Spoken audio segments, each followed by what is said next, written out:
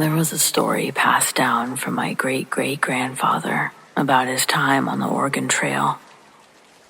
Although the snakes and dysentery were common struggles amongst the pioneers, there was something far more terrifying than anything they could have imagined lurking in the plains of the Northeast. Creatures that would hunt the travelers and pick off family members, one by one throughout the night. Other wagon convoys would often pass by the destruction and carnage left in its wake. Most always because resources were scarce. The parties that did stumble upon the blood-covered land would loot the wagons and whatever clothing remained that they could find. As groups would inevitably cross paths and trade their goods, they'd also trade stories of a vile beast roaming the prairie. Skeptics would argue that it was the Native American tribes committing these acts against them, but some claimed that they'd seen the monster firsthand while traveling through the night.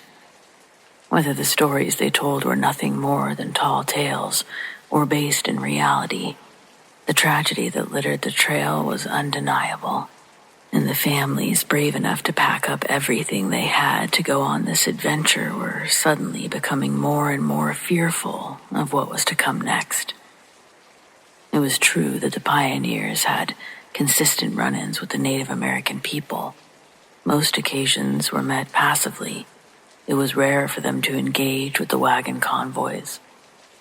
When skirmishes did happen, the natives were ruthless, and what they left in the brutal aftermath would be a mess of death in their own right. But it was a distinctively human mess. There would be discarded weapons, broken blades, and the wagon usually blackened by fire and missing its valuables. One of the most glaring differences being what condition the horses were left in. The natives either shot or stole whatever animal was at the front of the wagon. The beasts would consume them, either fully or partially, but always leaving the hooves and the horseshoes. Their bones would look crushed, as if bitten through with the strength far beyond the capabilities of a bear or a mountain lion. My great-great-grandmother, she was named Abigail, and she was just 5 when our family started their journey west. The immediate family she intended to travel with consisted of her mother, father, and her 2 older siblings, who both died on the day before they were set to leave. One of them was ran over by a horse, and the other was shot as they tried to defend their siblings' honor by stabbing the man who was riding the horse. The remaining 3 members would bury the 2 and depart before the sun came up the next morning.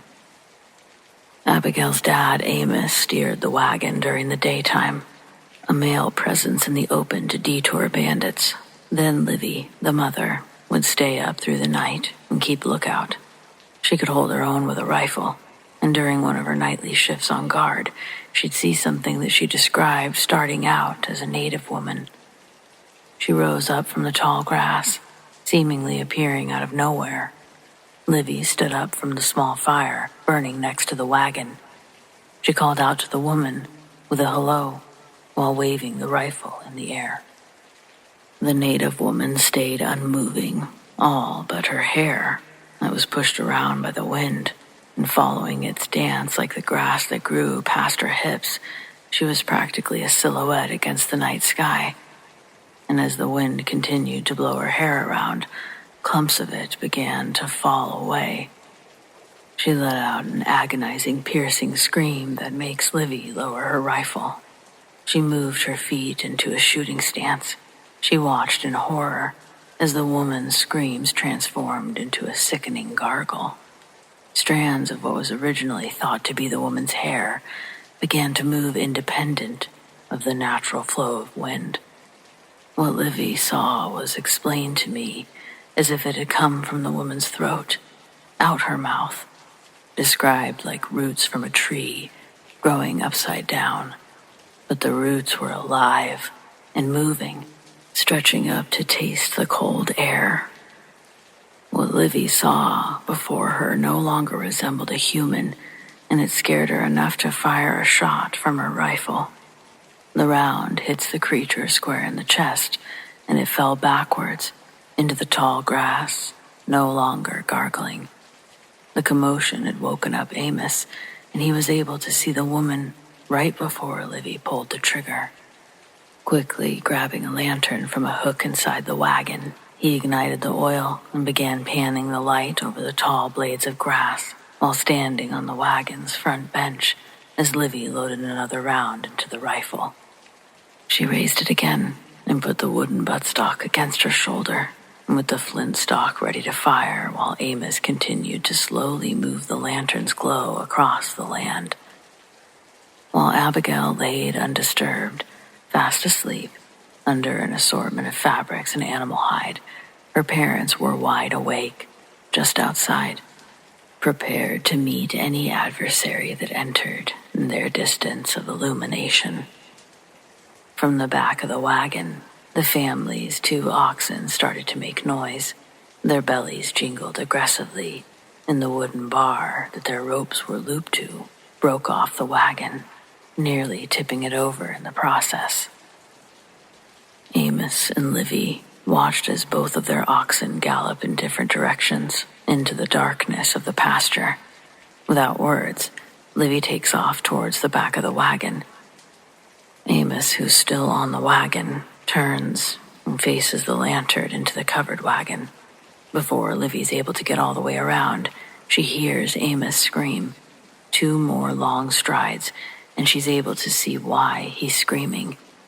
The native girl that Livy had previously shot was standing on the back of the wagon. She was facing the light that Amos was holding, shining at her. And that's when Livy was able to see the girl's features. The skin on the girl was discolored, hung loosely on her bones. Livy determined by her clothing that she was a native girl. Her eyes were open, but they were glazed in a fog. By all accounts, the girl looked deceased.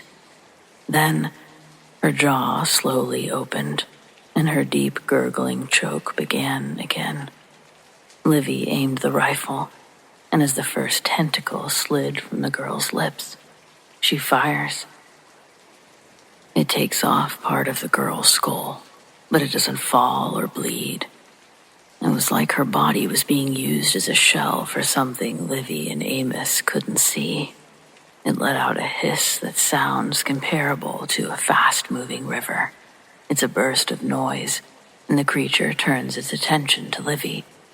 Inside the wagon, Amos is terrified and does the dumbest, maybe smartest, quite possibly only thing he can do, which is to throw the oil lantern at the creature. The lantern explodes and fully engulfs the girl's body, sets the wagon top cover on fire. Livy runs to the wagon, desperately tries to untie the cover from the frame, as Amos fights through the fire to get Abigail. The creature jumps from the wagon and runs only a few yards before collapsing. The wagon was saved by Livy's quick actions, all except a cover, which they could purchase at the next junction.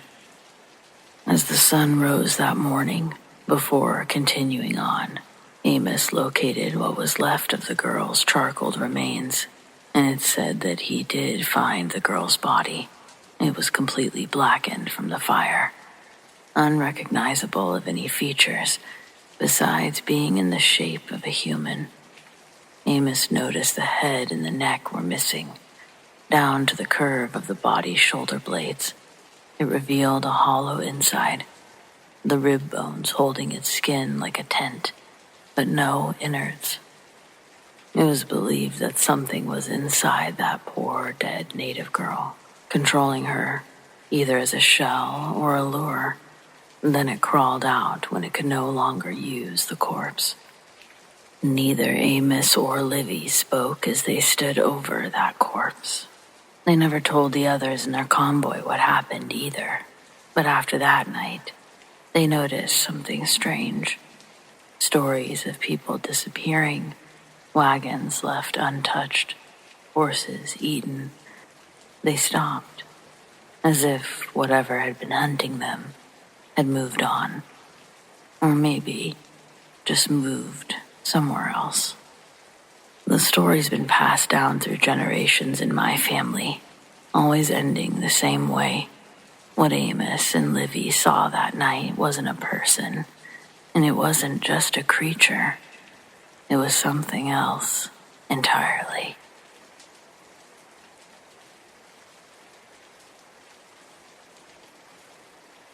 I woke up to the feeling of being watched. You know the eerie sensation, the one that prickles at the back of your neck, tightens your chest a bit, forces your body into full alertness before your brain even catches up. That's what did it. No sound, no movement, just an instinct so raw and undeniable that it ripped me from sleep like a bucket of ice water to the face. My eyes flickered open, and for a second I thought I was dreaming. There was a man standing over me, a stranger. I wanted to scream. I wanted to move. I wanted to do anything other than lie there like a corpse. But my body refused to cooperate. Every muscle locked up, my breath caught in my throat, my heart hammering so hard that I could hear the blood rushing in my ears. Sleep paralysis. That's what I told myself. That had to be it. I'd read about it before, waking up frozen, hallucinating figures in the room, the sensation of being trapped in your own body. That's all this was. A bad dream, a glitch in my brain.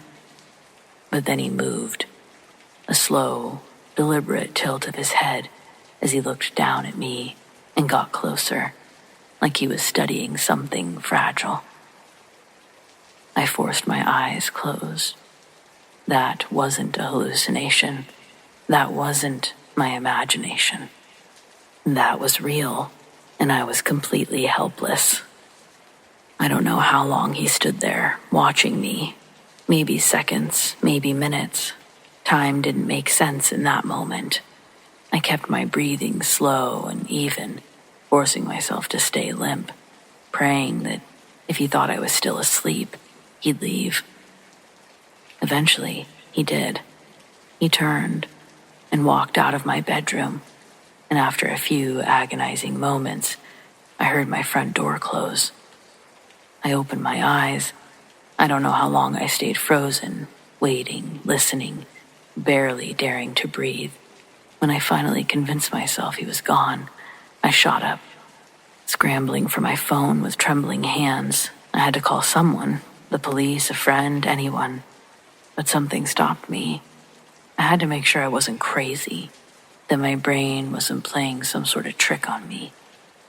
So I got up, heart pounding, stepped out of my room, inching towards the kitchen like I expected him to still be there. The apartment was eerily silent. Nothing looked out of place. No doors had been forced open. No windows shattered. And my door was locked. But then I saw it, sitting on my kitchen table, placed so deliberately that there was no way I could have overlooked it before. A box cutter. Not mine. I stared at it, nausea rolling through my stomach. The realization hit me all at once, sending a cold shockwave through my body and fuzziness through my head. Someone had been in my apartment. He was real. And not only that, he'd left something behind. A weapon. I called the police. They took my statement, asked 100 questions, but I had no answers. I hadn't seen his face in the dark. I had no idea how he got in. There were no signs of forced entry, nothing stolen. But I wasn't the only one. A week later, the complex sent out an email. One of the maintenance workers had been fired for letting himself into apartments without permission. They never gave his name, never admitted what he'd done. Just a vague corporate apology and a promise that he was no longer employed with them. Well, I never slept in that apartment again.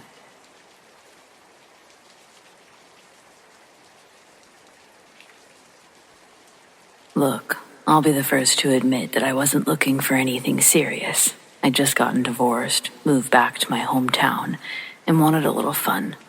Nothing complicated, no strings attached. And that's how I ended up seeing Luke, my friend's boyfriend's cousin. He was cute, had that country boy charm.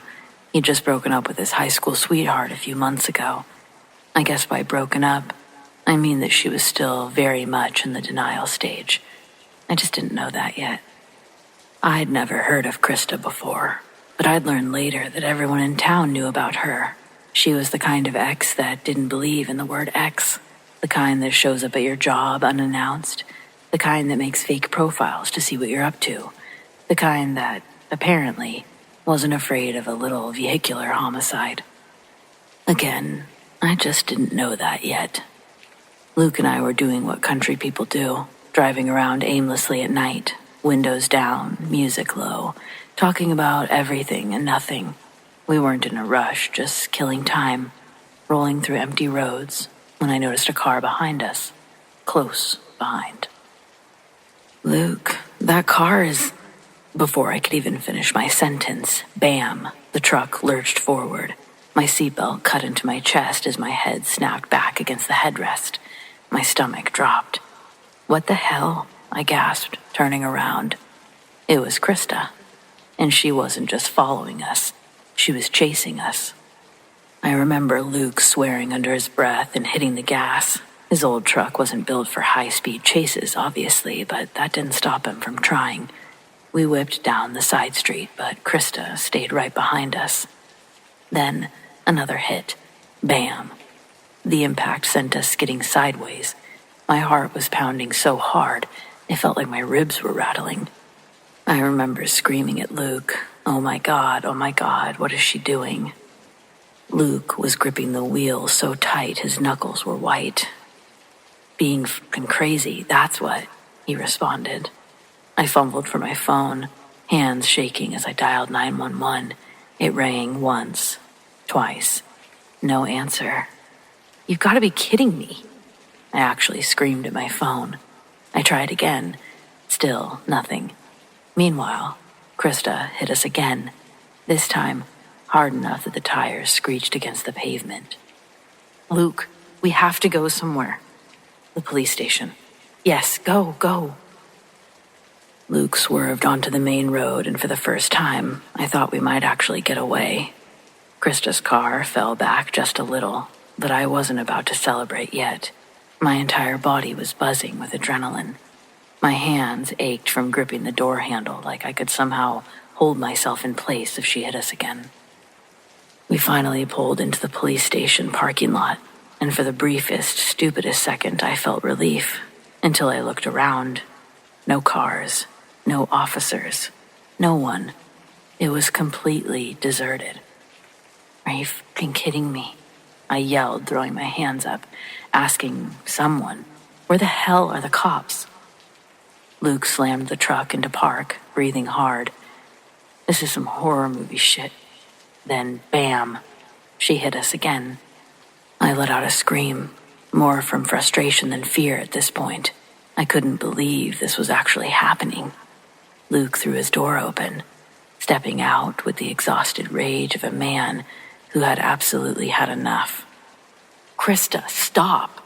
he shouted, marching towards her car. Her door flew open, and she was out in a second, her blonde hair wild, her eyes locked on me like a heat-seeking missile. "Get out of the truck, Stephanie!" she shrieked. I did not. I sat my ass firmly in that seat, clutching my phone like it was a weapon. Luke stepped between us, trying to keep her back. "You need to calm the f*** down." "I'll show you calm, you lying piece of shit." Just then, headlights flooded into the parking lot. A police car pulled in at what could only be described as the slowest possible speed for a person who had just witnessed an attempted murder via car. Krista barely noticed. She was still trying to get past Luke, arms swinging, voice shaking with rage. That was until two officers finally decided to do their damn job. The second Krista lunged again, they tackled her to the ground like she was a fullback going for a touchdown. I flinched as they pinned her down, her screams turning into a wailing mess of "get off of me" and "Luke, tell them I'm not crazy." Luke just stood there, hands on his hips, looking like he'd aged 5 years in one night. Eventually, the officers dragged her inside, locking her up for the night. Her mascara was streaked, her hair was a mess. She was still cursing my entire bloodline. I sat there in silence, feeling the weight of what just happened settle in. Then, out of nowhere, I just started laughing.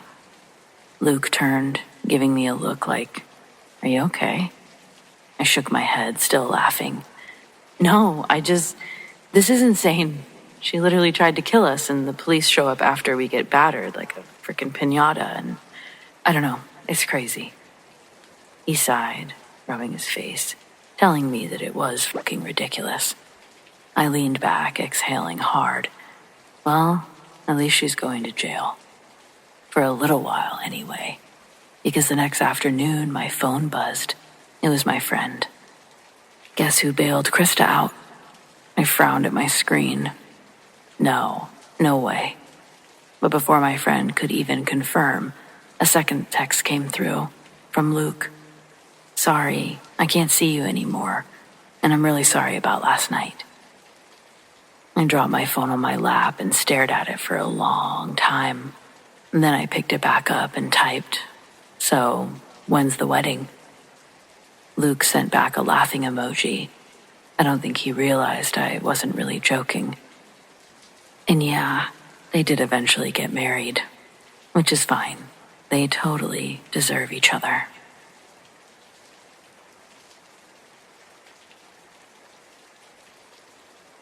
So this happened a few years ago when I was at my boyfriend's place.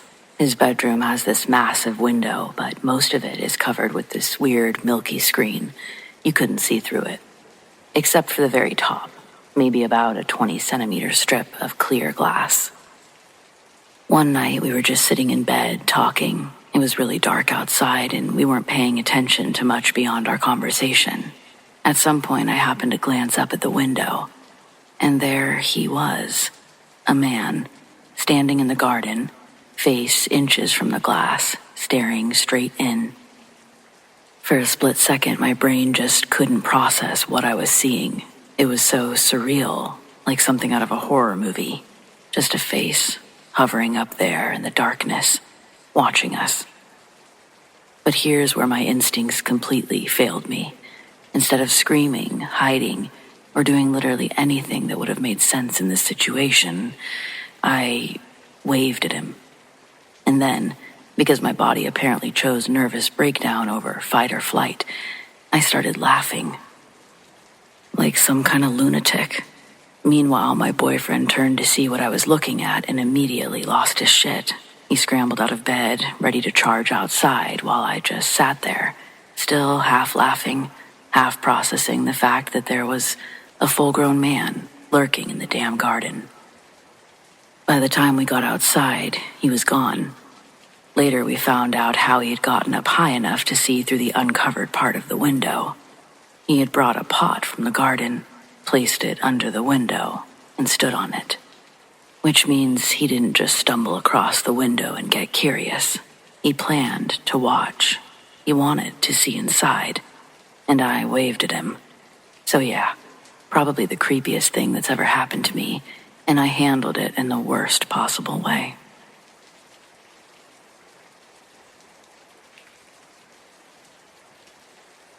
My daughter called me from the future, and I wrote this a little while ago about it. I have a 3-year-old daughter now. About 3.5 years ago, when my wife was pregnant with her, I got a phone call from an unknown number. When I picked it up, it was a little girl who called me Daddy. I told her, "Sorry, but you have the wrong number." And she answered, "No, you're my daddy." I proceeded to tell her, "No, I don't have a daughter." And the little girl said, in one of the creepiest little kid voices that I can remember, "Oh yes you do, Daddy." And then I was so freaked out and strung out on caffeine that I just hung up. My wife asked what had happened, and I joked that our daughter had called me from the future.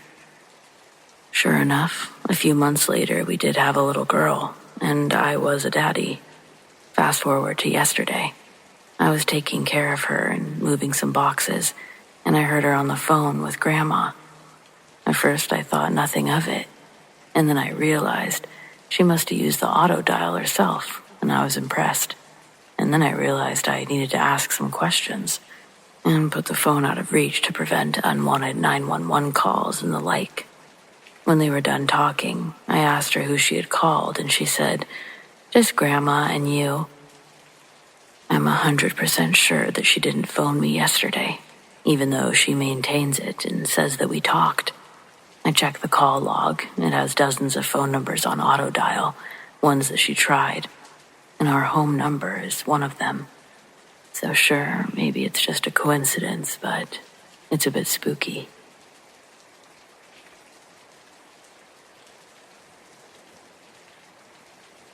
So my dad's a cop as well as my cousin, and they've both told me some pretty terrifying stories over the years. My dad also worked security at a haunted hotel before he became a cop, and we live on an Indian reservation where paranormal stuff seems to happen way more often than it should. I'll try to break these down into separate stories, but fair warning, some of this still freaks me out to this day. The woman at the Fairmont in Ottawa.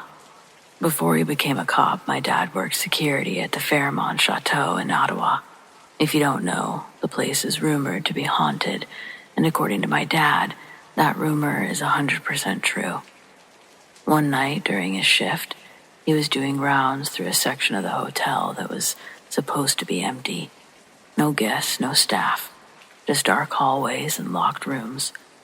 It was around 3 a.m., of course it was, and he turned a corner. He saw a woman walking ahead of him. She was dressed in early 1900s attire, a long, flowing dress, walking at a steady pace away from him. At first, he assumed she was a lost guest. "Ma'am, this floor is off limits," he called out. No response. He picked up his pace, following after her, but just as he was about to reach her, she turned the corner. My dad immediately followed, but when he turned the corner, the hallway was empty. There was nowhere for her to have gone. No open doors, no stairwell, nothing. He searched the floor, checked every room, which were all still locked, and there was no sign of her. He swears that she vanished into thin air. The police station is definitely haunted. Now let's talk about the precinct my dad works at. According to him, 95% of the cops that work there believe it's haunted. The ones who don't, the rookies who haven't experienced it yet. The activity is pretty intense. Things move on their own.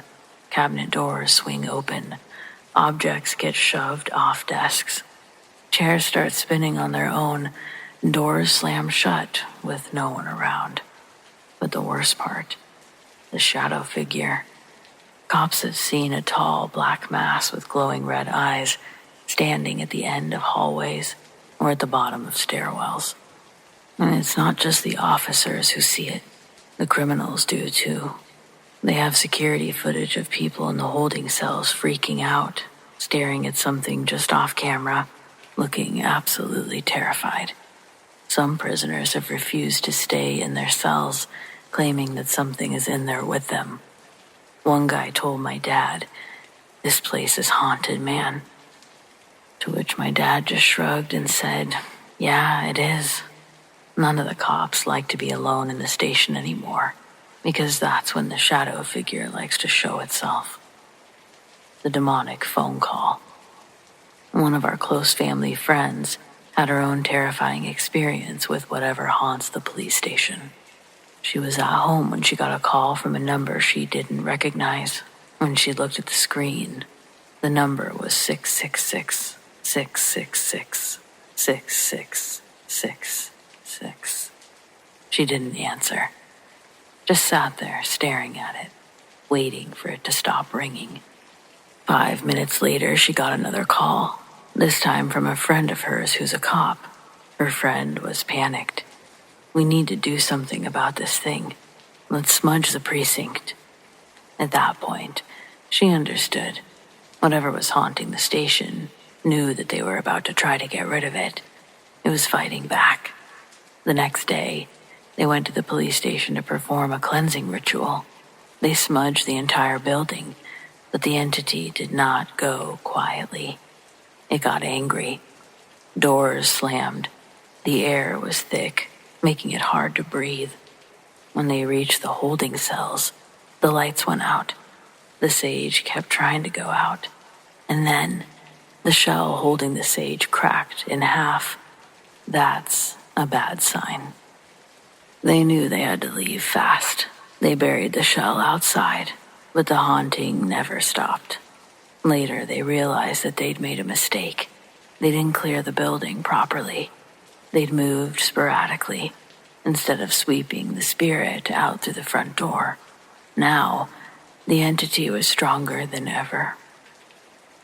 The thing in the woods. My cousin, who's also a cop, once saw something massive outside of the school in our town. The school's in the middle of nowhere, surrounded by dense forest.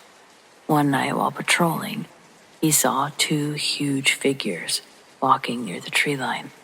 He swears they weren't human, covered in fur, walking upright, and moved silently into the woods. He tried to report it, but the other cops just laughed it off. No one believes him, but I think that they're just pretending they don't. The highway cryptid. Another time, my dad responded to a call about a guy sitting on the side of the road. It was near the highway that runs through our town.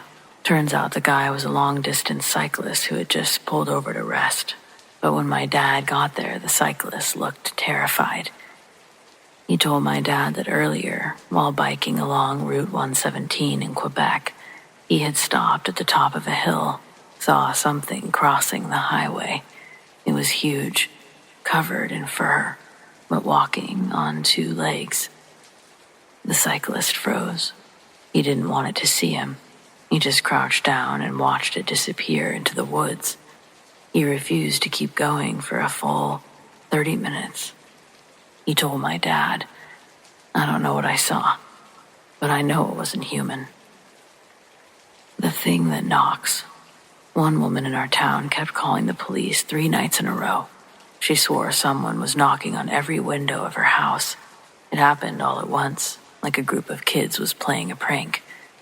But whenever the cops got there, nothing. No footprints, no one in sight. On the 3rd night, her neighbor came over, pale as a ghost. He asked, "Is this about the knocking?" The cop said, "Yeah. Did you see something?" The neighbor nodded. He'd stepped outside for a cigarette and saw a black figure standing at the woman's window, knocking. And then it ran, but not like a person. It circled the house 4 times, knocking on every window, too fast for any human. And then it stopped. It turned toward the neighbor, ran across the street, and hid behind a tree. For a moment, everything was silent, and then it peeked out from behind the tree, looking right at him. Its eyes glowed yellow, like a cat's. And then it smiled. So yeah, that's just some of the weird stuff that's happened around here. We live on an Indian reservation, and honestly, I feel like we see way more paranormal shit than normal places. And I don't think it's stopping anytime soon.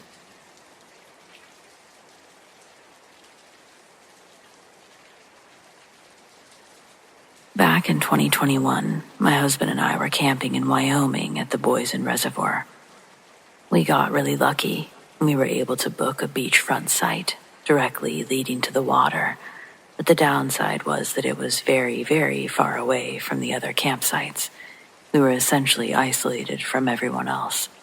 At the time, though, it sounded like a dream come true. The thing about Wyoming is that it's so desolate to the point where it's pitch black and eerily dead silent once the sun is gone. We set up our camp, enjoyed our fire, but shortly after that, a A random SUV with blacked-out windows came driving down our road and into our sight. They drove towards us.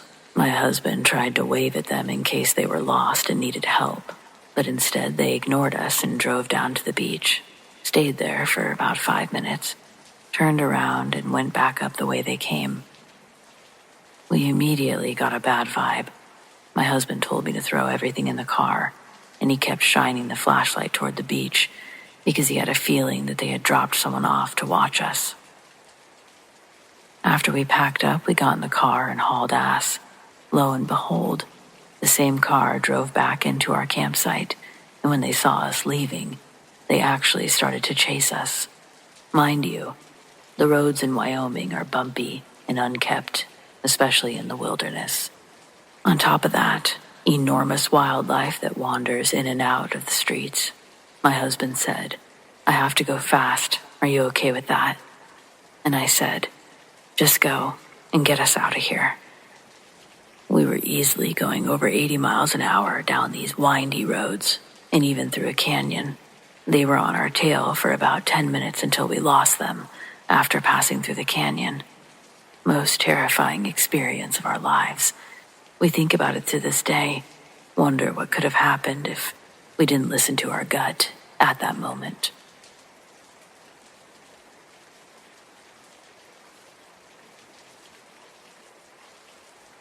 I live in Miami, Florida.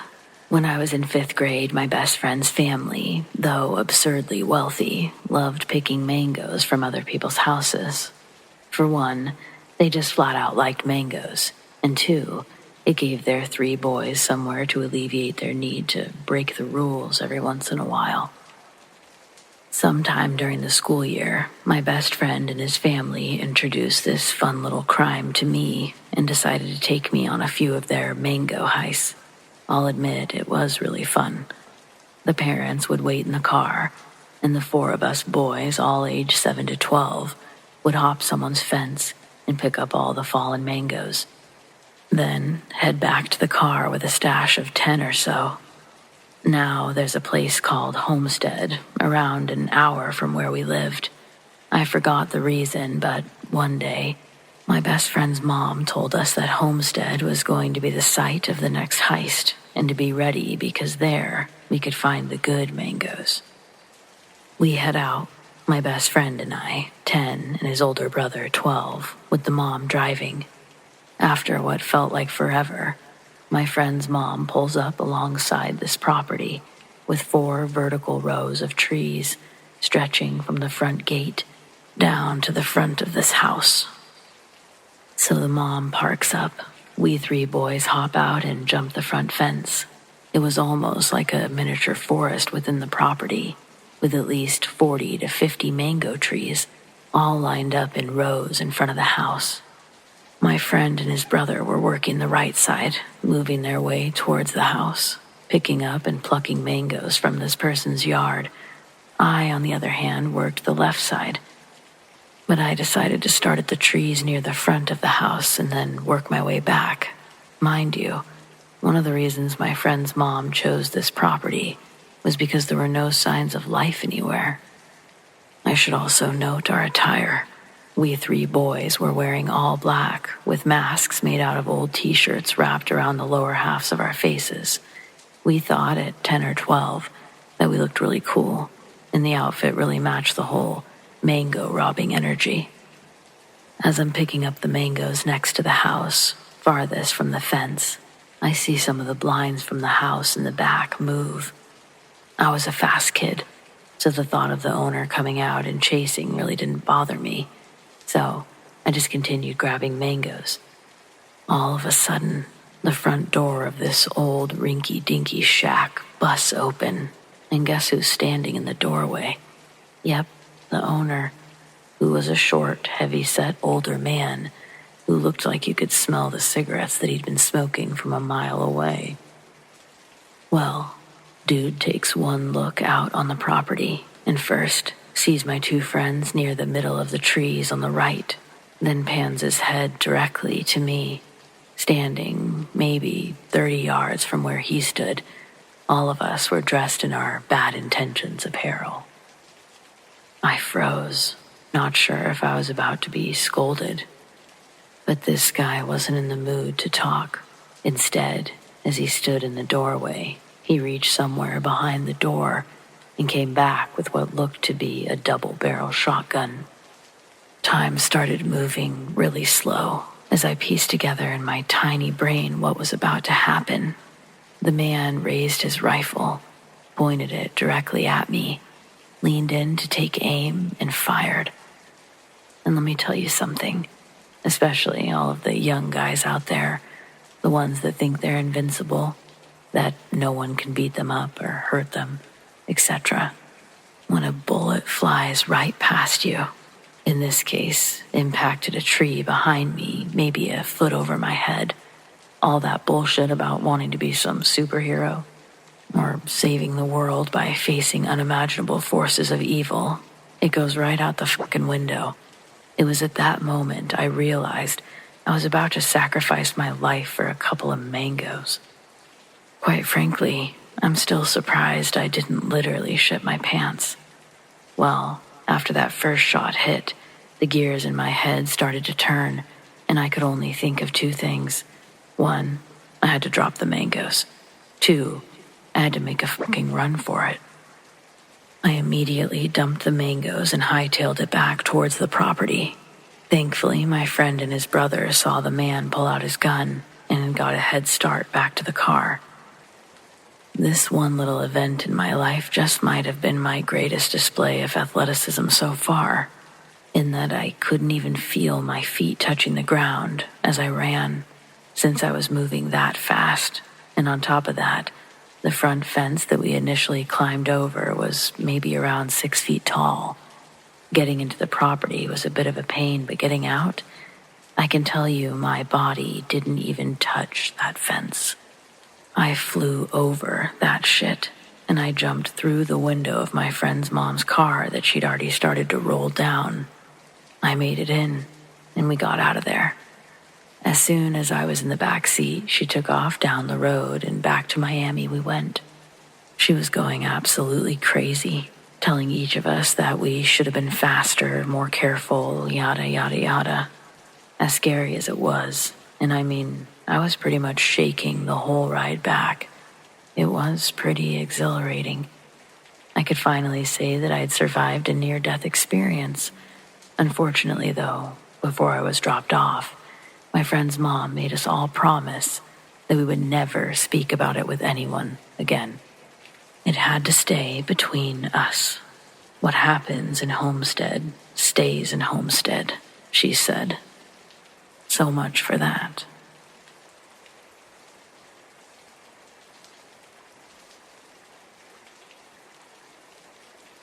There was a popular joke I always heard growing up.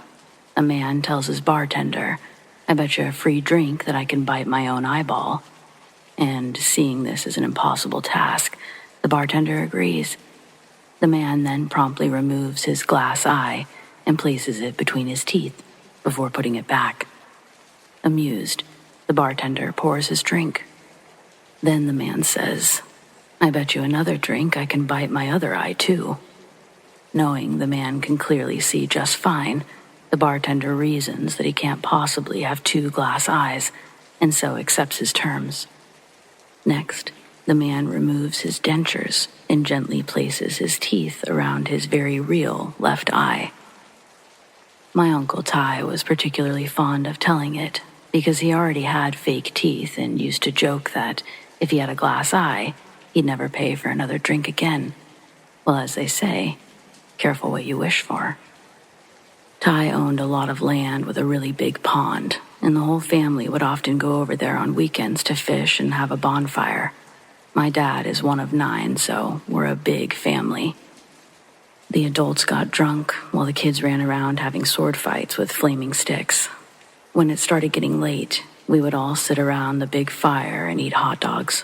Sometimes, Ty would play a game that we call homemade bombs. The objective was to throw a random item into the fire and rate the resulting explosion. It was usually little things like lighters, batteries, or empty bottles. But then Ty got the idea to throw in a full bottle of beer fresh from the cooler. Everyone got back, but nothing happened. I don't know how long we actually waited, but it felt like a long time.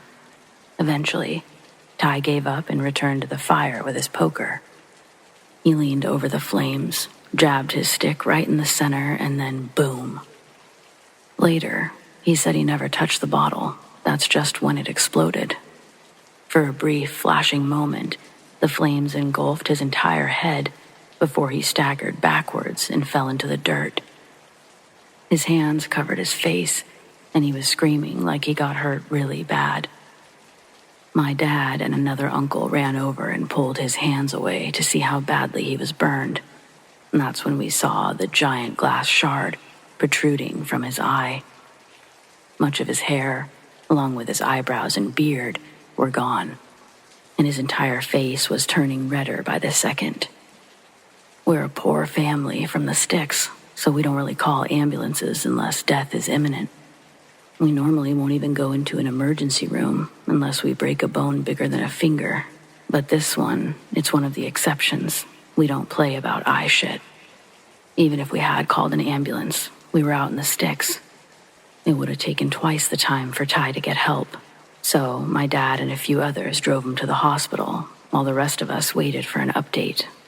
It was a long night for everyone, especially Ty's wife.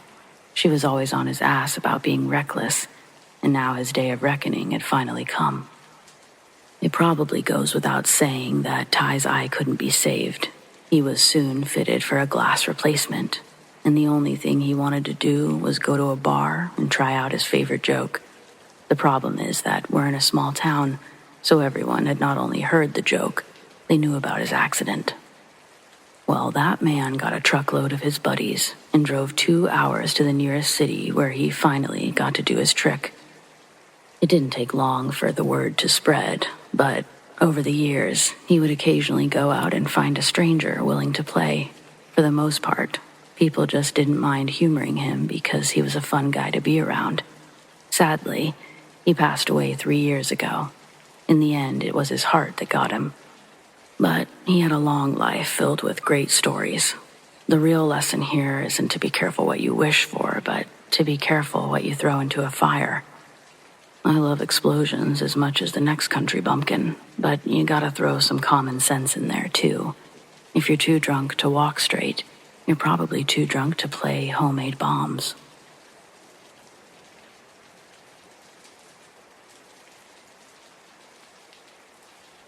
I live in Maine, close to Rumford. There was a man following me on my jog today, around Ellis Pond. But I couldn't wrap my head around how he kept ending up in front of me as I jogged. The first time I noticed him was earlier on my run. My playlist had just started when my mom called. I stopped to answer it. During our 2-minute conversation, I had the chance to stop and look around, really soak in the serene landscape that I was always running through but never really slowed down to appreciate. The sun was close to rising. Far in the trees on the left side of the path, I see a figure walk in between 2 large tree trunks, vanishing when he fully passed behind the second tree. The diameter of this trunk was far too thin for this figure to hide behind. I surely would have seen his shoulders poking out if he was standing behind the tree. When I hung up with my mom, what I saw wasn't there anymore. I jogged a little faster along the path with my headphones off while I scanned the surroundings. I was about halfway complete on my route. It would have taken me longer to backtrack. 10 minutes later, on my left again, I made eye contact with a pure black owl sitting in the trees. The feathers were the deepest of black that I've ever seen on a bird. Its circular yellow eyes were the only thing that gave away its position in the branches. When I finally couldn't crank my neck any further and still keep running, I had to relinquish our staring contest and keep moving. At this point in my jog, the suns just began to glow on the horizon, providing me a bit more light and further visibility. Up ahead of me, the path bends to the right. The tree line follows its bend, so before I make this turn, a patch of trees are directly in front of me, less than a quarter mile ahead. I don't see anything as I approach. I'm just about to let my guard down. But before I turned right, I looked left, and I saw the same dark figure. This time, they were walking between the trees far in the distance. They were much closer, walking towards me. It was a man in all black. He was wearing a ski mask that covered his face because his eyes were the only discernible feature. His face was a blank canvas. When I turned and saw him, he picked up his speed and started charging through the trees at me. The feeling gripped me with such shock, but I was able to scream. My legs became jelly, though, and I collapsed onto the ground in fright, tucked into a tight ball. I heard his shoes cross from the grass onto the concrete, sprinting my way. I continued screaming as loud as I could, curled up in a fetal position for a while, before realizing I hadn't even been touched yet. I move my arms away from my face, and I see that the man is no longer there. I sit up, and I'm once again all alone on the path. I try to stand while I'm still shaking with fear, thinking this guy could have ducked behind one of these trees, that he's waiting to attack me again. But why would he have prolonged his attack? The sun was almost up, and the chances of someone else coming on this path was only increasing now. I wasn't going to wait and find out, though. I ran the last mile as fast as I could to get to my car. I didn't see the man again. This is a popular trail, and that's why I like to get my workout in early before other people started showing up. But now I don't think that I'll mind the extra company on the walking trails during my workout. It was the realization that something bad could have happened and nobody would have known. My roommates know my route, but they wouldn't have noticed that I disappeared until they got home from work that night, maybe even the next day.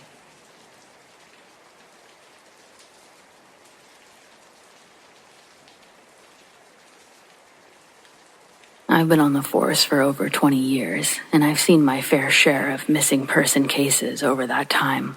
Most of them start the same way. A concerned family member or friend comes in looking for someone who hasn't been seen or heard from in a long time. It's usually a mix of dread and hope that takes over, and this case was no different. Well, it was a little different, and that's why I'm here. The call came in on a Tuesday morning. A woman reported her adult son, Charlie, missing. She hadn't seen him in 3 days, which was unusual. Charlie was the kind of guy who called his mom every night, even if he didn't have much to say. The fact that he hadn't reached out was the red flag. I took the details and assured her we'd do everything we could to find him. At first, it seemed like it might be a case of a guy needing to clear his head, go off the grid for a bit. But as the hours turned into days, I couldn't shake the feeling that something was off. His friends hadn't heard from him, and his phone had been off since the night he was last seen. We started digging deeper, checking his usual haunts, talking to anyone who might know where he could have gone, but nothing. Then something strange happened. Just when we were hitting a wall, a woman walked into the station claiming she was a psychic. Now, we get a lot of these, and sometimes the force themselves will reach out and bring someone in. I've never put too much stock into that kind of thing, but she was insistent. She said that she'd had a vision of Charlie, described him perfectly, right down to the scar above his left eyebrow. She told me that he was dead, that his body was in the backwater near a barn in a field not far from town. I remember feeling a mix of skepticism and desperation. We didn't have any other leads, so I figured it couldn't hurt to check it out. I took a couple of my guys and we drove out to the area that she described. The place was secluded, miles away from any main road. The barn was old, half-collapsed, sitting in the middle of an overgrown field. And just like she'd said, there was a stagnant pond behind it, hidden from view. The sight that met us when we got there is something I won't forget.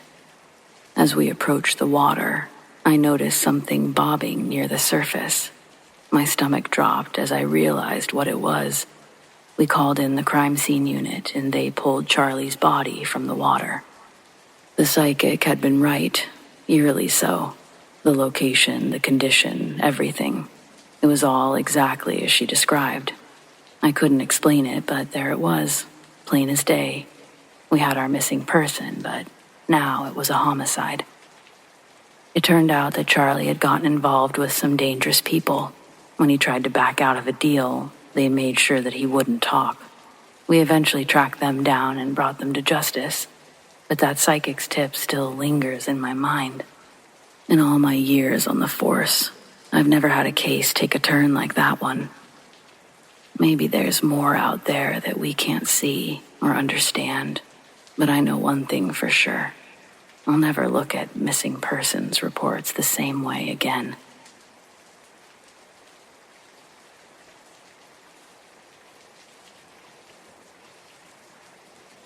Years ago, we moved our family from Indiana to New Hampshire. My husband at the time had already started a new job there, so my mother came from Ohio to help me with the move. My 3 daughters, 6, 8, and 10, like most children would be, were sad to leave their friends behind, but they were also curious. What exciting new adventures might lie ahead in a move so far away? The house was clean, the moving van left, so we packed 3 children, Mama, me, and a couple of suitcases. We also had a calm terrier, a styrofoam cooler with sandwiches and milk, and a howling cat, all into our Toyota station wagon. Even with the back seat folded down, it was crammed pretty tight. I should probably mention that it was night, the dead of winter, and snowing like gangbusters as we headed east on the interstate toward New Hampshire. 2 hours down the road, it was snowing so hard I couldn't see the lines on the road, and at times, the road either. My wipers struggled with the heavy snow on the windshield. Driving very slowly, I was relieved to get behind an 18-wheeler, and I kept my eyes on his tail lights, the red guiding me. When he turned off at one of the exits, Mama and I decided that we had no business being on the road in that kind of weather either. It was really late, and at that point, snowing so hard the wipers had all but given up. I couldn't see the road anymore at all. My only clue was the faint glow of our headlights as they lit up the mile markers to the right of the road. A mile further down, I took an exit which promised several motels. I drove to the front door of the first one that we came to. I stopped, took a deep breath, relieved to be off the road. I was about to turn off the car when Carrie, my oldest, said, "Mommy, we can't stay here. There's a fire coming. This motel will burn down and we'll die." Mama and I looked at each other. We looked at the well-lit, snow-covered building, part of a famous motel chain. We assured her that all was well, that there was no fire, but there was no placating her. She was adamant. Mama leaned over and whispered, "Pick your battles, honey." And I agreed. It wasn't worth the aggravation of an argument. I drove on down the street to the next motel, just a few blocks away. We got a room for what was left of the night. In the morning, we were greeted by a sunny day. The snow had stopped and it covered everything. It was beautiful, like a Norman Rockwell painting. After a nice continental breakfast, compliments of the motel, we re-crammed ourselves, the suitcases, the cooler, the dog, the howling cat, back into the Toyota to resume our long drive to New Hampshire. As we passed the first motel from the night before, we were stunned. Sometime during the night, the motel had burned to the ground.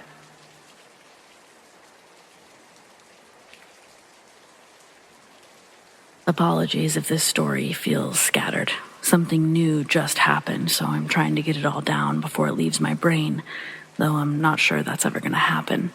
I guess I'm looking for advice.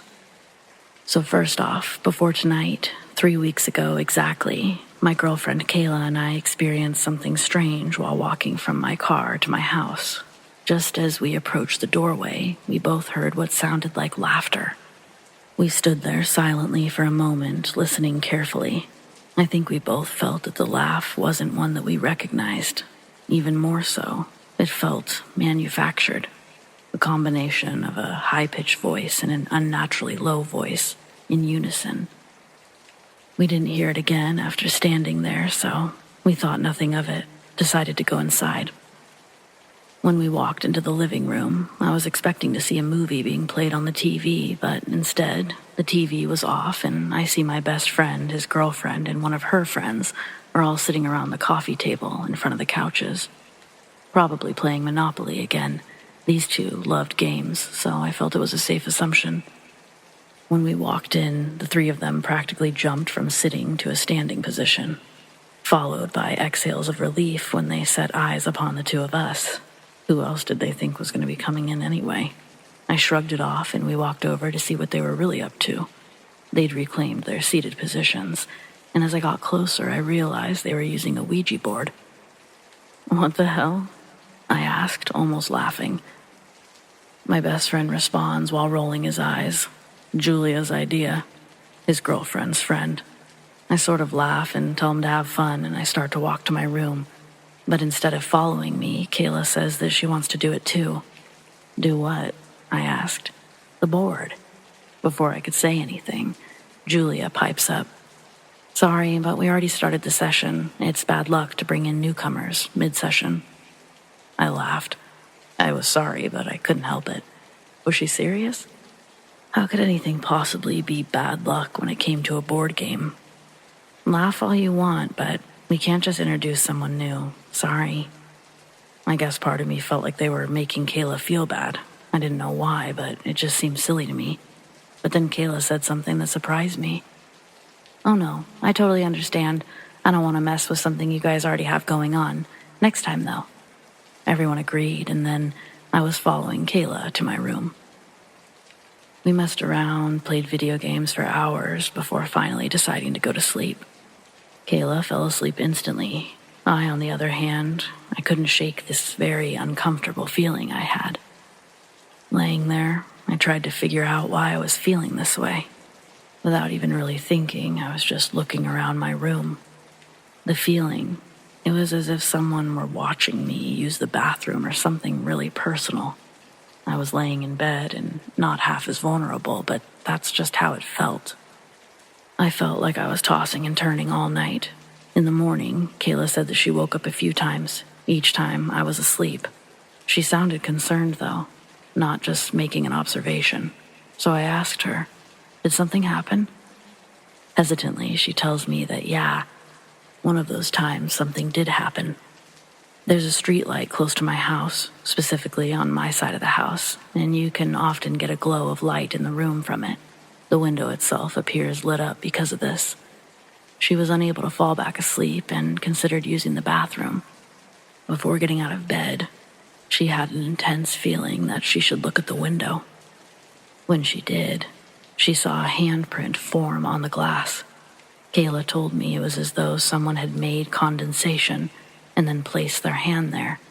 She was only able to look at it for a couple of moments before it disappeared, just as a real handprint might do under the same conditions.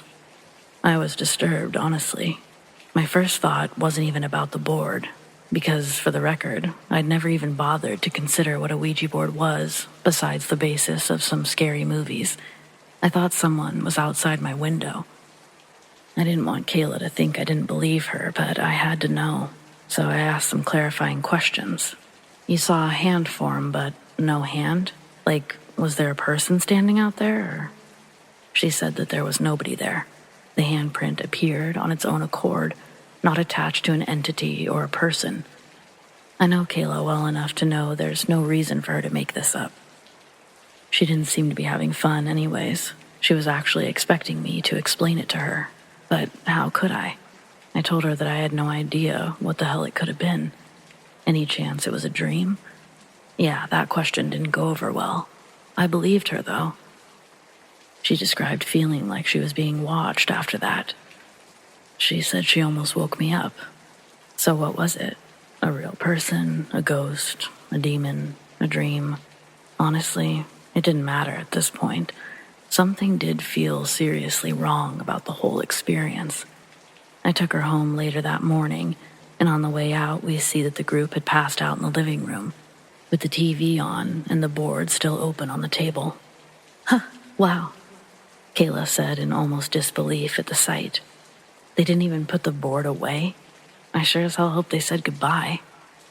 On the ride to Kayla's house, she explained to me everything that she knew about Ouija boards. She said she trusted the group because they had started quoting rules when she asked to join. She assumed they knew what they were doing, but now she wasn't so sure. According to Kayla, spirit boards, as she calls them, are tricky. They have rules and they come with risks. She told me that she actually used one twice before, never had a negative experience. She'd followed the rules. I dropped Kayla off and she told me I needed to ask my roommates if they said goodbye, and to also ask if they had any weird experiences since using the board. I was still sitting between skeptic and believer in this situation.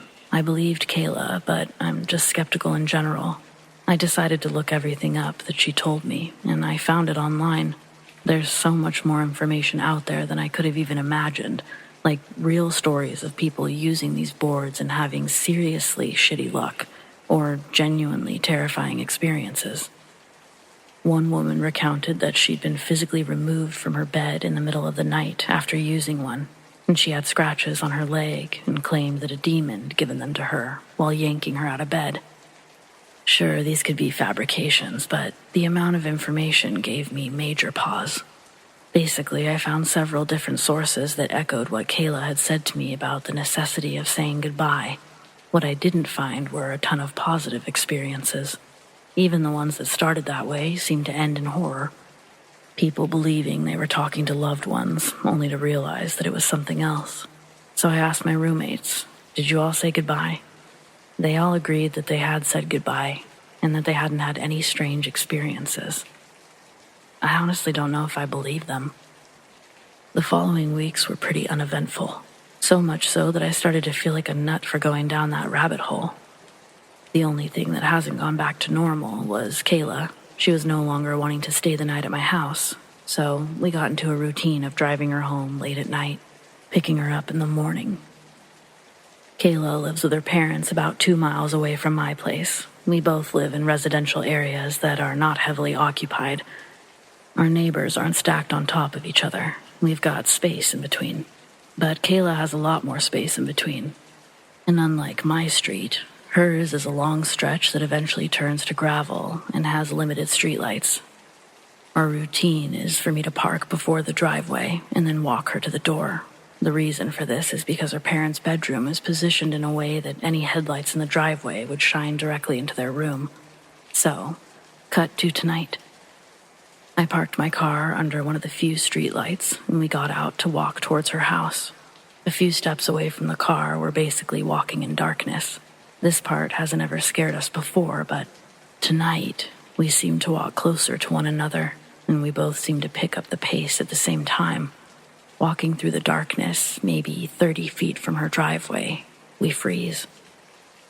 We'd heard that same manufactured laugh that we'd heard outside my house 3 weeks ago. The high-pitched voice seemed to scream over the lower, unnatural voice. But like the first time, in unison. I felt both of our bodies tense. The grip on each other's hands intensified. Without words, we both just booked it back to my car. I practically threw Kayla in the car and scrambled to the driver's side. After sitting in the car for what I consider to be too long, Kayla says that she thinks she wants me to drop her off in the driveway, explaining she doesn't mind if her parents wake up tonight. Once in the driveway, neither of us wants to budge, so I bite the bullet and I get out of the car. I get her out of the car and we practically run to her front door. I didn't want to admit it and still don't, but I was fucking scared. I told her that I would be fine though, and I would call her in the morning. I'm not even home yet, just sitting in my car at a brightly lit Shell station. No idea what I'm waiting for, and I know I'm not going to get any responses before I inevitably have to go home, but it sure would be nice to wake up to some answers. Is there any possible way that we're actually dealing with a demon?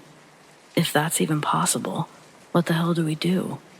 There's a chance nothing else happens, but am I kind of screwed, seeing as this took place in my house? Like, is it possible for something to attach itself to either one of us, even though we didn't touch the board? I guess the big question is, do I need to move?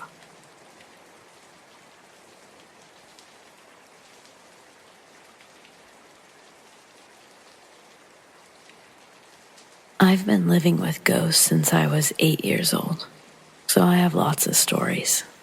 I've been told by my doctors, therapists, friends, and family that I have a sixth sense of sorts. I'm able to see the world between living and dead. I don't call it a superpower. I'd call it a curse. This first incident that I want to tell you about happened at school almost a year ago. I had lunch at McDonald's, and I was almost late for my next class, so I had to rush back. When I entered the school, something felt off, but not enough for serious concern. Since everyone was already in class, I jogged up both flights of stairs to the hall for nursing classes.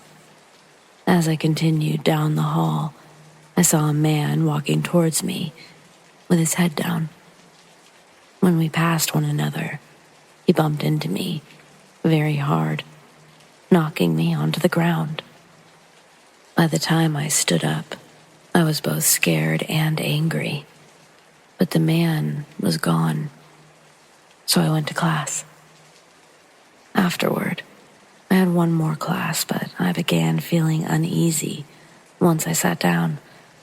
I had a stomachache, and I felt like I might get super sick any second.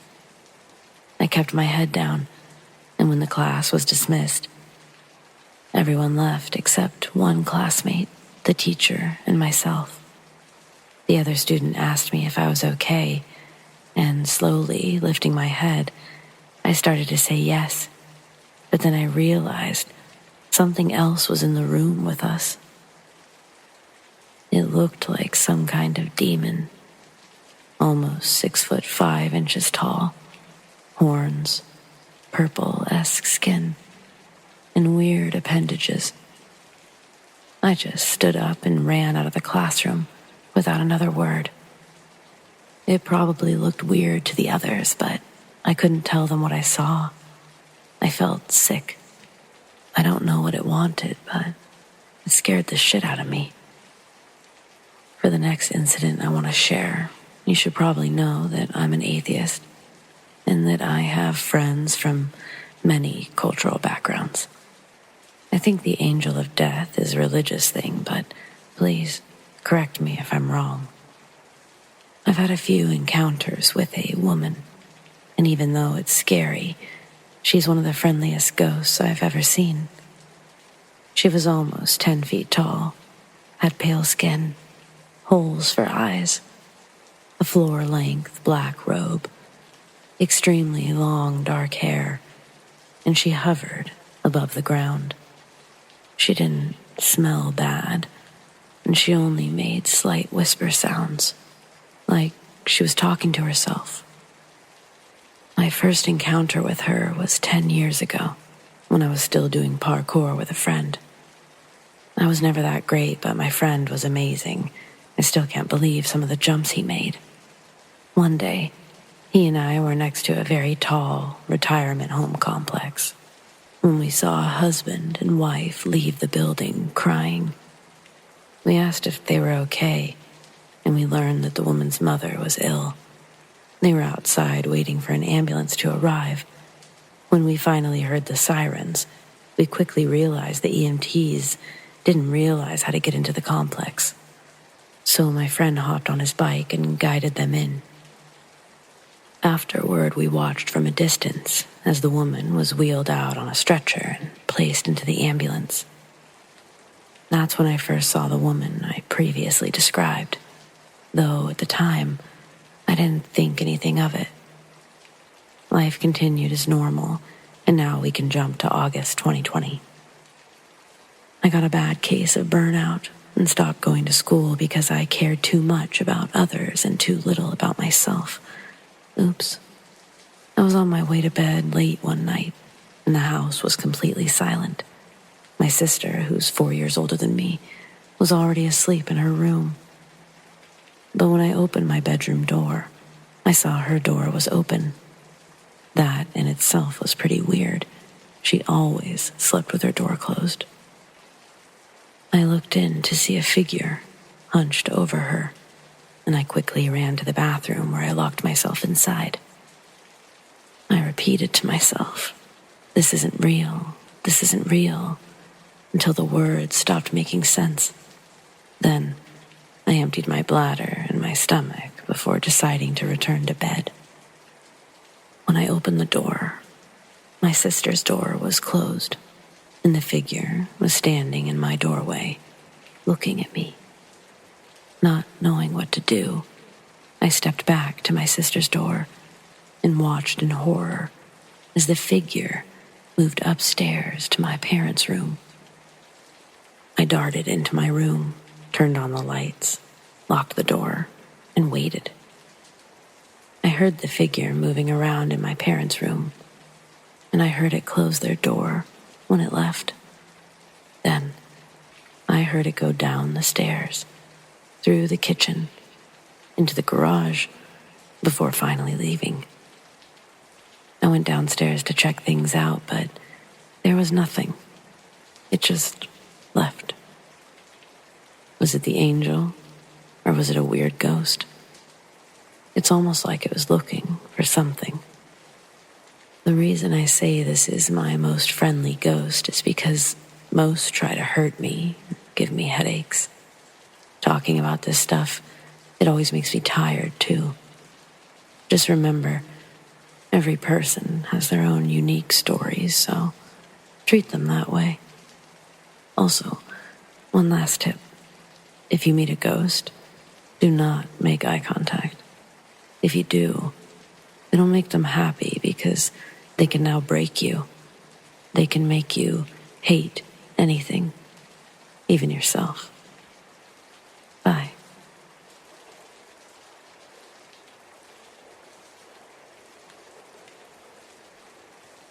My dad was a truck driver when he left the military in the late 2000s. By the time my siblings and I were born, he only drove in our home state of Texas, and summers were extremely busy for him. This incident happened in 2006, one of his extended trips across Texas. I believe he was driving south on 281. He was getting pretty tired when he pulled into a truck stop. He was making his way to the on-site convenience store when he noticed a young woman pacing in front of the shop. She looked to be in her early 20s, slim, very pretty, and wore a tank top with cut-off shorts, normal attire for Texas summers. She was carrying a plate covered with aluminum foil, as if she were making her way home from a family barbecue. Dad finishes his business in the store and headed back to his truck where he was stunned to see the blonde woman sitting in his passenger seat. He was utterly shocked. He had no clue who this woman was or how she got inside. Dad was always vigilant on the road. He never left his truck unlocked. He demanded that she get out. He wasn't afraid yet, but something felt off about the mysterious woman. She sat there, staring at him with the covered plate on her lap, not saying a word. For a moment, he debated simply getting out, walking over to the passenger's side, yanking her out of the cab. But he decided against it. I'm still not sure why. The whole thing was beyond strange. So Dad, against his better judgment, cranks his rig and drives off, the blonde still in the passenger seat. A few miles later, he attempts to make conversation. I guess he was trying to quell his extreme discomfort. He asked her name, but the woman remained silent. As he continued down the highway, lustful thoughts began to creep into his mind.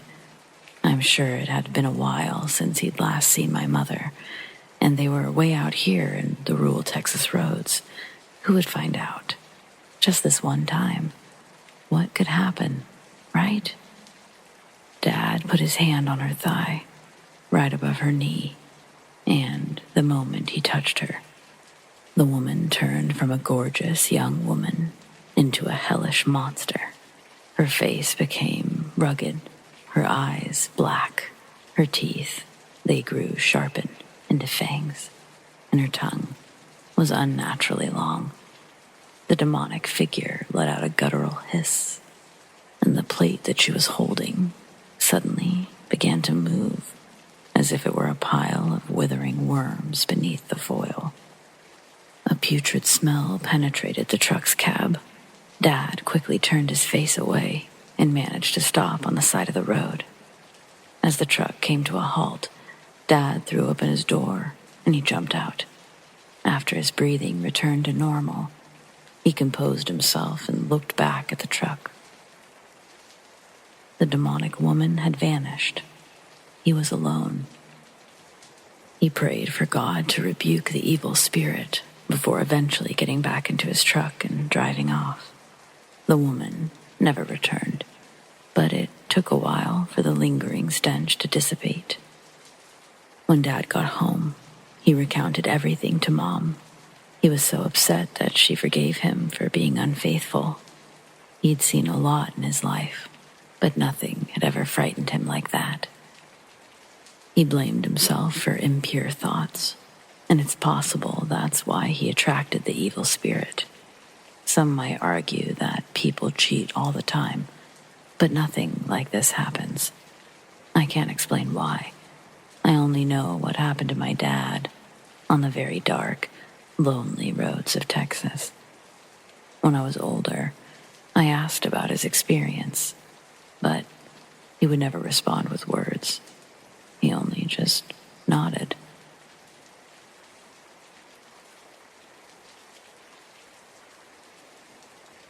I wasn't really expecting to be sharing this particular story again anytime soon, but since I've already opened my mouth, I might as well do it. But be warned, this is the short and sweet version of the incident, and it's not very short. One big thing to keep in mind is that I've always been the black sheep or outcast. Even among the few friends I once had, I was still the oddball out. So the fact that this would have happened to me instead of anyone else I knew, it's no surprise to me. In the earlier mid-2000s, I had already been banned from the latest school that I was sent to, and I already didn't belong there anyways. Meanwhile, I was also taking care of a so-called family member. Well, being me, I educated myself through things that had everyone else around me scared shitless to even venture to my front door.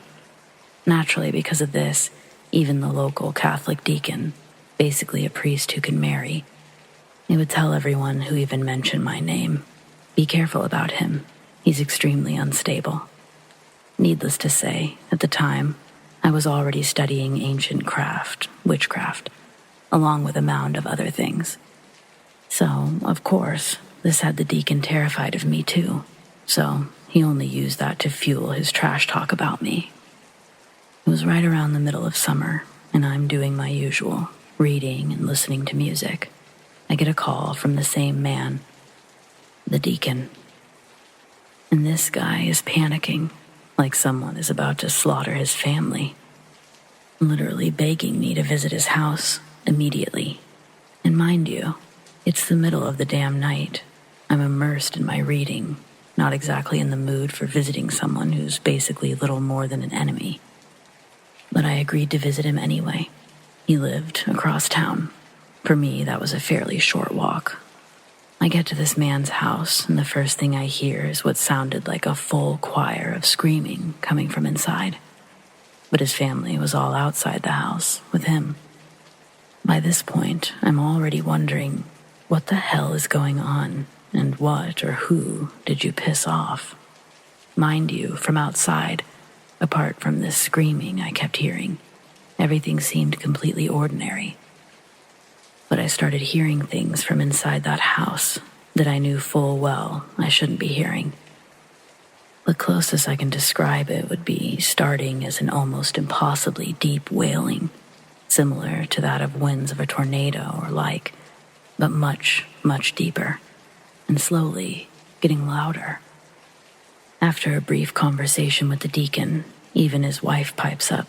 telling me that if I could help, as apparently everyone else said I could, then they would openly rescind everything that her husband had said about me to the rest of the town, and then some. Personally, I would have been satisfied with just humbling the guy. But of course, because they also had 2 children, and I've always been protective of kids, I agreed to help them out anyway. I wasn't going to enter his house without him accompanying me, but this guy was shaking like crazy, literally clutching his Bible and his priest robes like they were his lifeline, just walking with me. Personally, until that night, I'd never even heard of a priest being so scared. For some weird reason, as soon as I crossed the threshold of the house, all screaming and everything just stopped. The place was so quiet you could hear a pin drop on the basement floor. Even for me, that was a little eerie. I had to tell the deacon to start reading, more like whispering from his scripture, while I called out. It took a few minutes of this, but I already knew that since his presence had already somehow pissed something off, the same was bound to happen again. Right about then, I started feeling the house getting hot, and I mean literally fire hot. Of course, accompanied by a roaring voice. Mind you, I've always been physically and mentally desensitized to fear, though I don't really know why. The next thing I know, the deacon gets sent across the room, and I'm plunged against the wall so hard the wall caved in on me. A split second later, the house is on fire, yet somehow I'm the only one not fazed by it. Among the last things I recall is seeing a trio of figures that looked like they came straight out of a D&D meets Dante's Inferno film, and all 3 are giving me specifically a stare that was most definitely homicidal. Beyond that, I distinctly remember getting into a literal fistfight with these entities before I finally recalled part of what I was studying, in terms of a binding, banishing ritual. Suffice to say, I used what part of the rite I could at that moment, and though it physically felt like I'd been bludgeoned by a truck, just like that, it was over. The deacon had asked me what it was that I did. The only thing I could tell him was, the next time you decide to trash talk the use of ancient magic, buddy, I suggest you think twice. The deacon spent a few nights in the hospital after that, due to somehow breaking one of his legs and something else I can't recall. But what I was left with, in terms of the marks, I was told that I shouldn't have been able to even stand on my own after the impact against the wall. But there was more to all of it than I was even willing to tell then, and the same remains even now. Overall, the incident of that night is just one of the many reasons for which I tell people, to this day, if an entity is capable of moving a person or object with enough force to do some damage, then that entity is fully capable of ending a life with either equal or greater force. A house spontaneously burning down while also rebuilding itself. Myself getting sent practically through a wall, and another coming out with broken bones. Yeah, according to everyone else. Neither of us should have survived that.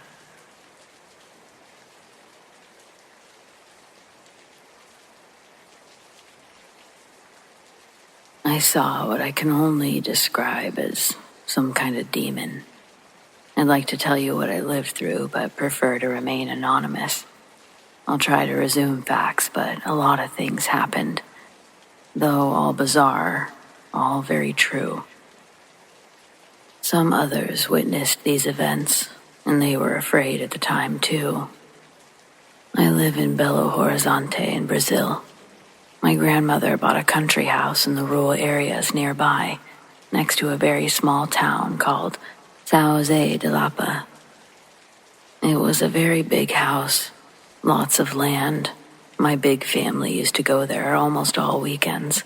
The cousins used to play soccer or pool there, while the rest of the people spent their time talking and cooking. It was supposed to be a peaceful environment. But in 2005, I was graduating, but I had lost my job, so I decided to live there full-time, alone during the week. This way I wouldn't have to pay rent, and I could study in peace for my civil service exams. The house was situated next to the woods, and we had a little farm, which produced milk and lettuce. We had no neighbors living nearby. At first, I constantly heard some noises at night. Nothing too strange, I thought. Probably animals or the wind. But things started to get spooky, gradually. In the beginning of 2006, my cousin and I were alone in the country house playing pool at 2 a.m.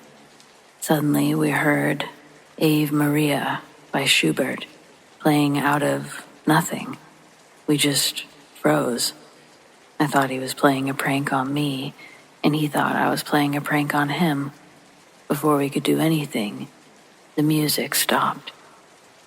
The next day, we told our family about the incident. Not only did they claim they didn't play any music, they didn't even believe us. When the weekend was over, my relatives left, and I was alone again.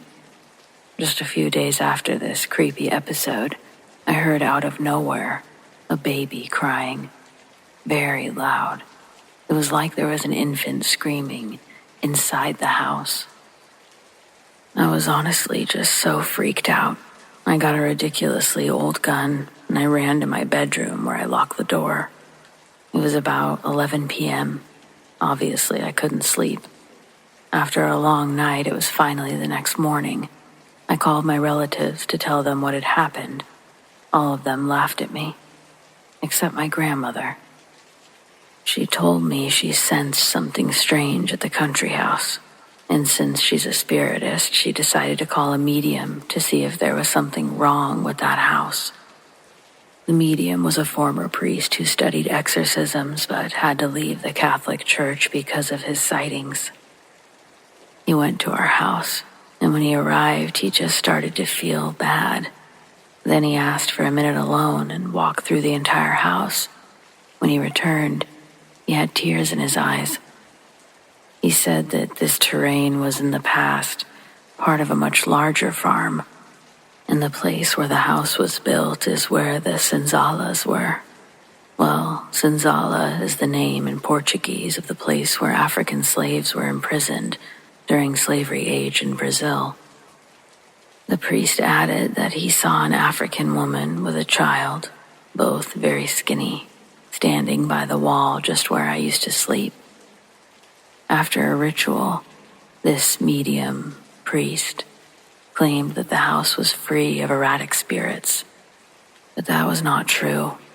Less than 1 week after this, about 12 people, amongst friends and relatives, were talking in the yard, enjoying a barbecue in the evening. Suddenly, my aunt screamed that she saw some kind of dog smiling at her from the second-floor window. We rushed inside, all of us, to look for what she saw. While we were searching for this thing room to room, I went to my bedroom to get my old pistol with my brother. When we entered this room, I saw the worst thing I ever saw in my life. It wasn't a ghost. It wasn't warm. It was something evil. There was black smoke near the ceiling, and the room was freezing cold. We both saw it. We both felt it. We couldn't do anything. We were frozen, but it was more like this thing was controlling us. We couldn't scream, run, or react. We just stood there, looking at this thing against our will, feeling desolation. I can't describe the feeling fully, but we were paralyzed by this. I could feel only tears rolling down my cheeks. After a few seconds, this black smoke vanished through the window, and suddenly we could do what we needed to do. We ran for help with the sensation that we saw evil itself. It wasn't a ghost or a bad spirit. It for sure wasn't a dog. It was a demonic and evil thing. The same night, all my relatives decided in fear to leave the house immediately. The next 2 months, we didn't go there, and my grandmother decided to sell the house. When we were handling the land plot papers, there was an appointment about the first owner. He was a farmer who had slaves during the 1880s.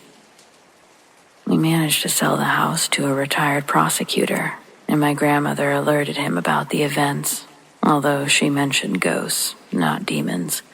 The guy laughed at this, but strangely, sadly, he took his own life 1 year after buying the house.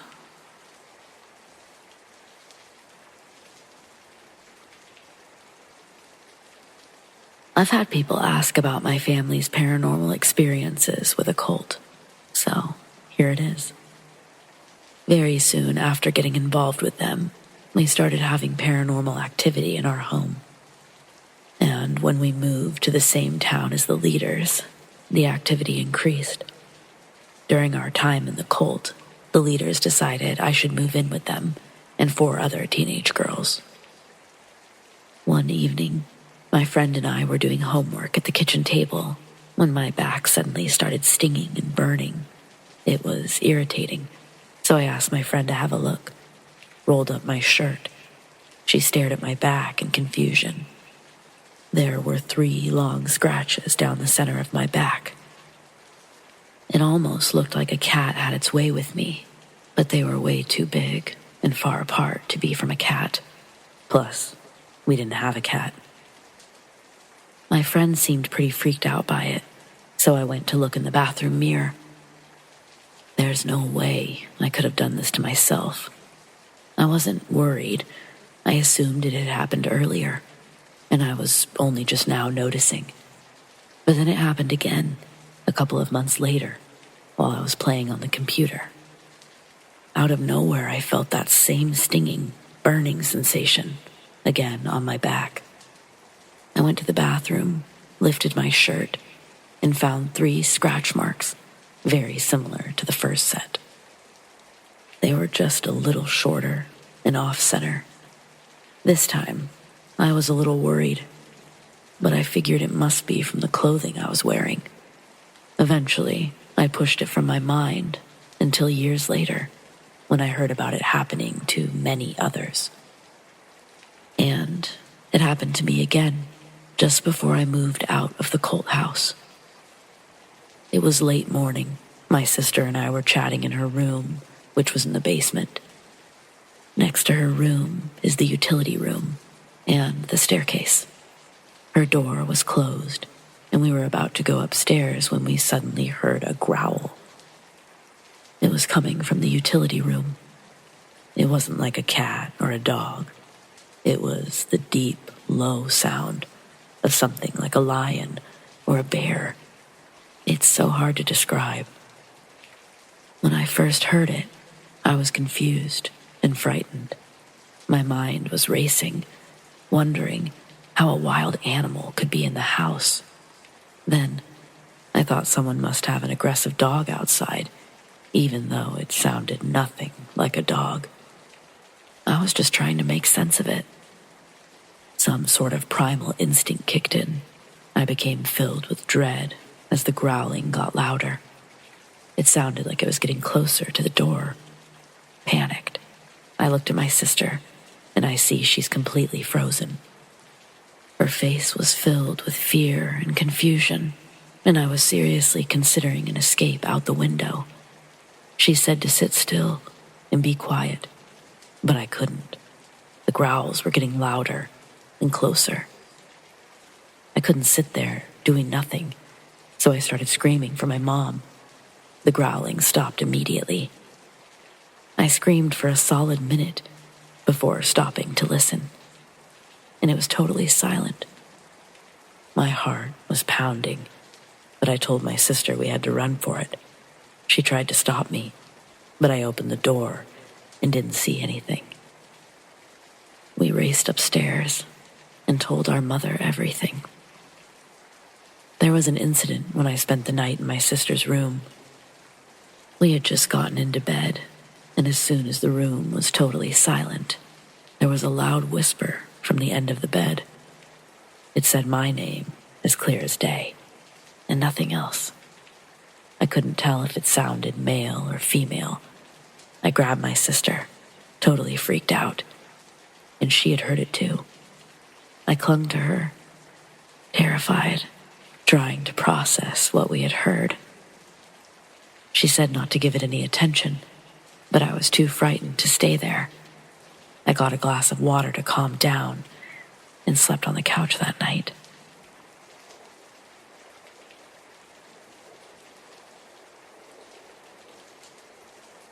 When my daughter was 6 years old, she had this doll that would sing a song when a button was pressed. It's that dark English nursery rhyme. Ring, a Rose's song. She loved this thing, practically took it everywhere, talked to it, sang to it. Typical kid stuff, really. It always sort of bothered my husband, though. The doll itself, not her relationship with it. He claimed it was creepy, and as unreal as it sounds, he had nightmares about the doll. Never sharing this with our daughter, of course. I'll admit that I did sort of give him a hard time about all of it, just because it sounded so silly to me.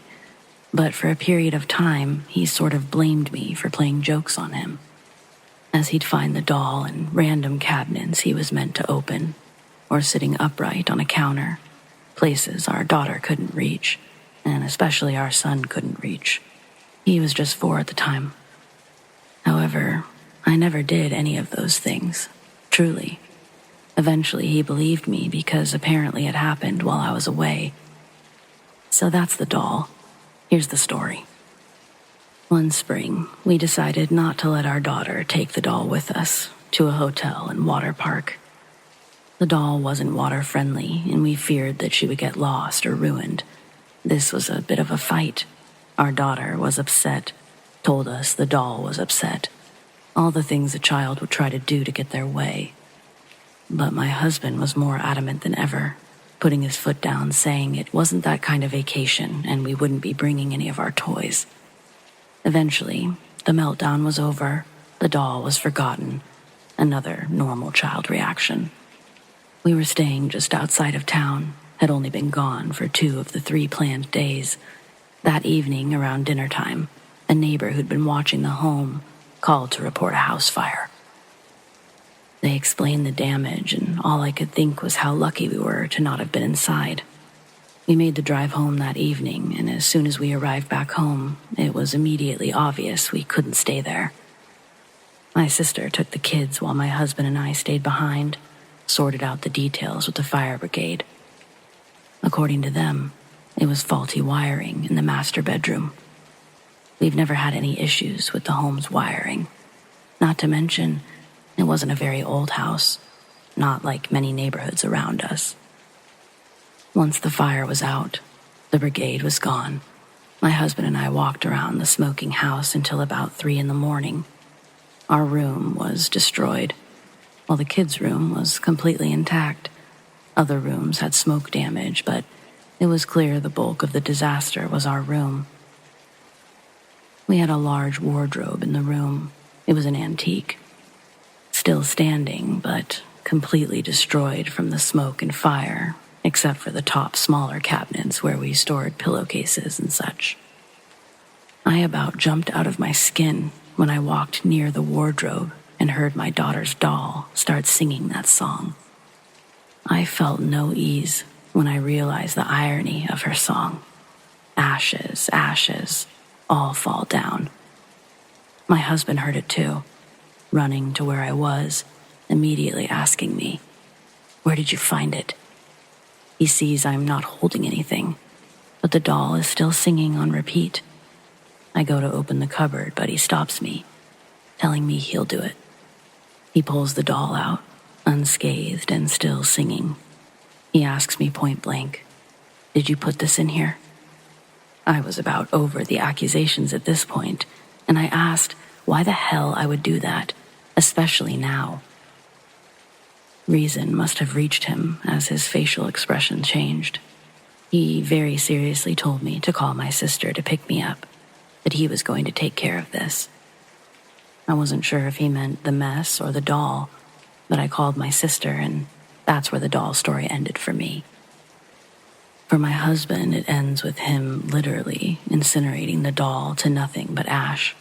burning it in a pile of already burnt rubble, then continuing to sweep the contents of the area into a bag, which he disposed of at a local pub's waste reciprocal. I'm not sure if I share his same paranoia, but I will say I don't typically believe in coincidences. And that doll playing that song at that very moment, it felt deliberate. Lucky for us, our daughter assumed she'd lost the doll in the fire, so we just ran with it. In fact, we've ran with it for over 16 years.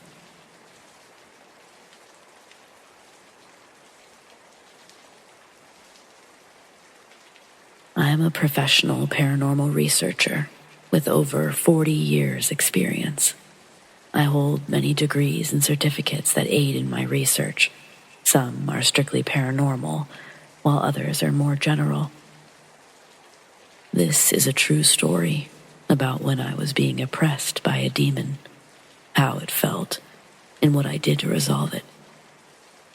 I am a non-denominational Christian, paranormal believer, pastoral counselor, and minister. These are my beliefs, and only included to provide a basis for the ideas that I express here. I started having trouble with sleeping, emotional outbursts, severe mood swings, feeling of impending doom.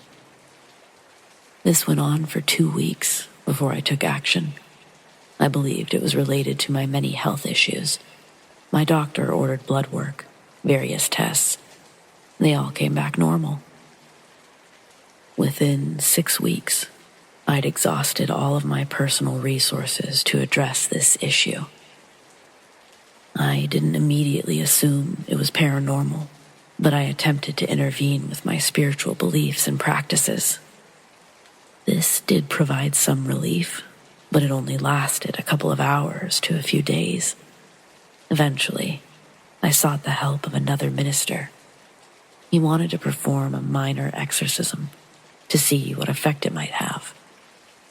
I'm very lucky to have another professional available, especially one that I have a personal relationship with. His familiarity with me validated his concerns and gave him the confidence to proceed much faster than the process normally allows. During the exorcism, the demon identified itself by name. It stated that God gave it the authority to afflict me, and that I have invited it by punishing myself. I have no memory of this, but it spoke using my voice. It was cast out in the name of Jesus, and we followed his protocol for these types of situations. Once it was over, I felt immediate relief. My friend questioned me extensively on how I may have been punishing myself. It was very hard to admit, especially with my position as a pastoral counselor, that I had a lot of guilt for things that happened in my life. Some were things that I had done, while others were things done to me. For several weeks, he counseled me to help me deal with these issues, so this wouldn't happen again.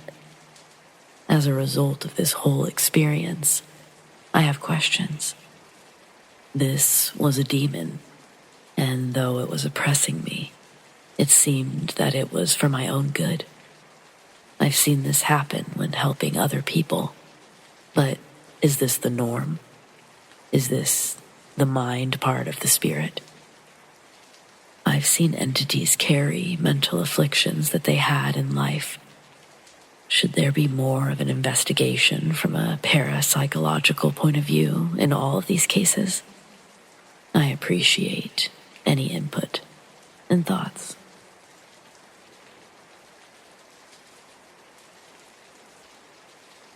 So, I love paranormal stuff, but I'm a huge skeptic. I think it's fun to pretend ghosts and demons exist, but no random story on the internet was ever going to convince me that they were real. I may have to see it kind of guy, and now I've seen it, so I'm contributing my own unbelievable experience to the internet's collection. Most of my friends have always been superstitious, so I decided to go all out for my birthday party. Every year they come over for a night of drinking and general shenanigans, and they thought that this one would be the same, yet what they actually got was a full-blown seance. I got a Ouija board, a crystal ball, tarot cards, crystals, candles, the works, but I was especially proud of myself for the rigged noises. I connected 2 old phones to a couple of small, well-hidden speakers in the living room, and I downloaded an app for special alarms. Then all I had to do was put the phones in a junk drawer and wait. At 4 specific times, various sound effects would play, like knocking or footsteps. It could have all easily failed, but I honestly thought I had a decent chance at pulling it off. Plus, the price for getting caught was only enduring a bit of ridicule. Not to brag, but I'm a pretty good sport when it comes to that kind of thing. In the end, 4 of my 7 guests decided to play. Honestly, better than I expected. I didn't want to make anything too obvious, so we messed around with the tarot cards before bringing out the Ouija board. The girls almost left, but I convinced them to stay. After all, it was in a children's game box. They also checked the table for any tricks, but my devices were well out of their search radius. Again, I started off slow to see if we were going to have any other pranksters in the mix. And sure enough, we did. I thought one or possibly all of them would be giving me a little birthday scare. So I didn't flinch when they adamantly denied being the pushers and accused me instead. I also kept a tight poker face when the spirit claimed to be my grandpa. Everyone there knew his name and how close we were. Then it all suddenly made sense. They knew I was planning something, so they were setting the scene before I could. Well, game on as far as I was concerned. The time had finally come. The knocking alarm was set to sound in 1 minute. "Grandpa, are you alone?" I asked, sliding the planchette to no, then back to the center. "Are any other spirits here as well?" Again, I slid the planchette to no, and then back to the center. A noticeable unease spread through the table, and it was hard not to smile. With a low, solemn tone, I continued, "Is there a demon here? With you? With us?" No one breathed as we sat staring at the planchette. Then came the sound of frantic knocking on the closet door. One of the girls actually started crying. I now had roughly 2 minutes to set up an opening for the footsteps that would sound next to the hallway. "Was that you, Grandpa?" I asked innocently, and slid the planchette to no yet again. "Then who was it?" I felt a surge of annoyance as someone else began moving the planchette before I could. It spelled N-E-D, Ned, and my stomach dropped to my knees. Ned was the awful man from the nightmares I had when, and only when, I was living at Grandpa's old house. I've never told a soul about him until now. In my dreams, I would have a bird's eye view of myself asleep in bed, only I wasn't alone. There was always a sickly, thin, elderly man lying next to me, just staring at my motionless form. If I tried to call out a warning, the old man would turn to glare at me with the most hateful scowl. Sometimes he would attack me if I persisted in trying to wake myself up. Eventually, Grandpa got a new house that didn't give me nightmares, and I forgot that Ned existed until his name appeared on that Ouija board. I'm positive there's no way my friends could have known about him. I was instantly ready to stop, but I didn't want the others to know how frightened I really was. I asked a few simple questions that didn't receive answers, hoping someone else would be the one to suggest quitting, but no such luck. I was the birthday boy, after all. But then Wes blurted out, "Can we see you?" And the planchette spelled D-R-E-A-M. Dream. That was officially all I could handle. I rose from the chair, and at the same moment, the chair at the opposite end of the table fell backwards with a loud crash. No one was sitting close enough to have touched it. Thankfully, everyone left soon after that, and we didn't talk about any of it. I doubt we ever will. I didn't even notice the footsteps and other alarms failed to sound until much later, after everyone had gone home. When I checked the devices, they were both shut off, even though the batteries were fully charged. If this wasn't bad enough, I've now dreamed of Ned twice since, and the first time happened that same night. The nightmares are identical to the ones I had as a kid, only now I'm looking down at my adult body. I think I really screwed up this time. Is anyone able to tell me what I should do?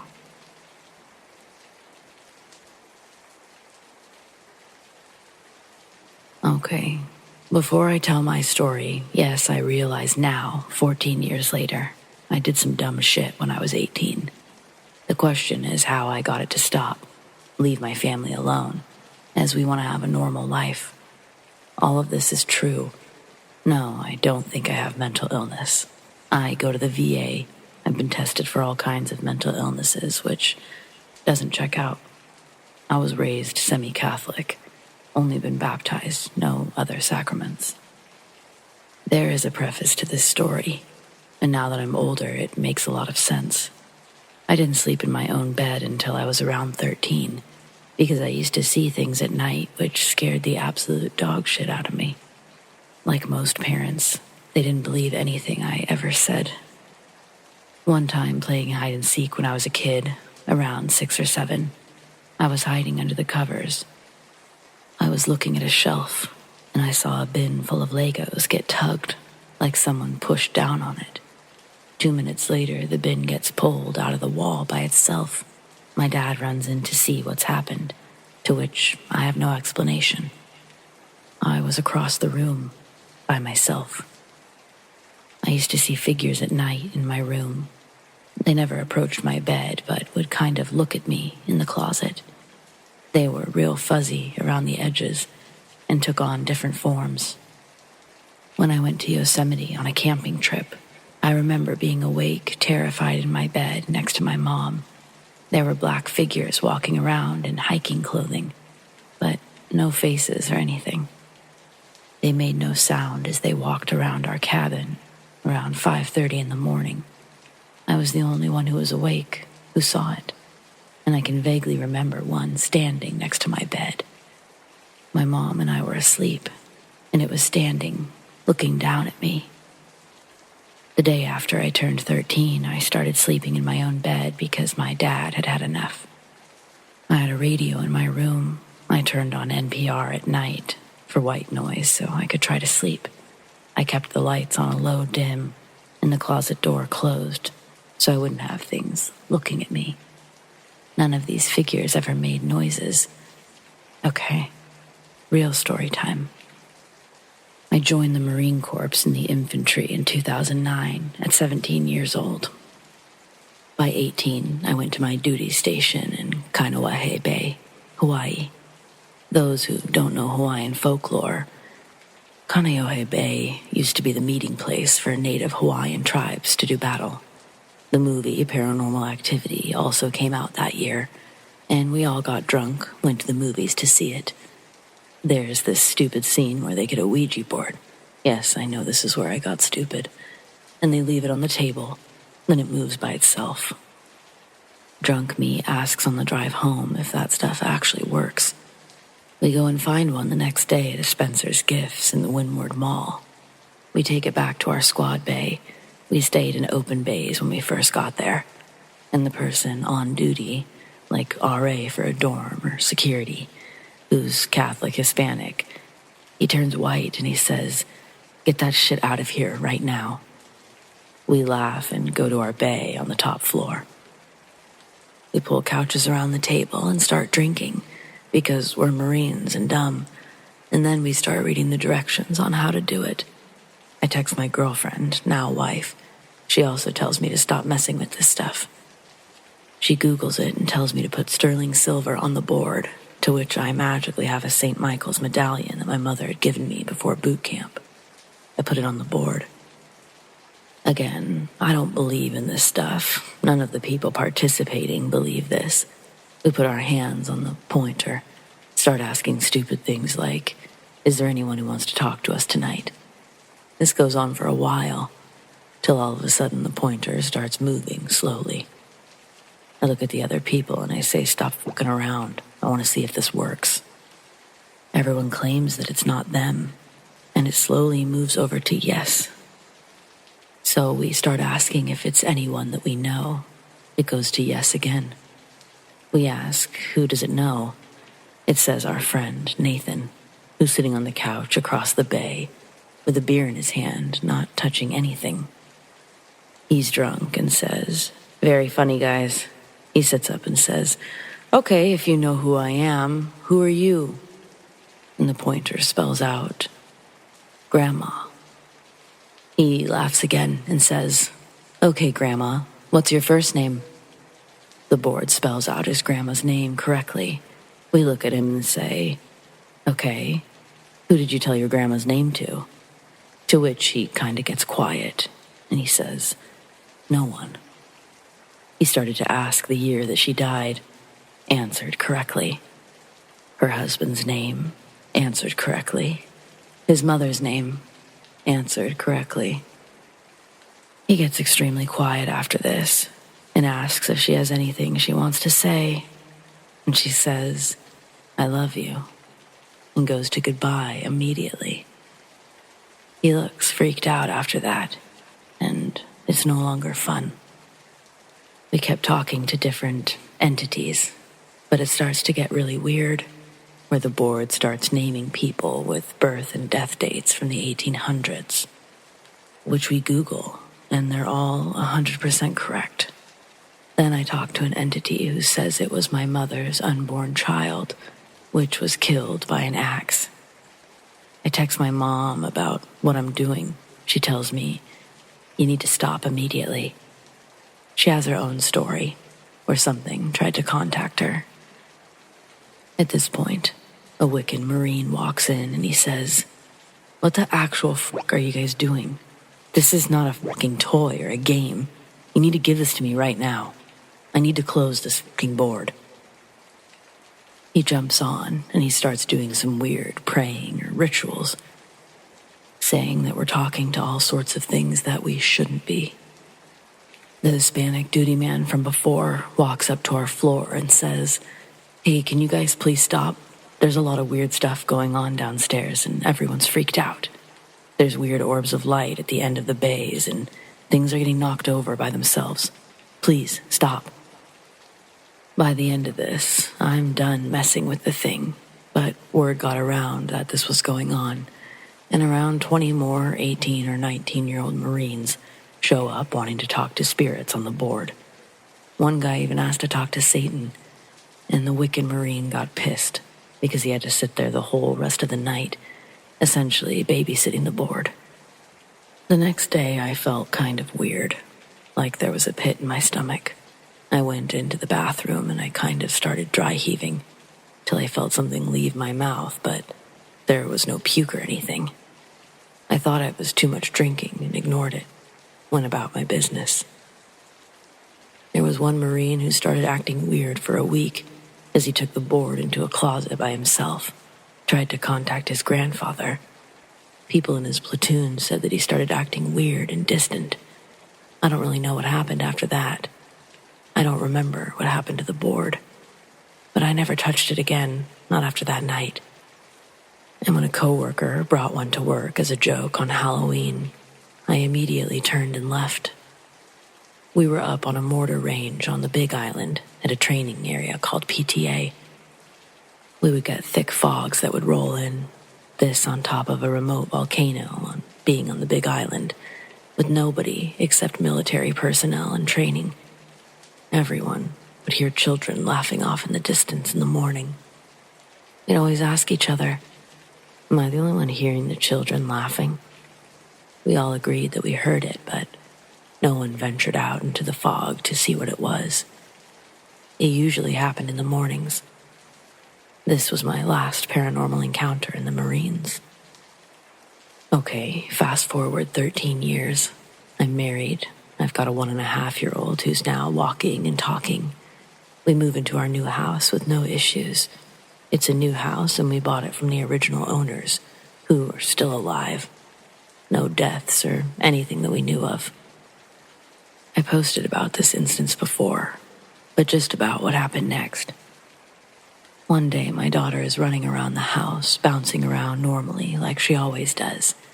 She points to the armchair sitting against a desk in the downstairs guest room.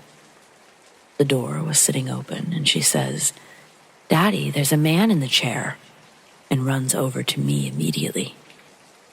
I pick her up. She looks back in the room, starts shrieking, and tries as hard as she can to press herself into me, saying again, "There's a man in the chair." The only things she knows about ghosts are that they say boo.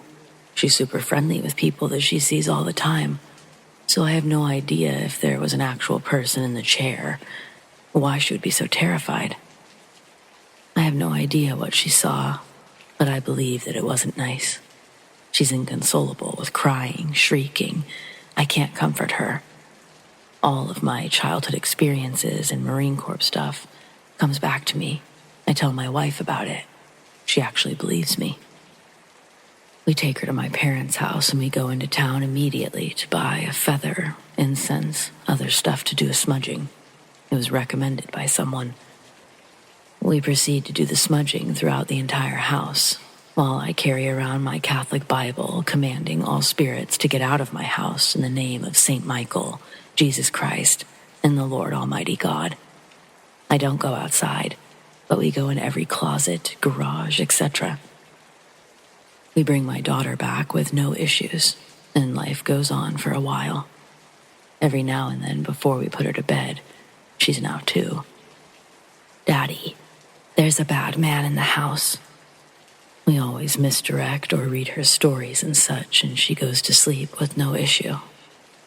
We have a hot tub in our backyard, and I go to sit in it at night before bed some nights when I'm tired, but one particular night, I had this horrible feeling that someone or something was watching me. Not only that, they were glaring at me as if they were angry. I think I'm empathic. I can feel emotions and feelings. Whatever this was, it was furious and angry with me. I could almost feel it staring me down, like I angered it somehow, personally. When I walk into my house from the backyard, I feel like I'm being watched by something still. It doesn't go into the house, but somehow I can feel it looking at me inside the rear glass slider, inside. Sometimes our healer puppy that we brought home runs out the dog door 2 or 3 in the morning and just starts growling and barking for no reason. And we go down to yell at him to go back inside. The final thing that I think is that I believe this entity or entities are tormenting me, disturbing thoughts that don't belong to me. They started about 2 months ago, before my daughter was born. And up until the end of 2020, I didn't have these thoughts. I've been tested by the VA for psychosis, schizophrenia, mania, bipolar. Have absolutely none of those or any other medical disorders outside of PTSD. I've got no hallucinations, seeing or hearing things that aren't there at all. I can't describe it, but it feels like something has been putting these thoughts in my head. Even sometimes my dreams. They definitely feel like they don't belong to me, like they're not mine. I think whatever I contacted back in 2009 has been dormant for a long time and is now trying to come after me and my family. I'm going to have to contact a bona fide psychic, see if they can see what's going on, hopefully do some energy management and get this thing or things out of our lives once and for all. I'm honestly open for suggestions, prayers, advice. I want whatever this is to go away.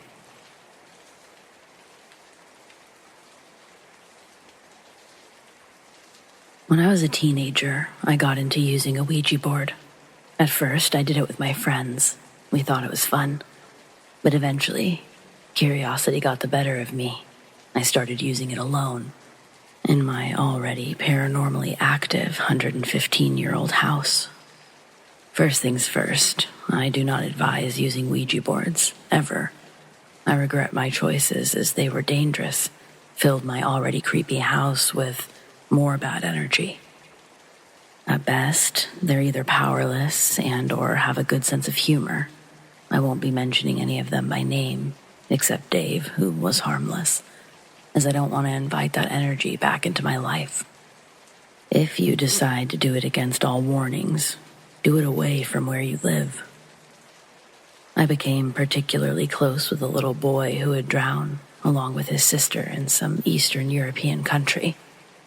His sister taunted and made him feel lonely and angry in the afterlife, a very dangerous thing for a spirit, as this can turn them into very dark souls. They feed on your energy in order to communicate through the board, so it's best not to contact darker entities who will affect your energy with theirs. This is why I tried to be there for him. I was kind to him, and he changed, promising to keep me company, as I had done for him. I allowed him to connect to me, though I still don't really understand the full extent of what that means. To this day, I hope he's okay. However, this story is about an entity that first called himself Secret. I won't repeat his real name. He was incredibly dark. As time went by, I found out that he was a Nazi, involved in and proud of many deaths in France. Despite me losing family in World War II, I had to keep sweet with him. It's helpful to joke around, as they're less likely to act on any vitriol. I didn't want to. He was creepy, and yes, a fucking Nazi. Not my kind of guy. One day, my stepdad tried to turn the bathroom light on. It wouldn't work, so he called my mom over. As soon as she touched it, the light switched on. They went back and forth testing this, making sure it wasn't just a coincidence. Many strange things happened in that house that defy logic, so even though it was creepy, they moved on and added it to the pile of weird stories. As I write this out and connect the dots, I realize that the reason might be because my stepdad is Jewish. Horrible. I was suspicious, but again, it wasn't completely out of the ordinary for the house. Then the light started flickering. It was an old house, so it was just bothersome at first. I don't know who spoke to it, but quickly we realized it was responding to us. We tested by asking simple math questions, 1 + 3, stuff like that, and it would never flicker outside of an answer. 1 flicker for no, 2 for yes. My mom and sister came to the conclusion that it was our late Nana, as the light said it was. I didn't believe it for a second. I knew I'd brought something more powerful than the other whatevers were in the house before I started using the Ouija board. I maintained a level of skepticism despite the conversations my family would have with the light. It was when I asked it to sing with me that I had no doubt that it was not a series of weird coincidences. I picked London Bridge as it's pretty old and famous. It flickered on every syllable, in time with my singing, and stopped as soon as I did. That was really creepy. I threw a few names around, first asking if it was the boy. The answer was no. It was no to every name until I got to the Nazi. I was showering and I felt pretty vulnerable, but continued joking as I did when using the board. After that, I didn't speak to the light. Tried to tell my sister and mom to stop when we were out of the house. I never told them why, other than I thought it was not a friendly thing. Thankfully, my mom is pretty superstitious, and my sister is easily wound up, so they stopped feeding him attention. This didn't ward me off talking to my little boy spirit, though. It was habit at this point in my life to check on him. He said something about my soul becoming dark. However, I didn't think too much of it, as he would say all sorts of stuff a lot before I befriended him, as did most of the spirits. A little while after this, my friends and I decided to do a session outside of a derelict pub by the beach to see if we could get anything about the building's past. There was no way we would go inside.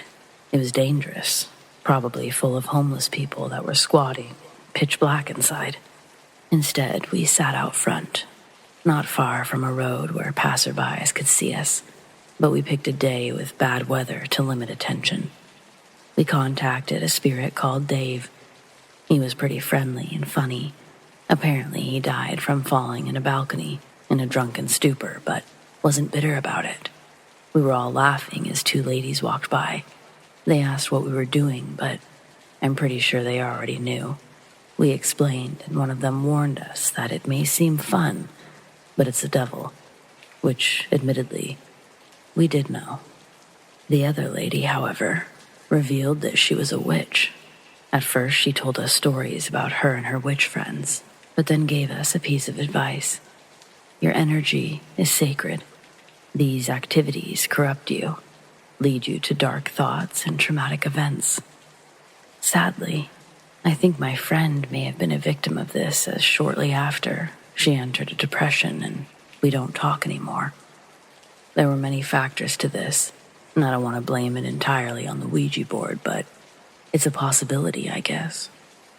The lady told us of her white witch friend, one who practices light magic. She would ask to send us peace and protection, and asked us to look out for white feathers over the next few days. Me and my other friend saw white feathers. Mine was stuck to the front door of my house the next day. I don't know if I do believe in all of that, but the friend who didn't see one is the girl who entered a depression. If it's true, I certainly do feel guilty, as I was the one doing it so much. It's a source of great shame for me.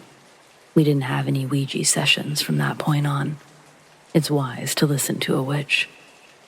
The light stopped flickering, whether it's because we stopped entertaining him, or the white witch did send us protection.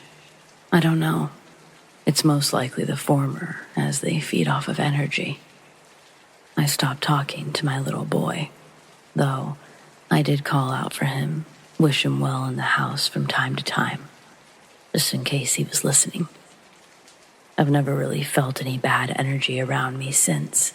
I try to be a positive influence on the people around me. I try to be forgiving and kind. I'm grateful for what I have, and I do my best not to ruin good things. And I notice white feathers a lot more now. Again, please don't do Ouija boards. They're so bad for you. And I'm lucky that I dealt with it well and moved out of that creepy old house into a new building with no history. They may seem cool and entertaining. You may even want to make a joke out of it if you don't believe it's real. But they are vessels for evil. I don't know if my soul is still all mine, if what the spirit said or threatened is true. Just don't do it.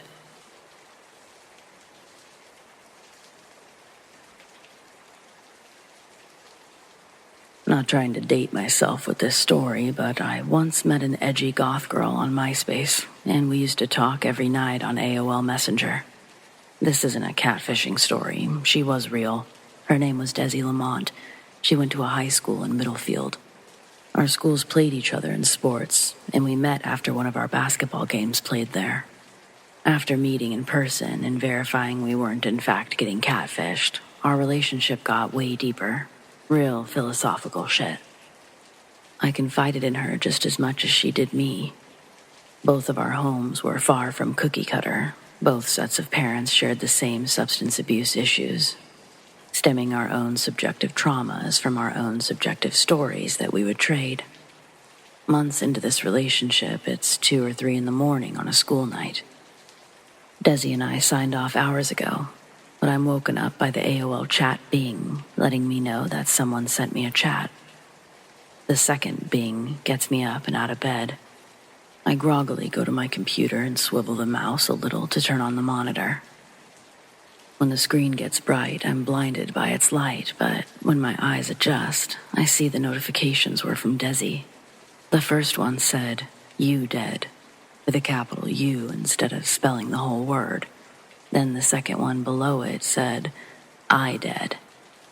Desi's sense of humor was of the morbid variety, but this didn't have any context. I sent a message saying, "Are you okay?" Right after pressing send, I received a reply. saying some really vicious things. She weaponized the secrets I'd told her and hurt me to the core with what she was saying. I was so confused and sad. I disconnected the internet and plugged in the phone so I could try calling her, but she didn't answer. At that moment, I was reduced to a puddle on the floor and stayed up the last couple of hours until I needed to start getting ready for school. That day, I faked an illness. I'm sure crying all night helped me look as horrible as I felt, because my mom didn't oppose my blight. Later that morning, I got a call from Desi. She was in second period using the phone. She said that she was going to leave a message, and I exploded on her. I made her cry on the phone. We were both crying and screaming at our phone receivers. Desi's telling me that I'm crazy, and she had no clue what I was talking about. I saved the chat conversation, and I told her that when I got off the phone, I'm going to email her the previous night's message chain, and that she can have fun denying it then. She says that she'll check her email in the computer lab at lunch and call me after.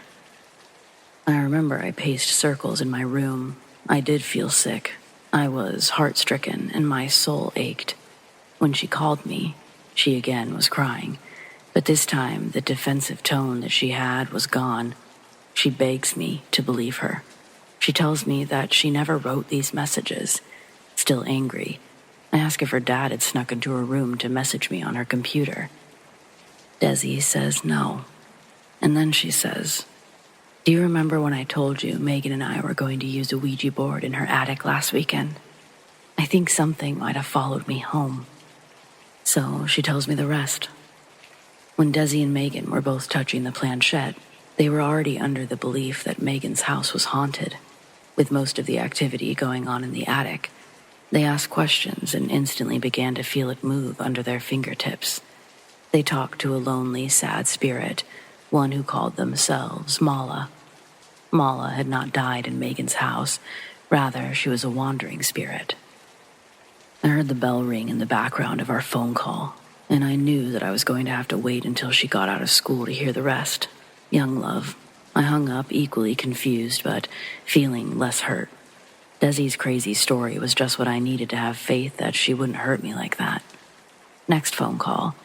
Desi's back home and has time to explain fully what had been going on in her house the past week. The weird mishaps her and her parents had experienced, all within this 7-day period, was jaw-dropping. From random pipes bursting, her dad breaking his leg, falling down the stairs. He claimed he was pushed, but nobody was behind him. Then all of their clocks stopped working, both analog and digital, just quit one day. She tells me everything all the way up to these messages that were sent from her account. Desi says that earlier in the week she was doing an assignment using Microsoft Word. While she was typing, the keyboard started typing different words and sentences. Desi would keep quickly deleting them, wondering what function she had pressed on the keyboard to make it happen. We both wonder if she'd been deleting messages from someone attempting to reach her. At the end of the conversation, Desi said that she's going to keep her computer off for a couple of days, try to get this energy out of her house. We would still be in contact every day, only now it was by the old-fashioned way of phone calls after school. And during that time, Desi had been researching, like really getting into trying to find stuff online or at the library. Soon after she'd let me in on what was going on, she was saging the house and putting crystals throughout her home, like windowsills and furniture, under the couch cushions, stuff like that. I asked her at what point one should get a priest or something involved. Apparently, her parents wouldn't let her bring anyone into the house. They weren't interested, so she'd have to do it on her own. I felt bad for her, but by the end of the week, she said that she thought her blessings had worked. She said that the house was already starting to feel lighter again. Desi and I dated for a little over a year, long enough for me to get my license and start seeing her more often. How did it end? Well, we've come this far, so I might as well tell you how the relationship ended. After I got my license, I also got to see Megan a little bit more. Yeah, real scumbag high school boy thing to do. And honestly, 20 plus years later, I still feel bad about that one. So, hey, Desi, my bad. I'm sorry. Girls out there take it from someone who used to be a high school boy. They're all nasty, dumb, sneaky, hormone-fueled monsters. Some of us just are better at hiding it. Dudes are gross, but especially at that age. Megan did second Desi's story, though, about the Ouija board, so I guess don't mess with those boards either.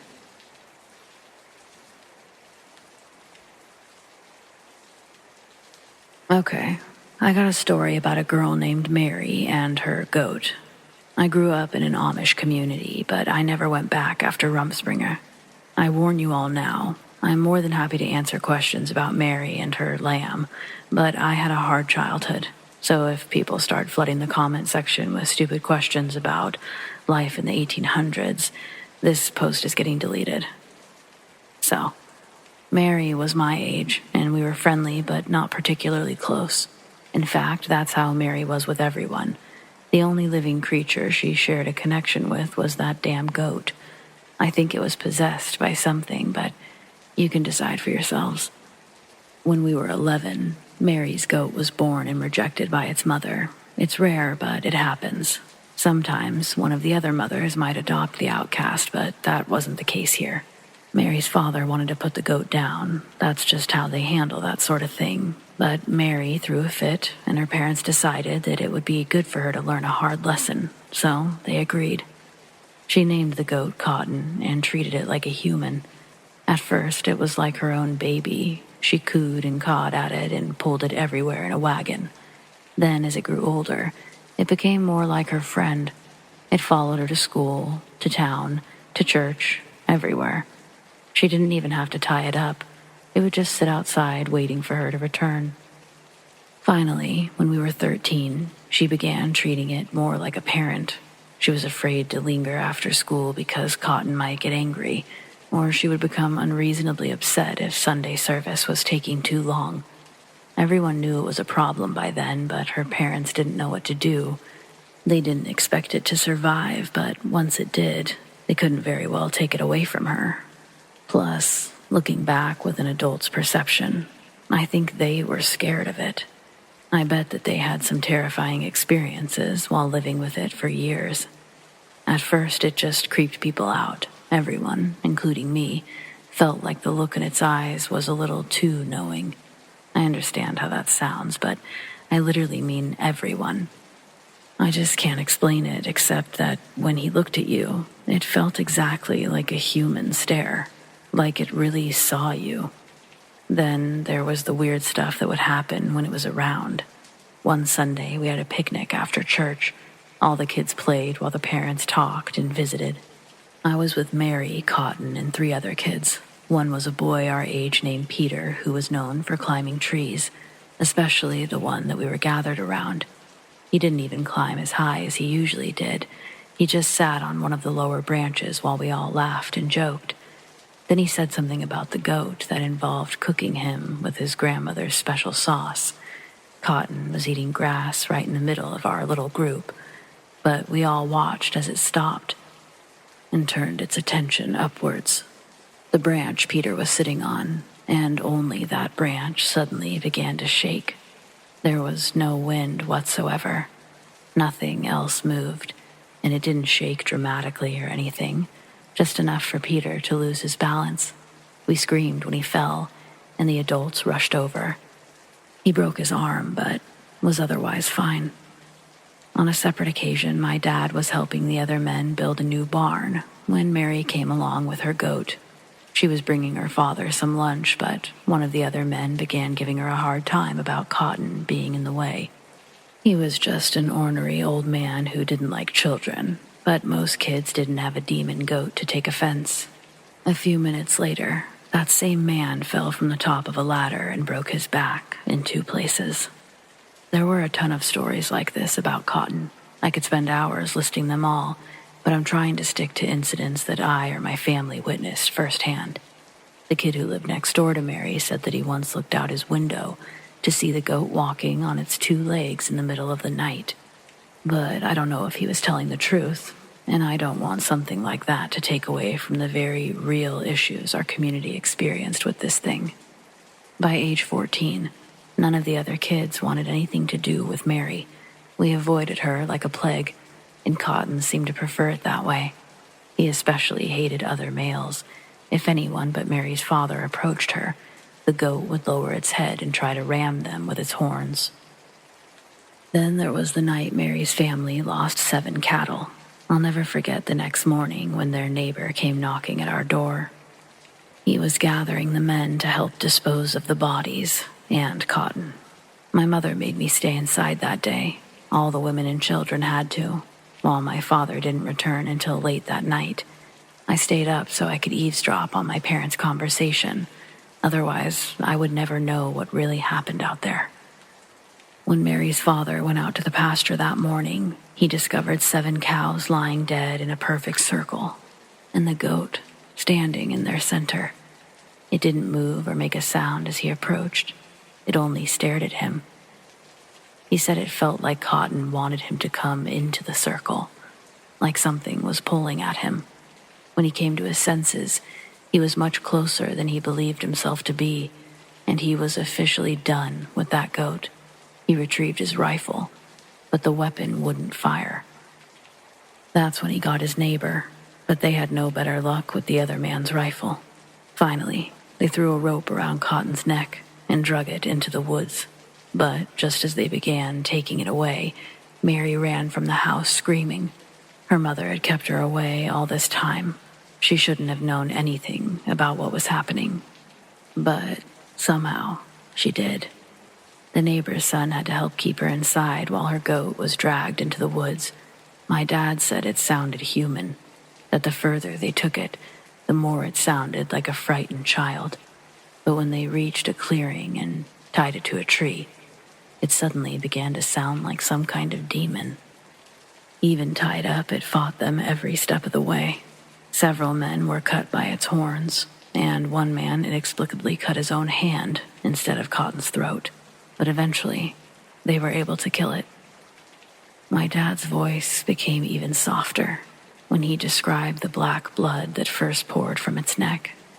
It was only for a moment before it changed to the normal color, but for those who saw it, it was just one more impossible piece of evidence that something wasn't right with that goat.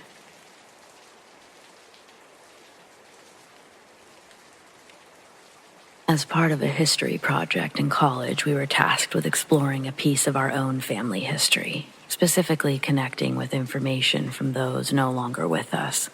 We were told that we could have as little or as much information as possible on the person or the piece of history, but it was our job to create a historically accurate yet compelling story. My family is huge. I don't know a lot of them, but my mom is one of those that keeps up on what everyone is doing all the time, and she's part of those ancestry websites. So all I had to do was ask her, and I knew that she'd lead me down the most interesting path. My great-grand-uncle Charlie was a Catholic priest, one who participated in exorcisms nonetheless. I never personally had the chance to meet him, and he died in the late 90s. But my mom always spoke very fondly of him and kept a lot of his things. She says he was a man of a million stories. Apparently on the side, he was a bit of a self-proclaimed author. One of his short stories was actually published in a local magazine in Minnesota back in 1981. I'm sure it was great, but personally, I never read that one. Amongst the various articles, notebooks, cool photos, I was most interested in his personal notebooks. These were writings he'd never published, things he'd experienced in his lifetime as a priest and just in life in general. I found several intriguing stories, and at first it was hard to just focus on one thing. Next thing I knew, I'd already gone through one of his notebooks in its entirety. He wrote lots about his earlier days, and I found these to be some of his most interesting. I'm choosing to share this one with you all because it gave me full body chills. The entry is from 1989, but he talks of a time before that. It's the story of his second exorcism. January 1st, 1989. This evening, while processing the passing of Bishop McHale, I was reminded of a case from my younger days as a priest. I encountered extraordinary yet terrifying events often, but it was this one that forever altered the course of my future with the church. It was a somber evening, much like tonight, when the news reached me. Bishop McHale came to the Archbishop and myself, carrying stories of a young woman plagued by a demonic possession.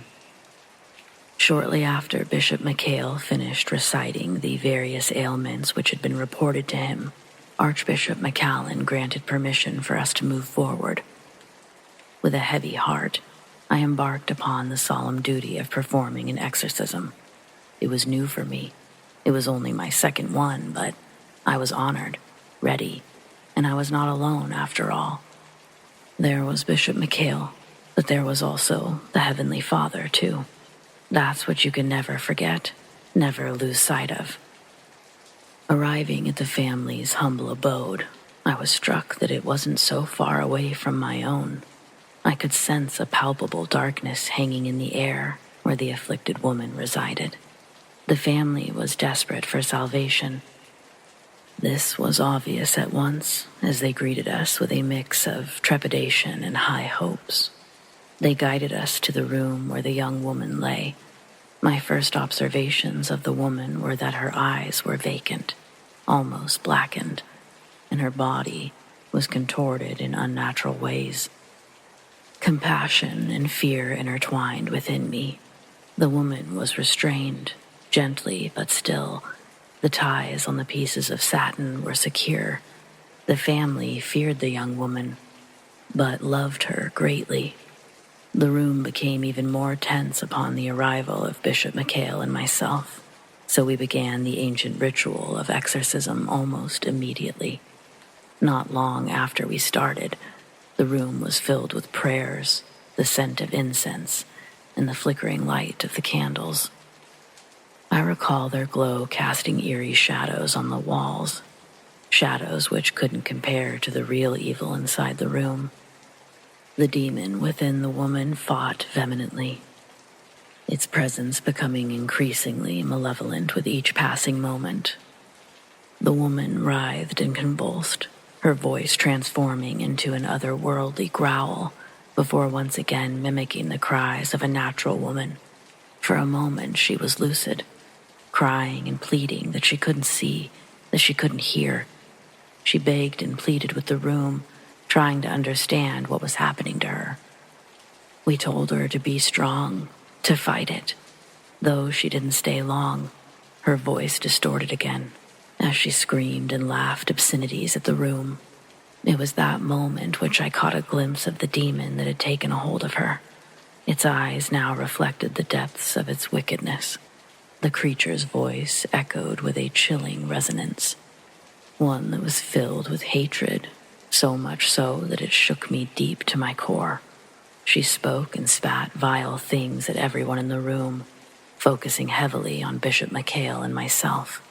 Wicked accusations, horrific imagery that they tried to paint. It was relentless. They were spewing wildly, switching from English to Latin to something entirely unintelligible. This was nothing like my first experience, the one that I wrote about in 1986. This demon was unlike anything I'd experienced in the church, unlike anything I'd experienced in life. I would be lying if I said that there was no fear. I kept it deep down in the depths where only I knew it existed. Throughout, I remained steadfast. It's of great importance that you never lose faith. It's always my faith grounding me in the face of this ancient evil. My voice wavered at times, sure, but I pressed on, reciting the sacred words with unwavering determination. Bishop McHale doing the same, as the prayer of St. Michael radiated from the two of us, filling the room. The battle was all too grueling. I call it a battle as it's the closest I've come to fighting something, aiming to destroy something before it could further destroy this woman. Bishop McHale and I continued exorcising the demon. As the hours passed, I watched the poor woman's vessel endure tortures no one ever should. Still, we didn't stop. She was in and out of consciousness. She was weak, but we also watched as the demon's grip weakened too, and its resistance fading. With one final prayer, a large surge of energy, it was expelled from the young woman, instantly leaving her limp and exhausted, but alive and breathing. The whole room felt as if it was singing. The reality is, it was silent. A beautiful silence settled upon the room, broken only by the sound of our breathing. I found myself forever changed in the aftermath of this encounter. The experience had deepened my understanding of the forces that exist beyond our mortal realm. It ignited a thirst within me to delve further into the realm of spiritual warfare, to study the ancient texts, to learn more of the nature of demons and possession. It was in the following years that I became known for my expertise in exorcisms. Bishop McHale, too, he was my teacher, my mentor. Bishop McHale, the church had recognized his dedication and entrusted him with the responsibility of training future priests in the sacred art of battling darkness. As one of his pupils, I too would go on to train future priests. Of course, this was all before I stopped this work, pre-1980. Because the truth is, with each successful exorcism, a part of my soul grew heavy with the weight of what I had witnessed. The horrors I had faced took their toll, and with time I began to question the fragility of my own faith. The demons confronted were not confined to the pages of Scripture. They were real, tangible entities that tested the limits of my resolve. In the end, it was the haunting memories of this second exorcism that led me to reevaluate my path. I chose to step away from the front lines, to devote myself to research and contemplation, seeking a deeper understanding of the spiritual realm and its interplay with our moral existence. And though my days of performing exorcisms may have come to an end, the impact of that fateful event and so many others remain etched in my soul.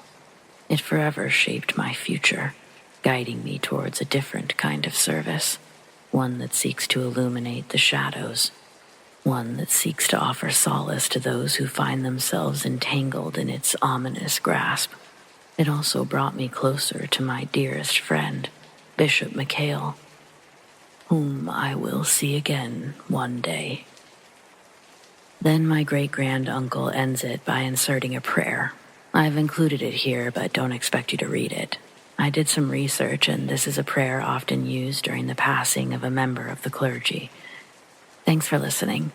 If I come across anything else worth sharing, I certainly will.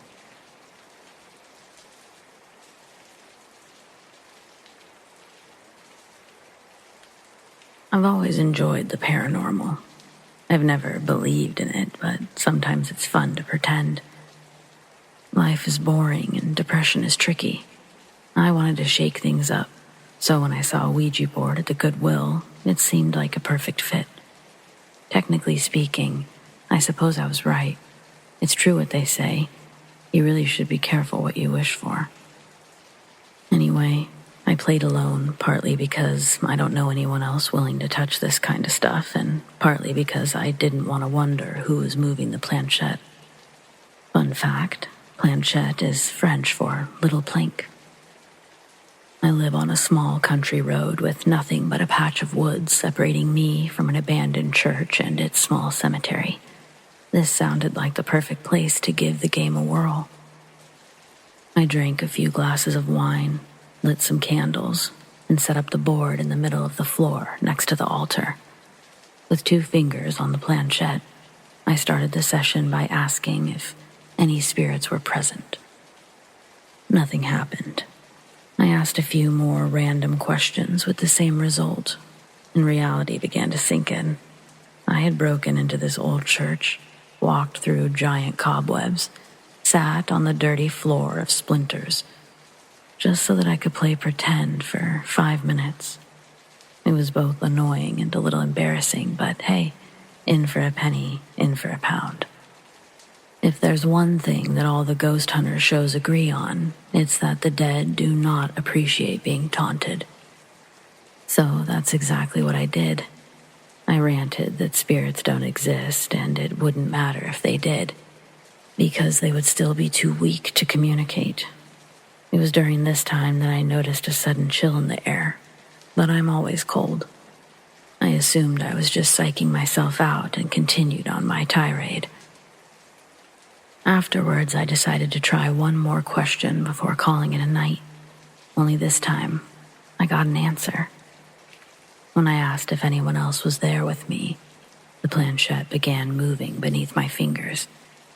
It took every ounce of self-control to not rip my hands away as it glided to yes. At first, I was frozen in a state of shock, but that trance was broken moments later when a set of footsteps penetrated the heavy silence of the dimly lit room. They were clearly walking up the church's small porch steps, like someone was going to walk inside any second. All thoughts of the paranormal vanished in an instant as I realized how stupid I'd been to trap myself inside a tiny abandoned building with only one exit. I felt safe there because it was so close to my house, but anyone could have been using that place for any number of reasons. I didn't even check it over first. I just walked in and began lighting candles. When the footsteps finally reached the door, they stopped. It was only open to a small crack, and I couldn't see a thing through it from this angle. I held my breath, waiting for whoever it was to enter, but there was only silence. I wanted to call 911, but my phone was stuck on no service. It always works fine in my house, but now I couldn't get a single bar. Finally, I couldn't take it anymore. I called out asking who was there, but no one answered. I became terrified that someone would grab me if I tried to leave, but before I could think of what to do next, I heard the light scratching of the planchette moving across the wooden board at my feet. I looked down to see it spell the word, here. At the same time, the small wooden chair toppled over in the corner, and the creaking door was slowly pushed open, as if someone were trying to draw out the noise as long as possible.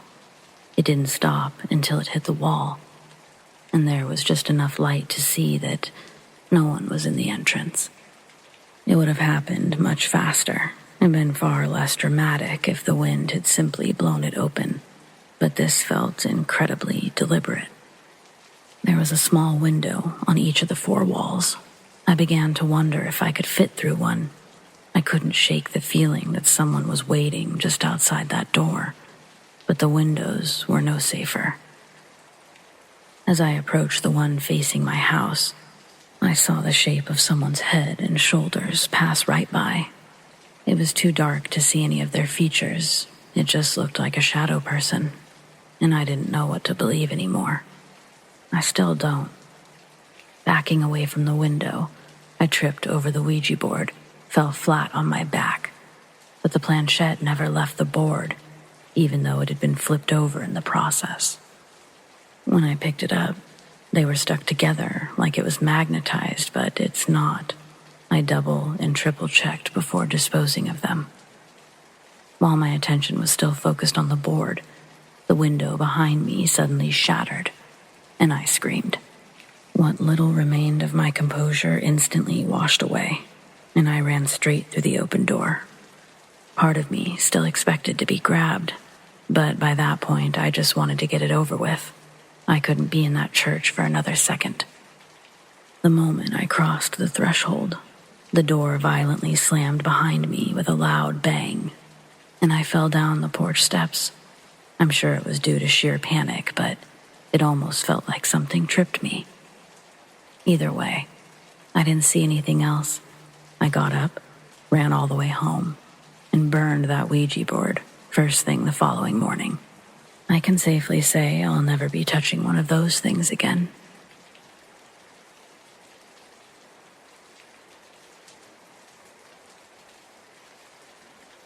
So I used to live in a small town in rural Canada. There was this old folks' home for the mentally unwell that was closed a long time before I moved there. During the day, people would go to the property and hang out in the well-kept grass and trees. The town still took care of the surrounding grounds for this specific reason. The actual building was locked up, but teenagers would break into the building to basically scare themselves, myself included on a few occasions, usually with 5 or so people, a little bit drunk or a little high, but even stone cold sober, it was lots of fun, probably due to feeling somewhat safe in numbers. And literally nothing actually happened that couldn't be easily explained with logic, noises, papers shifting, etc. Inevitably, the large group of teens that we were, we would make too much noise, and the cops would get called. One night, me and my best friend, whom is a serious skeptic, decided to break or get into one of the parts of the building that no one had gotten into before. This time, just the two of us, because the more people you bring, the more likely the police are to show up, mainly due to a disturbance being called in by someone living across the property. We've had to book it from cops before, and we didn't want to tonight, especially if we were going to find a place that no one had ever been before, where we didn't know the exits. To get an idea of what it looked like, 5 stories tall, with the 4th and 5th stories making a slight tower jutting from the middle. Old brick in the front, modern cement blocks that were painted over, like in schools. At the back, that's where you could tell that stuff was added in later years. The newer parts of the building had been broken into by kids a lot, but the main building had thick metal doors, and the windows that might be able to be opened were on the 3rd story. The whole thing looked like an old school, church, asylum, all cobbled together. There were other little structures around the main building, pool house, gymnasium, all ransacked by us idiots. Not the main floor of the old building, though. We climbed on the roof of the boiler room at the back of the building. We did this by piling up furniture debris we found in one of the ransacked storage buildings, behind the main building. We pulled off one of the plywood covers nailed over a hole in the roof, for a skylight or a missing vent, not sure. That led into the boiler room. We used the pipes along the ceiling and walls to climb down. This part of the building still looked semi-modern. You could tell that it was added closer to when it had closed. There was an exit that only opened from the inside, so at least leaving would be easy if needed. Me and my buddy are pumped at this point. The pipes made it easy to get down, and everything was going good as it could. We make our way to the back of the room. We find the door leading to the untouched main floor of the building. We're half expecting the door to be locked like all of the other thick metal ones. But it opened with a real achy creak, loud against the silence. The door opened to the middle of a hallway, leading left or right. First thing we noticed, dust everywhere. It had made a 1/4 inch of film on everything. We both went right, as it led into an interesting-looking main area with sheet-covered furniture. We used our phone screens as light, took a couple of steps into the main room, and it hit me like a train. I'll try my best to phrase this understandably. All of a sudden, I feel sick. Not throw-up sick, but I'm gonna die sick. Like my brain said, run, leave, escape. Now. I started shaking for no reason. It was so jarring. If I had to compare it to something, it felt like someone was right behind me, with the intent to end me.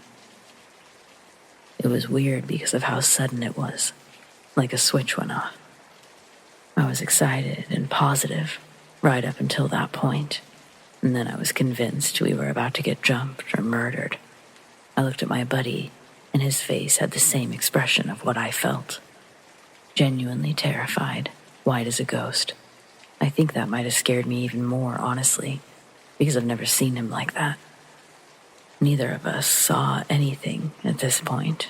No ghost, no distinct noises after the door creak, no creepy dolls or skeletons, just thick dust, sheet-covered furniture. It made no sense that I felt so threatened, and looking at my friend, I knew he felt it too. Without saying a word to each other, we turned our heads and walked toward the boiler room. We didn't tell each other that either one of us wanted to go. We just started backtracking faster than we came in. I'm leading us at this point, and my blood ran ice cold when I noticed something on the other side of the door we left open. A set of fresh-looking footprints that led down the left route of the hall. We both went right to get to the large main room. The prints were positively not ours. As we got closer, it got worse. The footprints started 8 to 10 feet from the door, in the middle of the hall. It looked like a person had teleported 10 feet from the door, mid-stride, and walked the opposite way and around the corner. We booked out of there as fast as possible. Thank fuck there was an exit in the boiler room, because I can't imagine climbing up those pipes in a panic. Literally never went back to that building. On the way back to his house, I asked my buddy what he saw, and he said he saw the prints, noticed how far away from the door they were. So, I know that I wasn't just seeing things. I'm an atheist. I don't have a good explanation for this, and I'd really love one. To clarify, we didn't see them appear. We saw them after they had been made, and they looked as new as ours. Bonus fact, the tower, it had a window at the top. Some people claim that they could see someone standing in there at night sometimes. There were a couple of times when I swear something looked like it could be in the window before this whole incident happened. But I guess it could easily just be my mind playing tricks.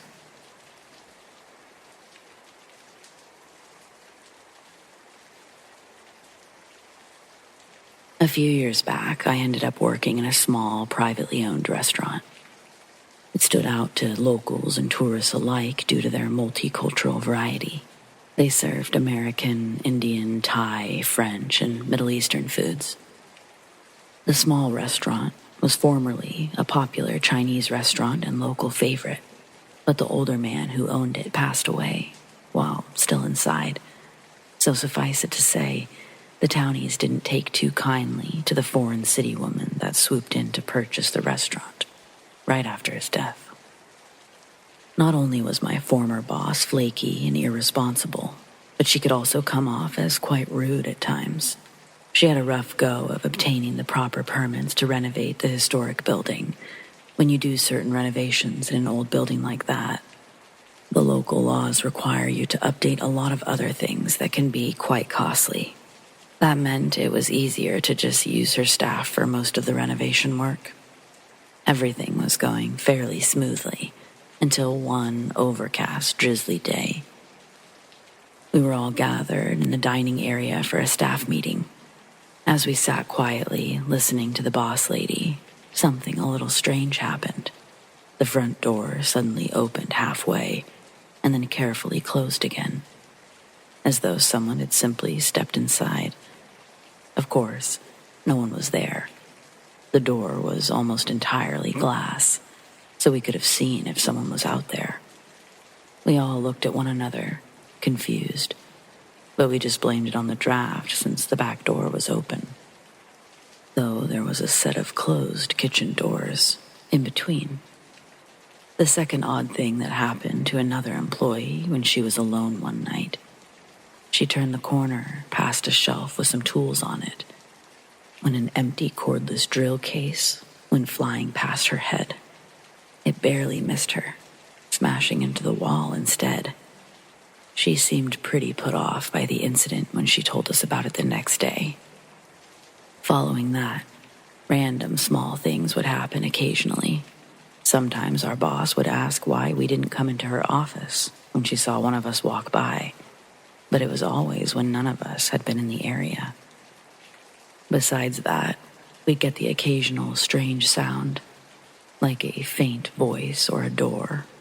There were instances where I'd be cooking in the kitchen, only to walk away for a second, return to find something missing. I'd end up having to measure out and prepare the same ingredients again. If only I had known it was about to get much more terrifying. The final thing to happen was the worst paranormal experience I ever had, hands down. But in order to properly explain this part, I need to explain some things about restaurant kitchens. In a typical setup, the cook line is a skinny walking or standing space typically between the oven, fryers, and cooktop. The prep surfaces and small fridges are on the opposite side, which leaves about 3 or 4 feet of walking space for the cooks. Besides that, there's a dishwasher followed by the rest of what you'd expect to find in a kitchen: fridges, freezers, giant hood fans, and a hot water heater. The reason I'm listing these is because they all make a constant loud background noise. One day, there were 3 of us working in the kitchen: me, my boss, and a dishwasher. My boss and I were on the cook line, and the dishwasher was a few feet away. It had been a normal shift until everything suddenly went dead silent. Almost like someone had thrown an invisible, soundproof blanket over us. I looked at the other 2. They also seemed puzzled. "What the hell?" I questioned out loud. "Why is it so freaking quiet all of a sudden?" the dishwasher asked, suspiciously. "I don't know," my boss answered nervously before turning to face me. "Nora, go make sure the fridges and fans are still running. Maybe the power's out." I ventured 10 feet to the cook line, and weirdly enough, I could hear the fans, the dishwasher, water heater. All of the appliances were running like normal. I returned to my boss and, with a confused look, said, "Everything's working fine." That was just the first creepy part. When I stepped back onto the cook line, all was silent again. "Well, Nora, get back to grilling those peppers," my boss snapped, and I got back onto the cook line beside her. After a couple of minutes, I suddenly started to get tunnel vision. I felt really dizzy and nauseous. My boss said to sit out back for a few minutes to get some fresh air. I promptly did. While sitting outside, I saw my boss go into her office, which was kitty corner to the back door. Since the back door was open, with only the screen door closed, I was able to hear her phone call. She sounded urgent and shaky as she asked someone to please bring an abalone shell, sage, and some kind of weird oil. Apparently the reason she needed those items was because she felt that something evil walked through her cook line. The shitty part is that I was standing right behind her, only inches away. I waited for her to finish and return to the cook line before going back in, and by then, everything sounded normal again. When I got off about an hour later, I made the 45-minute drive home in just under 30. That night, I tossed and turned, unable to sleep, but the few times I did manage to drift off, I got jolted right back awake because I kept seeing a screaming demon thing right in my face.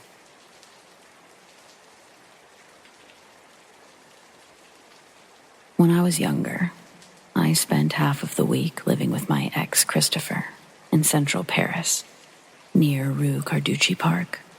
It was easier to stay in the city since I studied at university from Monday to Friday. Christopher and I maintained a mutual friendship with his ex-girlfriend, Alice. I know, please don't judge me. Back in the day, the 3 of us slept in the same room and shared a powerful relationship together. It was almost like a love triangle, but anyway, my experience isn't about our personal story. Alice and Christopher are sensitive people who feel energies and spirits. I never judged them since I also experienced baffling situations, but hey, I wanted to stay pragmatic. I can't explain what happened on those nights when Christopher and I talked in our sleep. Alice listened and told us everything in the morning. It happened a few times, but I have no memory of the events. She was absolutely sure we were speaking in tongues. There's no doubt about that. The disturbing part is that we don't understand or read Latin. She even took notes when we realized some of the sentences were from the Bible, some of them related to Lazarus. While Christopher is a devout Catholic, I'm not a religious person at all. Of course, I've read and studied the Bible and other religious books, but I cannot tell you entire parts from my memory. Since Alice is sensitive to this invisible world, she felt it was something disturbing and unusual. I often laugh and talk while I'm fully asleep, but this Latin episode never happened again. There's always this stereotype about creepy legends in Latin, especially because religion is often used by the media to play with our deepest fears. Do you think it's possible for our minds to use forgotten data to do this seemingly impossible? Do you have any alternative theories? Could it be related to ghosts or other entities? Sometimes I think about this whole experience and I still can't figure out what happened. Thanks for your theories and possible explanations.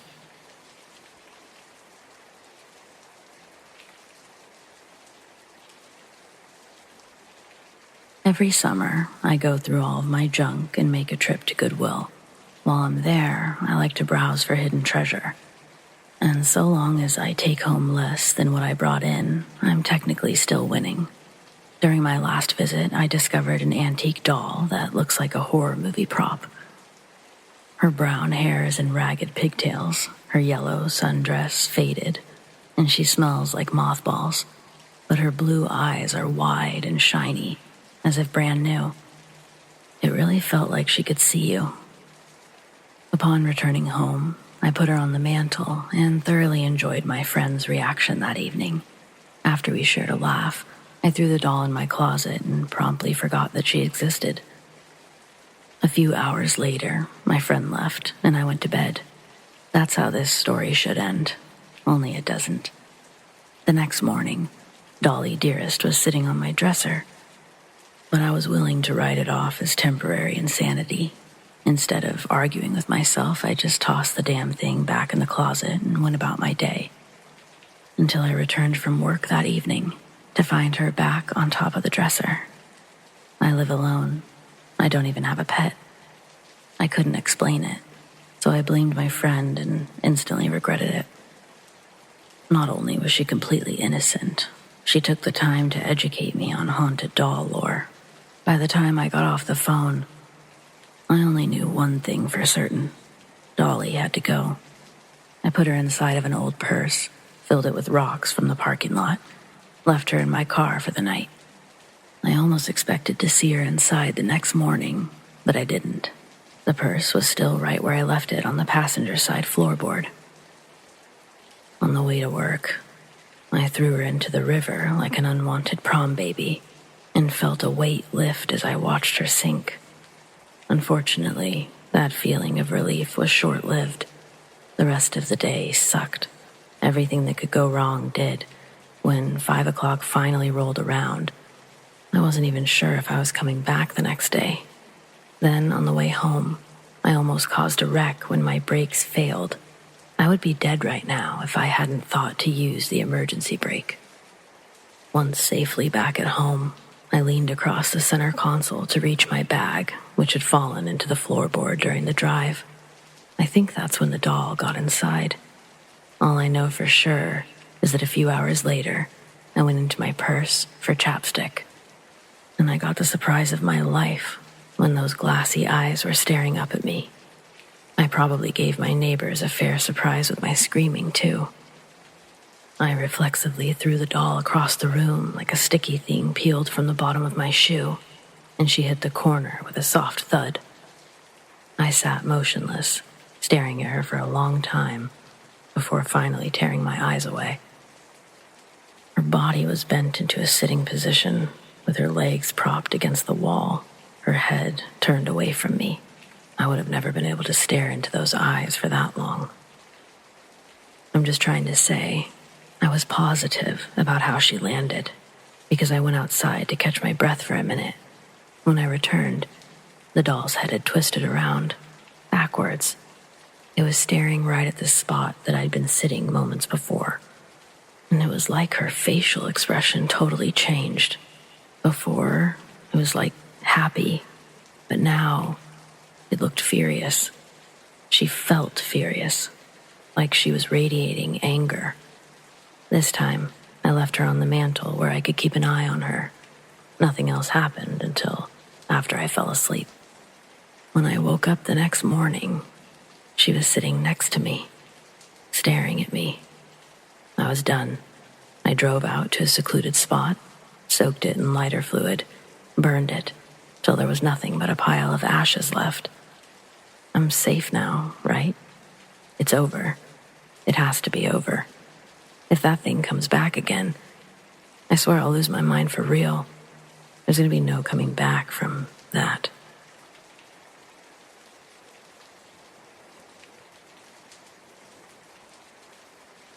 In 1994, I was 24, and at the ER with a piece of glass lodged in my pinky finger. It had a pretty nasty infection. The doctor removed the glass, irrigated the wound, and sent me home with instructions to return if anything worsened. Home was a 30-minute drive, and within moments of arriving, I began to feel immense pain. I immediately went back to the hospital, but by then, the pain was completely unbearable. The veins in my right arm were purple. It felt like someone had used a spade bit to drill a hole in my hand before dousing it in gasoline and striking a match. I collapsed on the ER floor, and the next thing I knew, they were cutting the ring off of my swollen finger and preparing me for surgery.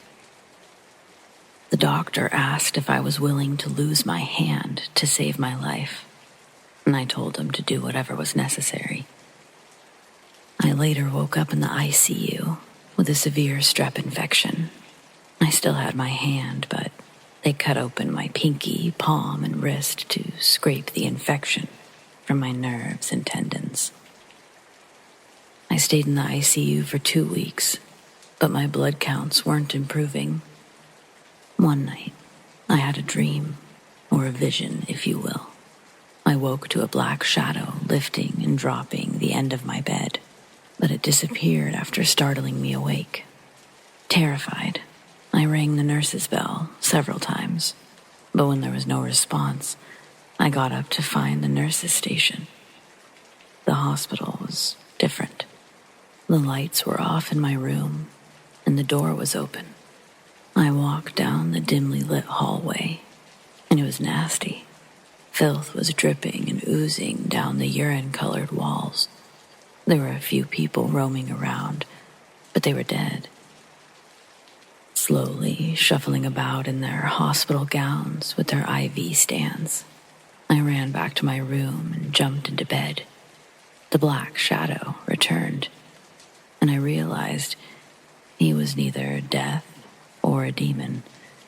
He didn't have detailed facial or body features, just a black humanoid body surrounded by an aura of darkness. Without making a sound, he violently repeated, lifting the end of the heavy hospital bed and slamming it down, shaking it side to side. Finally, with as much authority as possible, I yelled, "In the name of Jesus Christ, I command you to go." The room momentarily went black, and there was a sudden bam. A bright white electricity shattered the void to envelop the demon with a crackling vehemence. The creature reacted as if it were being fried by 20,000 volts of pure electricity, and just like that, it was gone. I woke to the welcoming sight of bright lights, a sanitized room, and beeping monitors. When I rang the nurse's bell, they came immediately and checked everything out. The next morning, the doctor said my blood work was great, with a normal white cell count, which, don't forget, There had been 14 days of no improvement before that. I was released the following day, and I went through vigorous physical therapy to regain full use of my hand. It took 28 years to write this experience, so I'm sharing it here with you.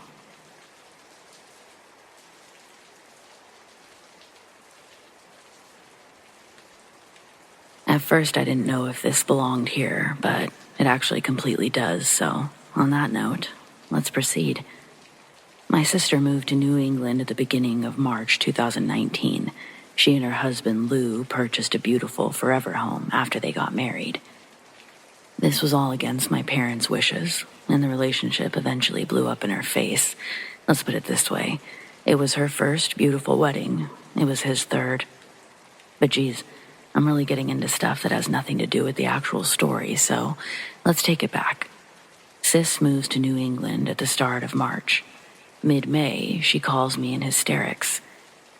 She's out of breath, trying not to project her voice while sobbing into the phone. I asked her what was wrong. She tells me that she thinks there's demons in the house, but Lou doesn't believe her. Our family follows the word of Jesus, and hearing my sister screaming about demons sent my attention into red alert. Right before she called me, she told me she was taking a shower. Lou's out of town, so when she saw a silhouette standing on the other side of the matte glass shower door, she screamed. She almost slipped. When she caught herself, she looked back towards the door. The silhouette was gone. But before that, she says that stuff around their house had gone missing, or stuff would end up in a completely different place from where they last put it.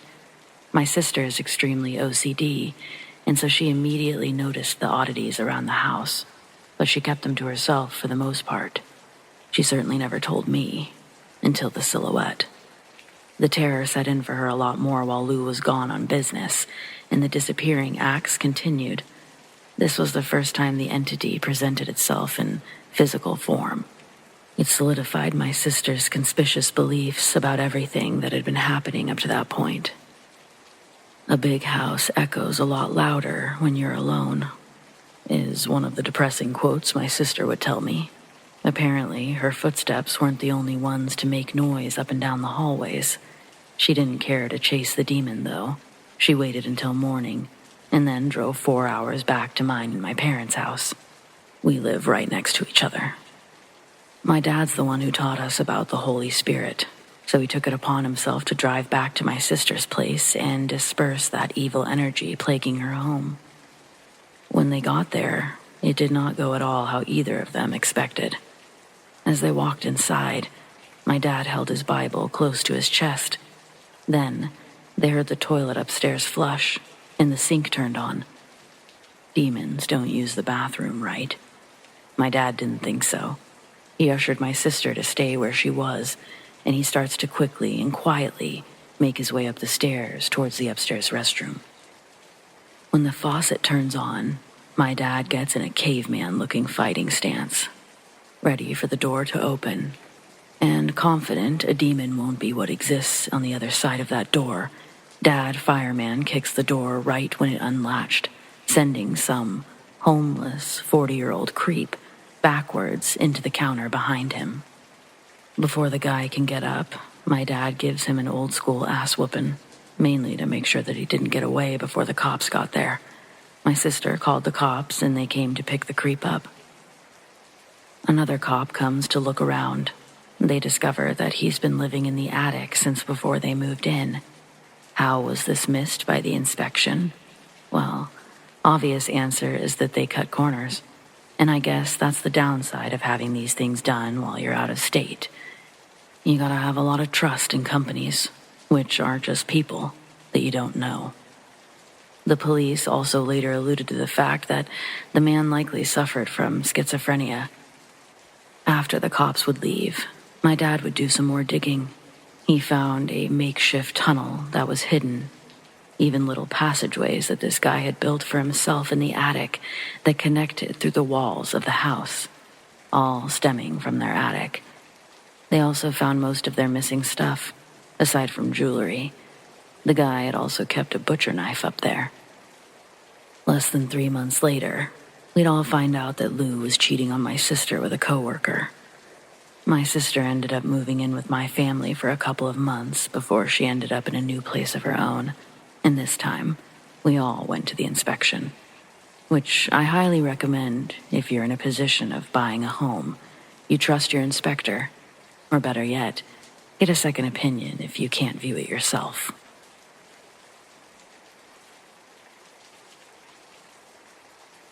Hey all, 45-year-old widower here, and I need some help with a demon. A lot has happened to get me to this point, so I'm just gonna take you through this mess best I can. My wife, Tammy, died just under 2 years ago, during our son's freshman year of college. He took the rest of the semester off, but eventually we had to go back to our lives, so he returned to school after Christmas break. Then it was just me here, alone, with Tammy's memory, and I didn't handle that so well. I started drinking just to fall asleep at night, and next thing you know, bam, I was a full-on alcoholic. For a while, I thought it was under control because I was holding down my job. Turns out my boss was just giving me a little room because of my situation. But that grace period came to an end when I screwed up some paperwork that cost him north of $30,000. The customers appreciated the hell out of me, but somehow that didn't make much of an impact when I was begging John not to fire me. I thought being home alone all night was torture, but I didn't realize how much worse things could get. I had been ignoring my actual schedule and working 7 days a week from opening to closing, so I didn't have to go home. But now I was trapped here, 24/7. That's when the weird shit started happening. Now, I dream about Tammy all the time, and anyone who has lost a loved one knows how hard it is the first few moments after waking up. You forget what's happened, and for a few seconds, life feels normal again. Then reality comes crashing back, and you have to relive the grief again. See, that happens to me all the time, but occasionally, there's a twist to it. First, I should probably clarify that I've never experienced sleep paralysis before this, and I've always thought the paranormal was just superstitious nonsense. It's all in the months leading up to this. I never once considered seeing a psychic or trying to contact Tammy's spirit. The thought hadn't even occurred to me until she started talking to me in my dreams. During the second week of November, I had my first experience. From the very beginning, I knew it wasn't a normal dream. I wasn't reliving old memories or seeing visions of Tammy's accident. I was in bed, alone, and the only source of light came from a dimming street lamp outside my window. It was just bright enough to reveal a shadowy figure looming next to the door, which I assumed to be an intruder. I tried to jump out of bed, but I was completely paralyzed. I couldn't move a muscle. I was just stuck lying on my back as this person slowly inched closer. They moved like they hadn't noticed that I was awake. I didn't know who it could be or what they wanted, but then they passed by the window, and I saw it was Tammy. There was no period of confusion where I thought she was still alive. I was fully lucid. The first thought was, this is the realest nightmare I've ever had, and I couldn't wait for it to be over. She didn't look like ghosts do in the movies, not unless it's horror. This wasn't one of those lovely visions where she's at peace or gives me her blessing to move on. No. She looked like she randomly decided to come home and crawled out of her grave. She was on her way to the grocery store when a giant dually truck came flying off on an exit ramp and killed her on impact. The other driver died as well. Apparently, he had left a bar to go pick up a friend. The damage was so bad. I'm sorry. I really can't handle describing it in detail, but she suffered massive trauma. And now she was standing there like she had just stepped out of the wreckage. After she passed the window, the darkness once again distorted her features, but only until she was directly next to me. Then she sat on the edge of the bed and suddenly became very much the image of what you would see in a movie. She was glowing and beautiful. She smiled, and all the fear melted away. For forgotten. She said that she was still here, unable to move on, and needed my help. Then her soft glow faded back into a shadow and disappeared entirely. That's the last thing I remember before waking up in the morning. I fully believed it was only a dream, but it freaked me out, and unlike other dreams, it didn't fade as the day wore on. I couldn't get it out of my head. Later the next evening, I was watching TV in the den, and Tammy's recliner suddenly popped open, exactly as if she'd sat in it. We have 2 big leather lazy boys that are pretty worn in. All you gotta do is sit down and slightly lean back for them to pop open. But they've never just randomly opened by themselves. I heard the noise it made when she would sit down. I know you all know what I mean. That distinct sound of the leather stretching and the springs squeaking.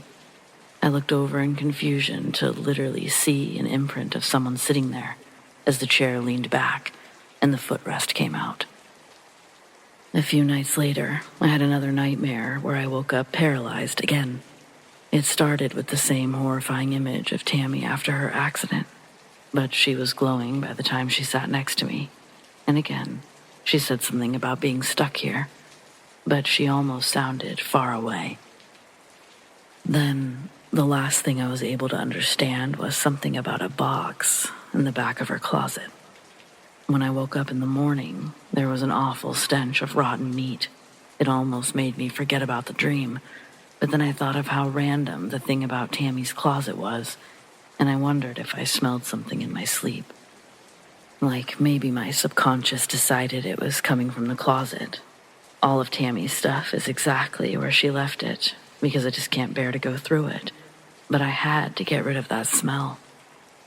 Well, the only thing I found was a birthday present and a card that she never got to give to me.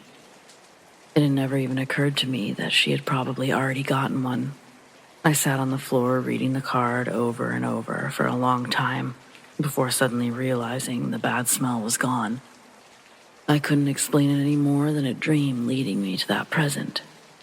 So that's when I learned about sleep paralysis on the internet. It kept popping up all over my search results, and most of it matched the actual experience perfectly. Then I started looking into ghosts and reading about other people who claimed to be visited by a dead spouse. I read a lot of stories where someone lost their partner unexpectedly, and neither party could move on, not until they were able to say a proper goodbye. That really seemed to fit with the parts where Tammy said that she was stuck. Well, I couldn't afford to hire a psychic, not while I'm living off of savings and insurance, so I decided to talk to Tammy herself. I might be a sorry piece of shit these days, but the one line I won't cross is driving drunk. I couldn't bear to do to someone else what that bastard did to us. Instead, I overnighted a Ouija board and some candles from Amazon. It didn't work right away. In fact, I almost quit. But then the glass slider piece actually started moving. I about shit myself. But Tammy basically confirmed almost everything that I had assumed.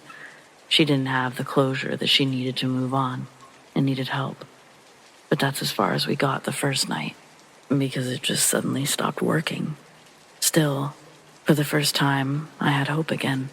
I drank less and less to the point that I hadn't realized I was down to a 6-pack a day. More things started happening around the house. Sometimes I heard footsteps, or it would suddenly get really cold. During the next sleep paralysis incident, she appeared in glowing form from the beginning. I didn't have to see the nightmare version at all. That time, she said she was getting stronger and asked me to use the board again, saying that she would keep getting stronger until we could have a real conversation. She didn't have to tell me twice. I started using that thing every night, and we talked a little more each time. Occasionally, I smelled the rotten meat again and woke up in a cold sweat. But other times, I would feel a hand on my shoulder or hear her voice and draw strength from it. Then came the night when I had my most intense sleep paralysis episode yet. It felt as real as writing this letter right now. I thought that it was time to say goodbye, but that's not what she wanted. She wanted to be together again, all of us. When our son came home for Christmas, she expected both of us to join her. She even suggested ways to do it. That's when I knew this thing wasn't Tammy. In my research, I'd seen more than a few cautionary tales, but I never actually read any of them all the way through. I just really wanted my case to be one of the real ones. Deep down, I knew there was something wrong. No one else's stories involved stenches of rotten meat or seeing their loved ones mangled. Certainly, they hadn't been asked to harm themselves or others, at least not until I started reading about demons. I'm trying really hard not to start drinking like I was again, but this has all been too much. I've been ignoring it for the last week, and it's just getting angrier and angrier. It pounds on the doors so hard that they shake, and it tries to slam them when you're passing through. I've woken up with scratches on my neck, my back. My son comes home for Christmas in 5 days. I'm afraid for his safety, but if I say why, he'll think that my drinking has gotten worse. Well, seeing is believing, so maybe we'll go to my brother's once he knows I'm not crazy. Of course, I would much rather get rid of this thing. I'm willing to try a priest, but I don't go to church, and the ones I've called have all hung up on me. I even visited a few, but they ended up asking me to leave. I really don't know what to do.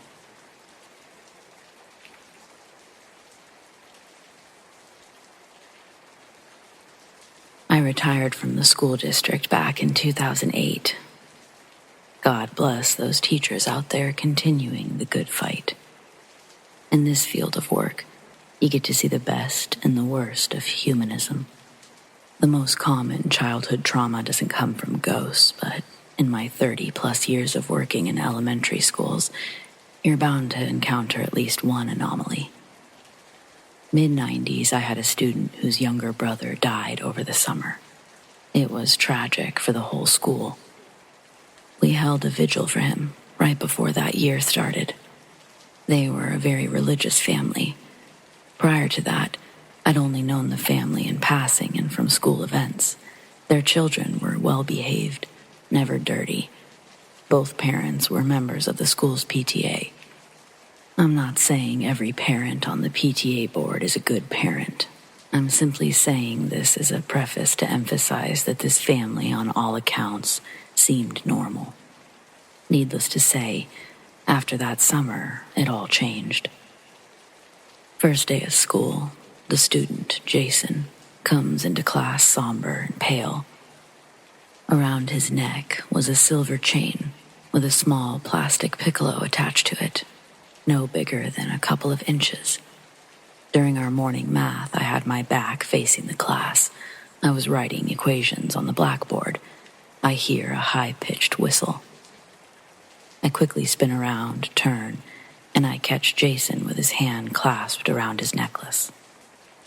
I ask him to refrain from playing with it during class. He nods, but a few moments later, I hear the whistle again. This happens multiple times during the lesson. Way longer than I should have tolerated in a normal situation, but given the circumstances, I'm gracious with my reminders. After every reminder, he says, "I didn't do it," and the kids around him snicker. Finally, after another sharp note from the tiny piccolo, I spin around once more, telling him to hand over the necklace, that he can get it back at the end of school. His eyes filled with tears, and he begged me not to take it. But I couldn't let it slide again. It was becoming a disruption to the kids around him, so I insisted. He hands me the necklace. I pop it in my coat pocket. Later, at recess, Jason gets into a physical altercation with another classmate. Returning from my lunch break, there's an ambulance in the bus loop. I walk into the office side doors, and I see paramedics placing a kid onto a stretcher, and they wheel him out through the front double doors. Then, to my right, through a big glass window located behind the front desk, I see Jason sitting in the principal's office. There's blood on his t-shirt, all over his face. It looked as if a small balloon filled with red paint had been popped on his chest, its splatter radius reaching up well past his hairline, staining parts of his blonde hair into darker shades. The principal's sitting at her desk on the phone. She glances over and we make eye contact. She steps out of her office and tells me I need to go supervise my class. She'll update me on what happened after school. Entering my classroom, the children are buzzing about what happened. The teacher's aide in my classroom is visibly shaken up. Jason never returns to class that day. After school, the principal and I finally have a chance to connect. Her recount of what had taken place was described as follows. Rita saw Jason haul ass across the playfield to tackle a first grader, then begin to just start wailing on her. Rita ran from the other side of the field to intervene. That's about 50 yards of distance she had to cover. Within that time, kids started to gather around the two in the grass. She blew her air horn, began to push the children out of the way.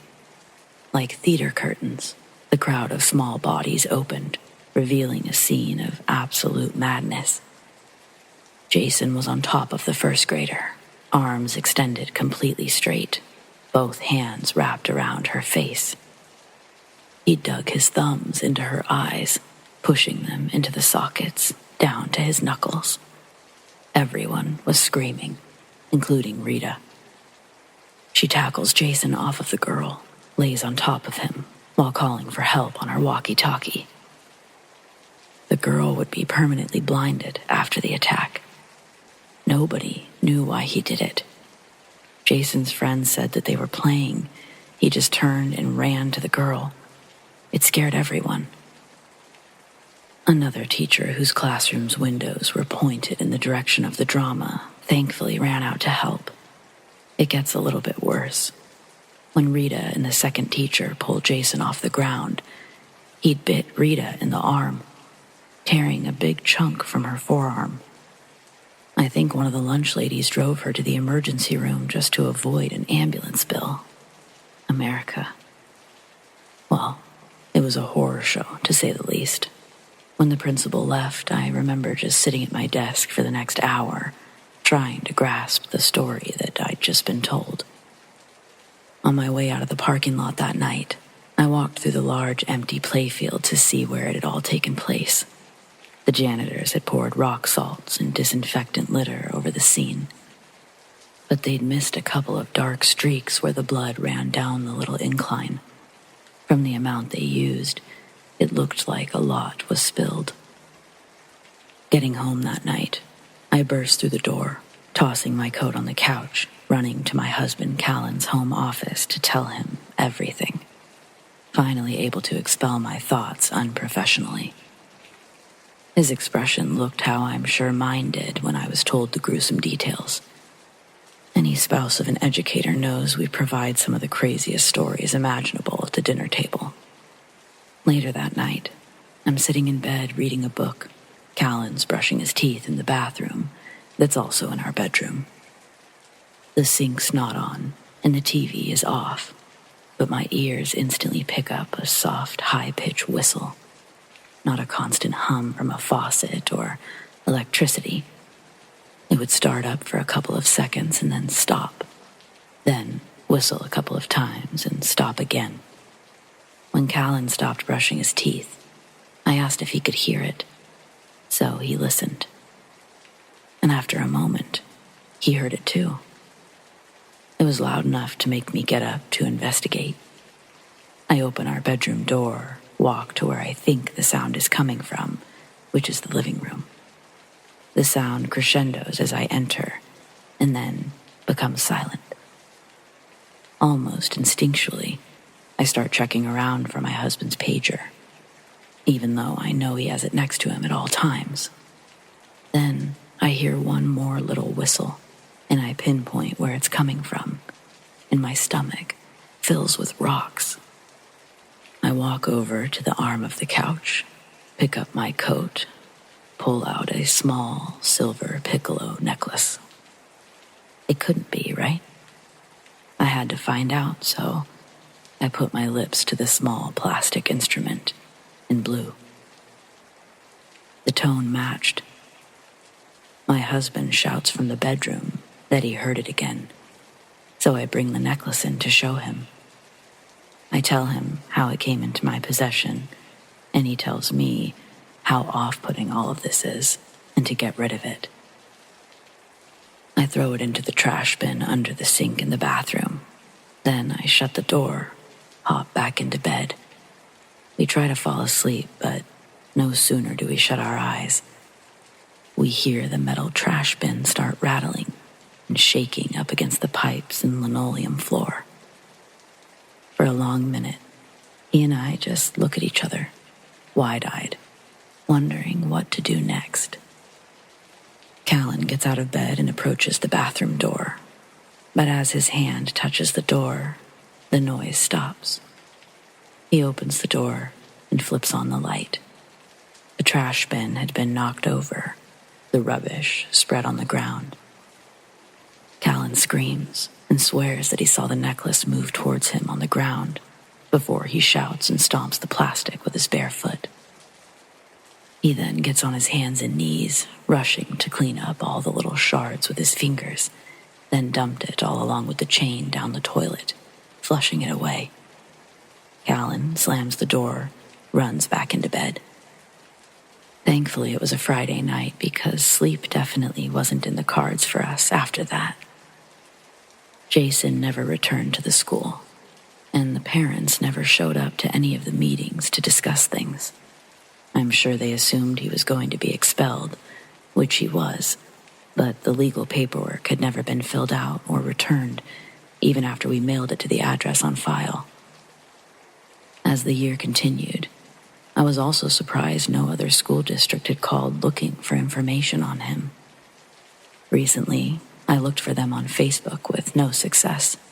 They had a pretty original last name, and I can't find anyone. I found a picture online of what the necklace looked like to get a better reference. This one looks almost exactly like it.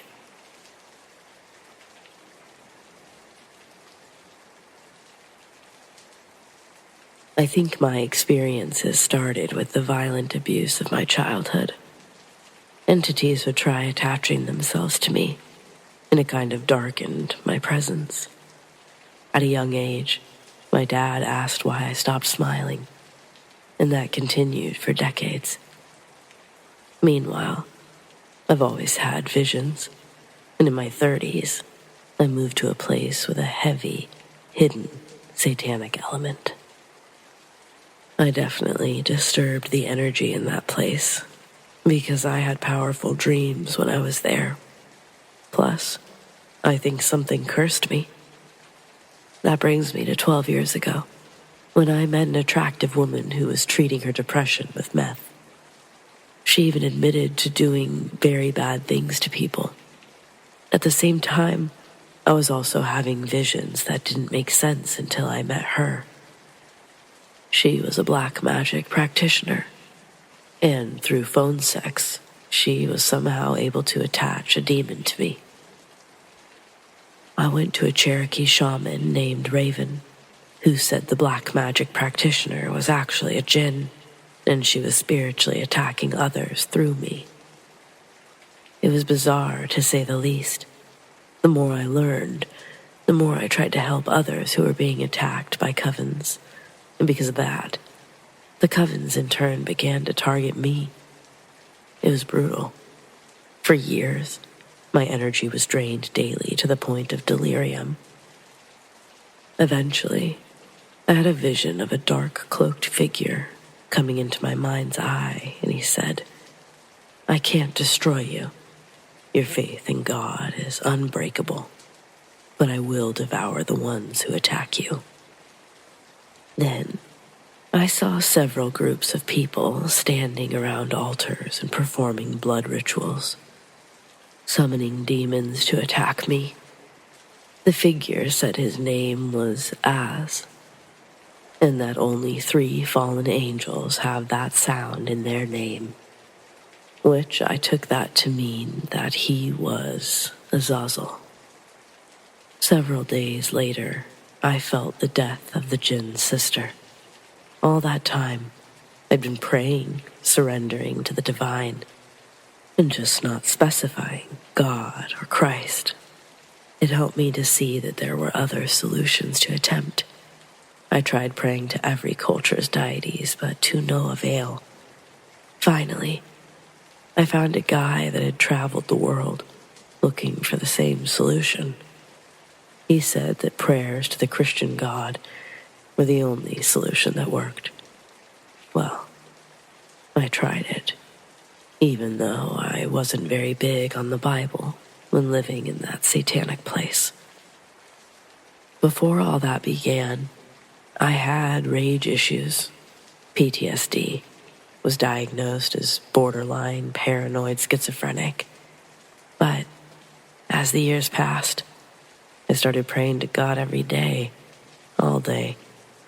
Eventually, my troubles began to lessen. My energy returned. The paranoia stopped. My PTSD went away along with the borderline schizophrenia. Though during that time, my visions were going haywire.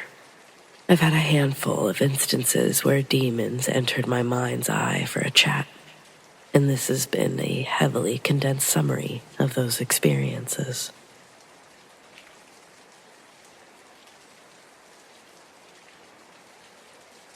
This story takes place around 2010-2011, when I was in high school. At this age, I was not the sharpest tool in the shed, with no real discernment or understanding of the spiritual world. At that time, I had a weird obsession with anything occult or satanic. Just to clarify, I'm now 27 and a firm believer and follower of Jesus Christ. And I realize how insane I was to open a door for something evil to enter my home, my life. I experimented with a crudely home-constructed Ouija board a few times and experienced some weird occurrences. It all started when one afternoon, a few friends and I headed to my house for our almost daily after-school smoking session, which always took place in the detached garage. This is also where we had attempted to contact something with the aforementioned Ouija board.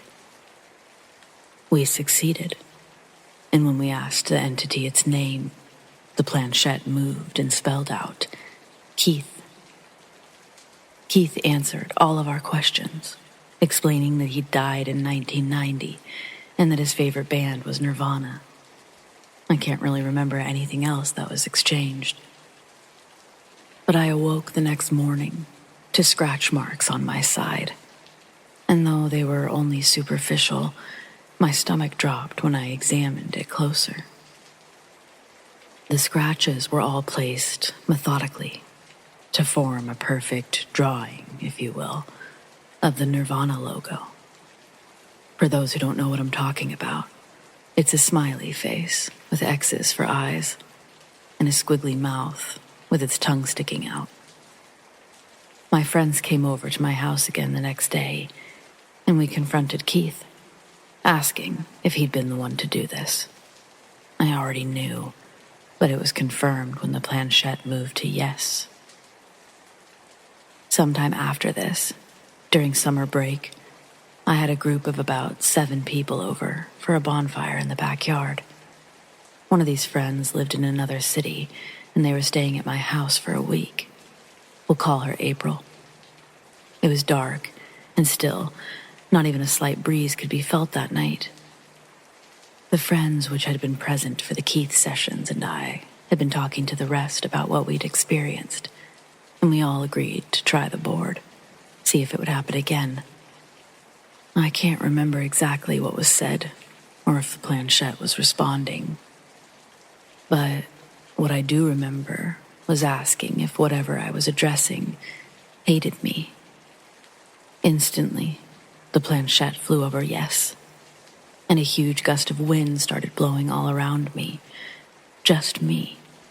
It was like a dust devil had formed and enclosed me like a cocoon, as dust and leaves and debris violently flew over me and at me in every direction. I looked at my friends as they were watching this occur, and I swear to you, Not one hair on their heads moved. When it stopped, we immediately moved the planchette to goodbye and just kind of sat there in shock for a while. After everyone else left, April and I headed inside, as it was very late. Then, I took the most uncomfortable shower of my life.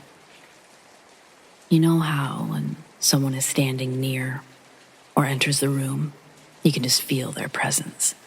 Well, that feeling hung in the air like a thick cloud. Just the feeling of someone straight up watching me. Now, I'm notorious for taking long showers, using up all the hot water, but I got out of there in what felt like 3 minutes. The next part, it requires a bit of a layout of the house. When you enter, there's a family room with a single large window facing the front yard, a couch in front of said window, and a TV. From this room, going right, you'd go down an L-shaped hallway, with my room on the immediate right, and a bathroom, my brother's, and my parents' room down the hall. And left, you'd be in the kitchen, which led to what my dad had dubbed the music room. Since we kept all of our instruments and sound equipment in there, it also functioned as a second living room. It too contained a couch and TV, separating this room from the kitchen with a glass door. April and I were sitting at the kitchen table, chatting. She was sitting on one side, her back facing the music room, and I sat on the other, facing her. As she was speaking, I noticed movement behind her. I looked, and I watched in shock as the glass door, which had been slightly ajar, was slowly opening. I should mention that there were no windows open in the house, no draft. The air conditioning was not running at the time, and my parents and brother were fast asleep. "April," I said in a hushed but panicked tone as I pointed to the door. She turned and saw it too, looking back at me for a split second in horror. When the door had completely opened, everything was still and silent for about 3 seconds. Then, the door suddenly and forcefully slammed shut. Needless to say, we were freaked the hell out and retreated to my room. After we'd calmed ourselves down, we tried in vain to sleep, as throughout the night, we could hear what sounded like scratching coming from inside my closet. I've always dealt with insomnia, and I'd often have to sleep in the family room, as the TV was the only thing that could make me drowsy. I'd always put on a sleep timer, so the TV wouldn't be on all night after I fell asleep. April had gone home at this point, and I was in a deep sleep on the couch when I abruptly awoke in a cold sweat. The TV was off, so I could see the window behind me in the screen's reflection. There was some light seeping through the curtains from the back streetlight outside, and I could clearly see standing behind me a large black figure whose shoulders touched the ceiling and its head bent down slightly, staring at me. I quickly covered my face with the blanket, seriously hoping this thing didn't know I was awake or aware of its presence. I stayed completely still for what seemed like ages, and I somehow eventually fell back asleep. The following day, I made a call to have the house blessed. Thank God it worked, and nothing ever happened again. My brother confided in me years later that he used to hear someone calling his name in that house. But whenever he'd ask our parents if they'd called him, they'd tell him that they hadn't. I live near a haunted cemetery where I used to go ghost hunting. Throughout my visits, I noticed it was most active in the spring and during the day. I didn't catch many anomalies, just a few occasional orbs. A friend and I once went on a gloomy, rainy day. It was unusually quiet, and we were instantly surrounded by little black flies. the kind you find around lakes and rivers. We took pictures throughout the cemetery, especially of one grave that featured a man and a woman kissing. We didn't experience anything except for the flies and the lack of bird sounds. When we got back to my friend's house, I began looking through the pictures on my cheap straight-talk phone. The camera sucked, but it was better than the naked eye. One picture showed something crazy. I still have it, but it's on Facebook, which dulled the quality. Before, it clearly showed a winged creature peeking around a gravestone and a large shadow entity by another. The original is still on that old phone, but it doesn't turn on anymore. I returned a few more times and tried different ghost apps, but none of them actually worked. I thought I heard responses on one app, but I couldn't be sure. The next day, while taking a shower, I caught movement from the corner of my eye. It looked like a black hand with long, bony fingers. I turned away and turned back a minute later to see a tall black figure with long arms standing in the corner of my vision. But when I turned to look at it directly, nothing was there. My shirt was on the floor and bunched in a way that gave it almost an inhuman face. It looked like it was laughing at me. After that experience, I stopped going to the cemetery for a while, but that fall, I returned with a different friend and his girlfriend. It was a weird trip. I took a picture of them on a hill, and there was something standing behind them. It had a pale face with a menacing smile, black eyes, a missing nose. I believe the cemetery has a portal, and that the surrounding woods are haunted as well.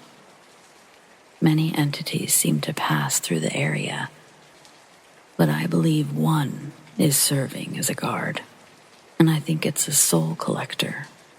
The last part of this story pertains to this one entity. In 2019, I returned to the cemetery with my friend from the first trip. I wanted to try a new app called The Portal, and trust me, that app wasn't what it is today. Supposedly, it used to reverse speech, but you couldn't hear words. And if you did, it was a spirit. We began exploring and asking questions. But nothing happened until we came to a certain area and we heard whispering through the app. It almost sounded like it was answering our questions, but I couldn't make out its words. It stayed with us until we heard a deep, electronic scream. Then it stopped. Nothing else afterwards. So we returned to my apartment. While watching TV, I saw a shadow on the wall, like it passed in front of the light. I thought my friend was moving his arm, but I looked down the hallway to see a disfigured humanoid shadow dart out of my room. My friend said he felt a weird energy, and later, when he was sleeping, I felt uneasy while playing a game. It felt like something was watching me. So I turned towards the window. I saw a black mass with white, glowing eyes staring at me. It suddenly dissipated like smoke. I told my friend the next morning, and he said he had weird dreams about a monster. Curious, I wanted to try the Portal app again, but my friend didn't want any part of it. I took it to my room, began asking who was here, who the shadow was. I got nothing at first. When I finally did get a response, I asked for a name. In a clear, deep voice, it said, Louis. But immediately after, a robotic, inhumane voice said, Let me in. After I said no, it repeated itself twice more before falling silent. I asked, Who's there? For a few minutes, A woman's voice said, "Your house is haunted." Then the robotic voice returned, once again demanding. I still said no, but this time it responded with an angry electronic roar. I concluded it was mimicking human voices in an attempt to trick me. I stopped messing around with it, and a few days later, I started having bad luck. I lost my job and my apartment, which resulted in moving back to my mother's house. In October 2019, I got a new job, and things began to improve again, until the entity made itself known, tried to take my life by causing a wreck. I was driving when I saw something that looked like an extremely tall, skeletal deer walking on two legs. It had crazy horns. Its head was a goat skull. I only saw it for a split second. Then everything went black.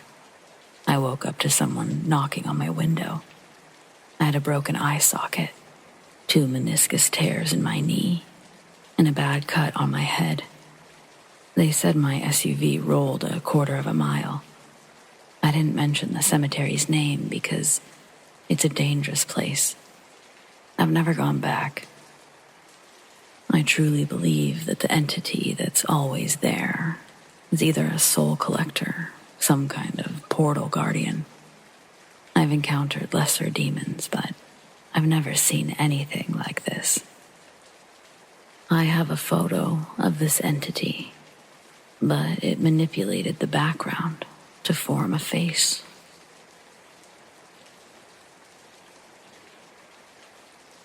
So I'm pretty sure that my neighbor is possessed. I know it's a hefty statement, but I just can't get this out of my mind. And I've been thinking about it, so I'm going to be writing about it and just seeing where the chips fall in the end. If it doesn't make sense, well, then forget it. I guess I'll know more on Thursday, but here's where I'm at now. My neighbor, Hank, he's a middle-aged single man. He's a bit older than my own father and is generally very helpful, personable, and I'd consider him a healthy guy. I see him outside walking his dog more often than any other neighbor. He's out mornings and evenings. He really is a nice, normal guy. Usually around 7 p.m. I'll go out for my cigarette, and he'll come over to the fence and chat for a bit, while his dog, Molly, does her business. I always enjoy it. With a lot of things, I'm a creature of habit, and so is he. Routine is important to both of us, and for some reason, it makes me feel safer in this neighborhood. After all, I live alone and not really in the fancy Hollywood Hills, just the valley outside of them. So it's nice to have someone you can trust. Well, now, I don't know what the fuck to do. Excuse my language. Saturday night, I go out for my cigarette. I don't immediately see Hank, but that's fine. He's likely around, I tell myself. I'm sitting there with my gaze off to the right, and as I'm enjoying myself, my cigarette eventually comes to an end.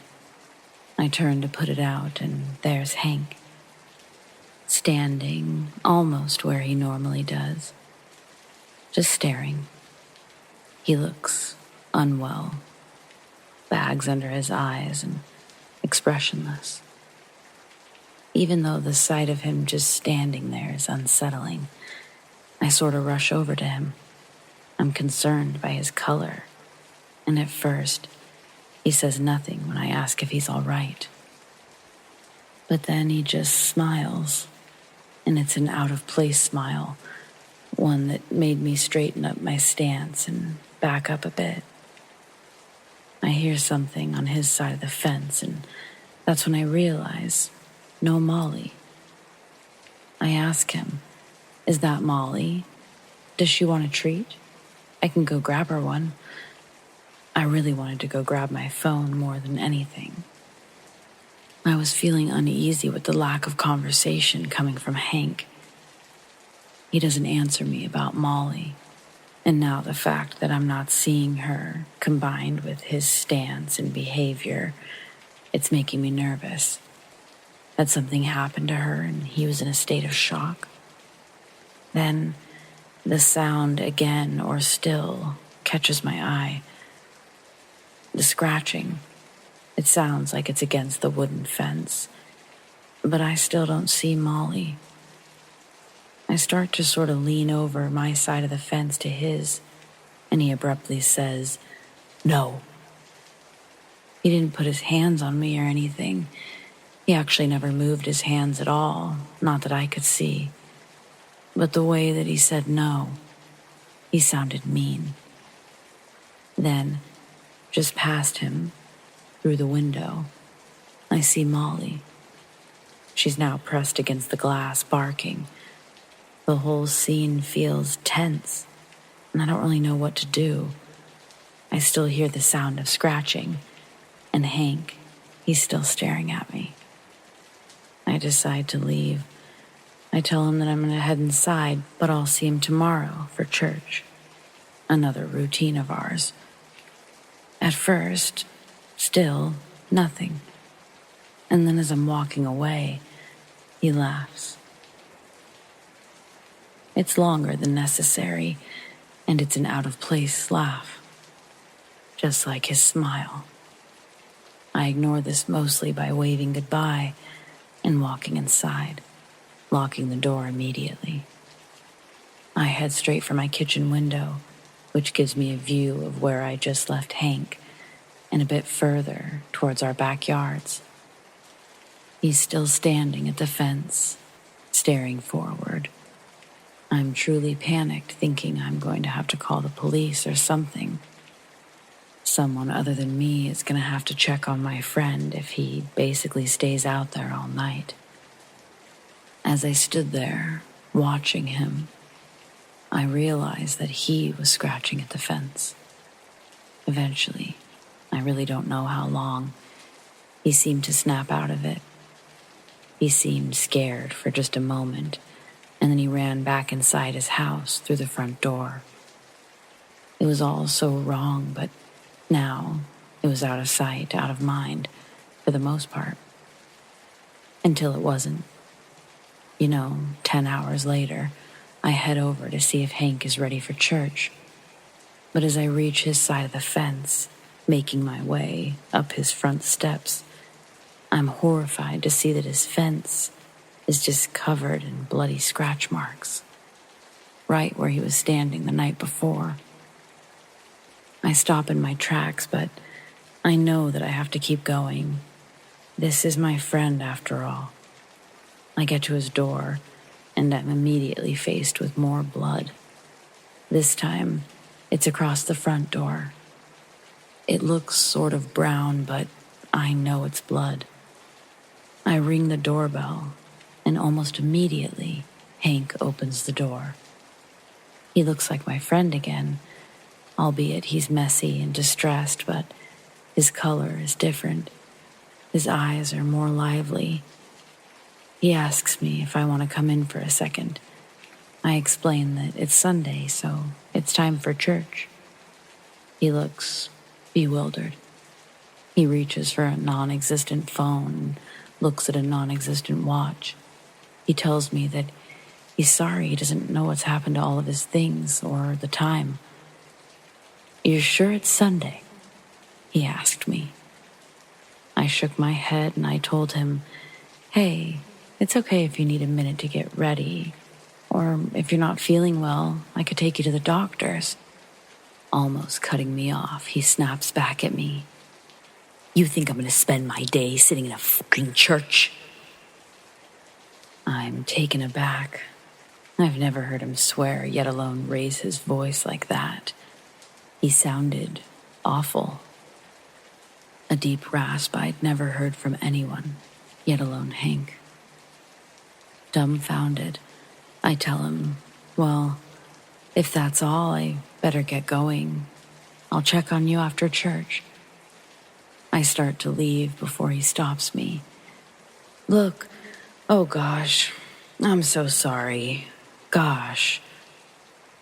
I wanted to believe that he was really remorseful as he was apologizing for snapping. He then asks if I wouldn't mind taking him by the doctor's instead, explains that he hasn't been feeling well. So, I agree. When we get to the doctor's office and we're in the parking lot, he tells me that I don't need to wait for him, that he'll catch a ride home afterwards or take the bus. It's when he's leaving my truck that I realize he's not wearing his cross. I consider it sort of like a staple item for Hank. The church we go to in town, it's just a small Presbyterian church, but Hank's cross is somewhat reminiscent of a rosary. He loves to talk about it, and most importantly, he's always got it on. It's either tucked in under his jacket or shirt, and you can see it through the collar. Yet on this day, it's missing entirely. I couldn't recall if it was missing the night before, and why I hadn't noticed. He was out of my car before I could bring it up. I didn't immediately leave the area, though. Instead, I waited just to make sure he was safe. He walks in the front entrance, and before I can make a sigh of relief, I watch him walk back out. I had no idea what the heck he was doing, but I watched him walk into the woods. These woods do eventually lead back to our houses, but why was he walking that way? Why was he going home? I wasn't really sure what to do, so I called a friend of ours, a woman named Miriam. I knew that every Sunday after church, they would go for Sundays. Sundays on Sundays, they called it. They were basically old people best friends or lovers. I'm not really sure, but I know she was the only other person that was really close to Hank. She's old-fashioned, however, and she didn't appreciate me calling her as church was about to get started. Anything you've got to say to me is better said with God anyway, so get down here. I was frustrated, to say the least. When I showed up, she looked concerned. I figured that she would when she saw that I was in fact not with Hank. About 30 minutes into Sunday service, I get a phone call. Normally, I keep my phone off, but the buzz of the morning had me all messed up and I must have forgotten. I don't immediately recognize the number, so I let it go to a message. But they don't leave one. Instead, they call again, and I excuse myself. It's a local sheriff's deputy asking me if I'm indeed who I am. I confirm, yes, I am she, and he continues. Your neighbor, he says Hank's name. He's asking for you, ma'am. We've got him here at the station. He's not under arrest, but he's in pretty bad shape. The rest is just sort of a blur as I frantically agree to meet them as soon as possible. When I get inside the station, I see that Hank looks terrible. He's sitting and facing a wall. Not in a cell, just a bench in the lobby. No police even greet me as I enter and walk around. I tell Hank to sit tight, but he's already ahead of me, frozen, staring at nothing. Without much of anything, they let me walk him out of there. I ask them, did anybody call the hospital? Should I take him there? Nobody knows what to do. Church is about over, so I go to meet our friend in the church parking lot, Hank sitting in the passenger seat. He still looks terrible. But I need Miriam. I need her to see it for herself. When we park the car in the church parking lot, Hank immediately starts to liven up. He's no longer slouched. Instead, he's huffing a bit. Grunting may be an aggressive term, but it started to sound more and more like that. I have no idea what words followed the grunting. They were in a language that weren't ours. It wasn't Spanish. I don't know any other languages, but to my knowledge, Neither does Hank. He repeated something over and over, to the point where I just had to get out of my car. I begged him to stop, and he laughed wildly in my direction. I quickly reached to grab my keys. I was afraid that he would try to take the car. As I did this, he reaches for my arm and says, "God never saved anyone, you fucking whore."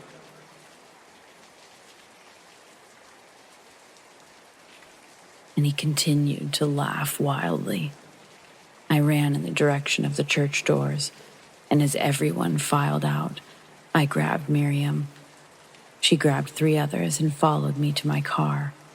Hank was gone. I took far too much time explaining everything to this group, all for them to tell me that Hank was a solid man, that he could handle anything. Finally, 2 of them, Miriam included, agreed to check on him with me. They followed me home, and as we approached the house, we could see that Hank was in the front yard, my front yard, burning something. I don't have a fire pit. The man with us, Ed, he runs towards Hank and the fire. When he does, Hank sticks his hand straight out, grabbing Ed by the throat, immediately letting go, shrieking almost like he's in pain. He runs right past myself and Miriam. Ed is still stomping the makeshift fire in the yard and rubbing his neck. But he shouts, "Call the police." And damn it, the next 4 hours, they're bad. Before the police arrive, Ed tells us what he found burning on the lawn. It was a mini Bible, one that Hank loved, one that I gave Hank. We wait for what feels like forever for the police to make their way. And then it's on me to press charges. I'm literally in tears at the thought of having to send my friend to jail. But what choice do I have right now? I beg the officers to go inside and see if they can find his cross, to please bring it with them. And they tell me that they will. But as I see Hank get loaded into the police car, he's not wearing it, and I'm filled with so much dread. I don't know what I've done, and I don't know what to do. I just know that somehow, as selfish as it sounds, I felt a lot safer knowing that Hank wasn't at his house. I find out Monday morning that Hank's going to be released. He's been evaluated by a physician, they say, and he's not showing any signs of being a danger to anyone or himself. I get home from work that evening, and I'm half expecting to see a fire. Instead, I see Hank watering his front yard, waving a nice wave in my direction, acting completely oblivious to what had just taken place the night before. I sit in my car for a while, and before getting out, I find myself putting 911 on the speed dial, and I hate this. I walk to my front door, almost not going to say anything, but I'm terrified when I hear him start to say something to me, and it's again something I don't understand. I pick up my pace, and I hear, "Rah!" causing me to jump. He laughs that laugh that won't leave my brain. I slam my front door shut, locking it immediately out of fear. A new routine that I've adopted. Soon after, I'm in my kitchen, and I see through my window Hank standing in front of it. I'm startled, but he's not looking in my direction. He's looking at his own house, but just standing there. I close the shades to offer me some relaxation for a minute. I ate some food, and I started to research providers in the area. My friend is clearly struggling. After reading several stories about families dealing with mental illness and articles relating to such, I stumble upon something that draws parallels to psychological disorders and possible demonic possession.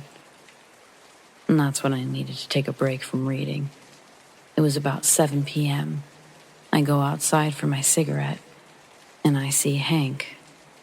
And it's so unsettling because he's back to watering his lawn. Or maybe he never stopped. He then stops for just a moment, and he walks over to the fence. I'm trying to sort of ignore him, worried that he'll have something terrible to say or something creepy to do. But then I decide to ask him a question that's been on my mind for a whole day now. Where's Molly? He looks down, smiles this new smile that I despise, and he tells me, calmly and almost sarcastically, "Oh yeah, Molly? Yeah, she was a good girl and all, but I just had to get rid of her, you know? I'm just getting too old to keep up with her, you know?" No, I don't know, Hank. What the fuck? It's not like Molly is a spring chicken. He's had her as long as I've lived here, which is about 4 years now. And Hank loves her. My heart just broke and I started unexpectedly crying. Hank, though, he just smiled. He was pleased to see me so sad. He sighed like a fake sigh, and he looked away, continuing to smirk and continuing to water his lawn. That was last night. I didn't hardly sleep, and I didn't go to work today. And for hours, I've done nothing but call every Catholic church I can in search of a priest who can help identify possession and obsession. I've been told that someone will visit us on Thursday, but that seems ages away. The days are long and the nights are longer. It feels heavy around here. I miss my friend. I miss his dog. Someone please tell me that there's hope after something like this.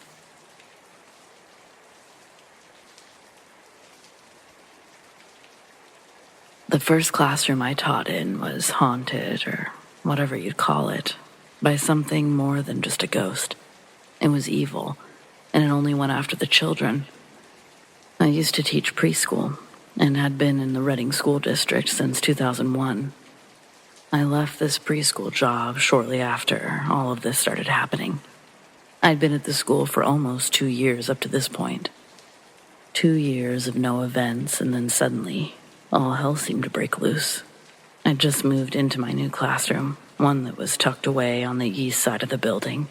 It was smaller than most, but in fairness, my class was also the smallest, and I was technically the newest teacher on staff still. The room, it smelled a bit like mildew, as it had been previously used as storage. I did everything I could to make that room feel warm, but sadly it never did. Within the first weeks of kids being back in class, I was just getting to know my new kids, and so naturally this period of time just comes with a lot of learning about each kid, what makes them tick, their learning styles, where each kid is at with speech, etc. All of my kids were incredibly hesitant to use the sink inside the classroom. I assumed that they were adverse to washing their hands or water, so I taught them all the importance of hand washing in the big bathroom.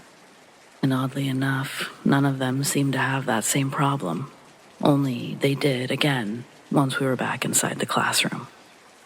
2 kids ended up with injuries before we'd made it through the first month, but it's the way the injuries occurred that caused me pause.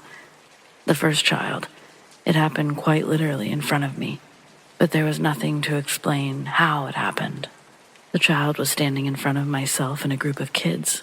They were showing everyone how to do the itsy bitsy spider hand motions for the song. They weren't nailing it, of course, but it was cute and fun that a student had something they could share with everyone. As they're standing practically perfectly still aside from their hands, I watch as this kid's shirt collar is pulled away from his neck by some sort of invisible force, only to then proceed to yank the child backwards, pulling them down to the ground. Everyone sort of jumps back, inching closer to where I'm sitting. I plunged forward to grab the child who's understandably upset. As I'm consoling one child, the others gather even closer than before, and one of my kids, the strongest talker of the group, says, "Why did she hurt William, Miss Reese?" I didn't know how to answer the children, but I understand there's a time to lie and a time to tell the truth. So I said sometimes when the floor is wet, we can slip if we're not careful. All of the kids looked at me with a disappointing or disapproving look on their face. But I stood my ground and switched the subject to snack time. The second injury was just a couple of days after the first, but this one I didn't actually see, not fully. In our class, we have these cubbies that line the south wall of the classroom. They aren't very tall. I can reach on top of them very easily, but for preschoolers, they might as well be on top of the fridge. They aren't getting up there. As I'm helping one child with their coat, a little girl near the cubbies can suddenly be heard crying. I swiveled around, and there was blood streaming down her face, and it wasn't just her crying. There were several kids near her as well. There were a few other kids following me to the scene, and they were saying things like, "It flew," or "Why did she do that to her?" etc. Questions and comments that I didn't really understand, but I did search around for what could have hit the girl in the mouth. It was a wooden block. They're relatively heavy, definitely not meant to be thrown, but they were also clear on the other side of the room.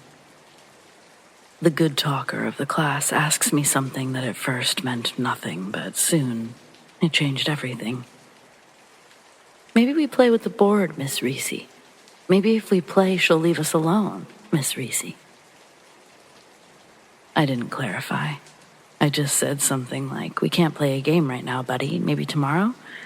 But when I turned to face the kid, he's pointing at the ceiling above the sink. Still, I didn't react because I still didn't really understand what games would be up in the ceiling. I said as much, got the kids to their parents, and then I went back to my classroom to close up. Standing in my classroom that time, I couldn't take my eyes off the area near the sink, specifically the ceiling. It had bothered kids or grabbed their attention one way or another since class had started. I don't know about your classrooms, but mine consists of ceiling tiles that are easily removable and lightweight. Just push and they pop up. I knew I couldn't leave that classroom until I checked above the sink, so I found a small ladder and opened up one of the ceiling tiles. I didn't see anything, felt around a bit, just dusty. So I lifted another, and this time I did find something. A Ouija board. By the looks of it, an old one. I put it down almost as quickly as I picked it up. I didn't know much about this stuff to understand how dangerous it was, but I never heard anything great about them. I almost left it there. But this thing, whatever it was attacking kids.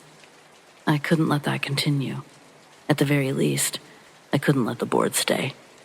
So I threw it away in the school's large dumpster. Several months would go by. No more strange events or injuries. Instead, I found the board again, tucked in the ceiling near the sink. I wouldn't have even thought to look again until my talker told me the board was back. I laughed, didn't even acknowledge it. Instead, I acted normal for the remainder of the day, and then immediately looked again once the kids were gone. I once again took the board to the dumpsters, only this time I decided to cut it up. The thing was practically falling apart on its own, so a couple tears and it was dust. I told my janitor what I'd done, asked that he keep an eye on the classroom for a strange activity. He shrugged and went on his way, but for some reason, I couldn't bring myself to go back to that classroom. I called the next morning to inform my boss that I was going to have to visit family in Utah for a family emergency. A few days after that, I put in my 2 weeks' notice. Since I wasn't ever going back, I figured I'd be honest with her. Naturally, she didn't believe me, and instead probably thought that she'd gotten lucky, someone like me leaving on my own accord. But God, I'm so curious if she ever looked in the ceiling, and even more curious if it was still there.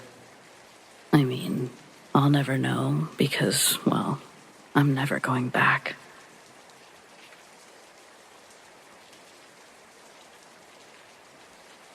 Several years ago, maybe a year or so after I finished high school, I was with a group of friends. I'm going to change their names, including my own. Anyway, this group of friends and I were quite bored on a summer night in a small town. So naturally, we broke out a Ouija board.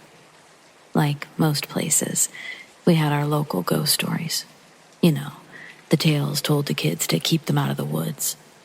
Well, we took our $12.99 glow-in-the-dark Ouija board to one of our town's most infamous spaces at midnight. So me, Phoebe, along with friends Monica, Rachel, Joey, Chandler, Janice, and Ross. We all went to our local junior high courtyard, where, legend has it, you'll hear a baby cry at midnight. This is where we went to use the board.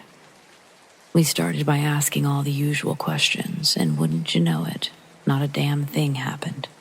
So, defeated and still bored, we trudged back to Rachel's place. She lived real close. Her mom was really chill. Looking back on it, probably a little too chill, but she told us that we should have lit candles, sat in a circle, really do the damn thing. So, being incredibly stupid and immature teenagers, we did it again. But this time, it was a little different. We asked all the usual. Is there someone here? Yes. Do you want to harm us? No. Monica started acting strange. She was breathing kind of heavy, tearing up. No one else really noticed, but I did. I wish I'd said something. Rachel asked, "Do you want to tell us something?" Yes. What? Joey and Chandler had noticed by now that Monica was visibly and audibly upset. We met eyes. Not wanting to break the link that we created, without words, we agreed to let it ride. What? Janice asked the board, again, more forcefully this time, as she was becoming scared and impatient. Hurt. That's when Monica let go. She began rocking back and forth, crying and sweating profusely. Ross started to go to her, but along with the others, I screamed for him to stop. Don't break the link. Rachel, eyes now brimmed with tears, asked, "You want to hurt one of us?" No. So, someone we know will get hurt, maybe? Yes. Okay. We all sat back, Monica still noticeably hyperventilating. While Ross's face was still plastered with worry, Chandler gave me the "she's totally being dramatic" look. And honestly, I agreed. I wanted to get this moving along already. So I said, "Fine. Who is going to get hurt?"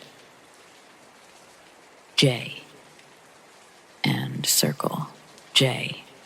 Rinse and repeat, just J. We briefly discussed as a group. None of us knew someone whose name began with a J.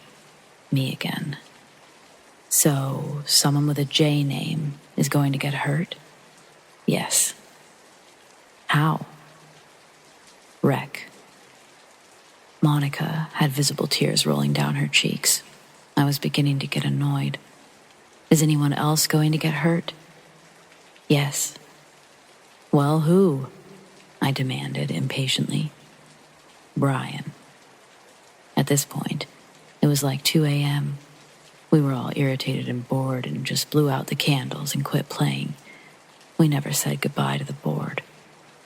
I was actually spending the night with Rachel that night, and once everyone had left and we'd settled into bed, it was about 3 a.m. Just as I closed my pretty little eyes, my mother called me. My cousin, Jay, was in a really bad motorcycle wreck. He wasn't dead, but he was hurt.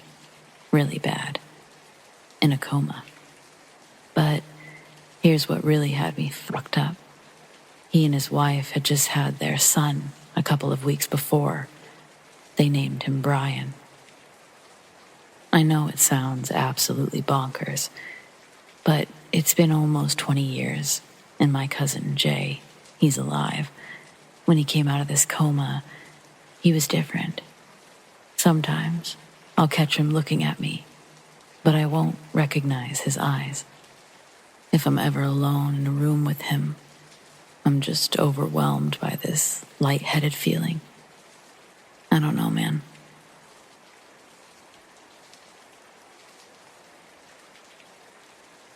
My career in journalism was short-lived. The drive it took to uncover a hard-hitting truth wasn't really my thing. I wrote for my town's weekly newspaper.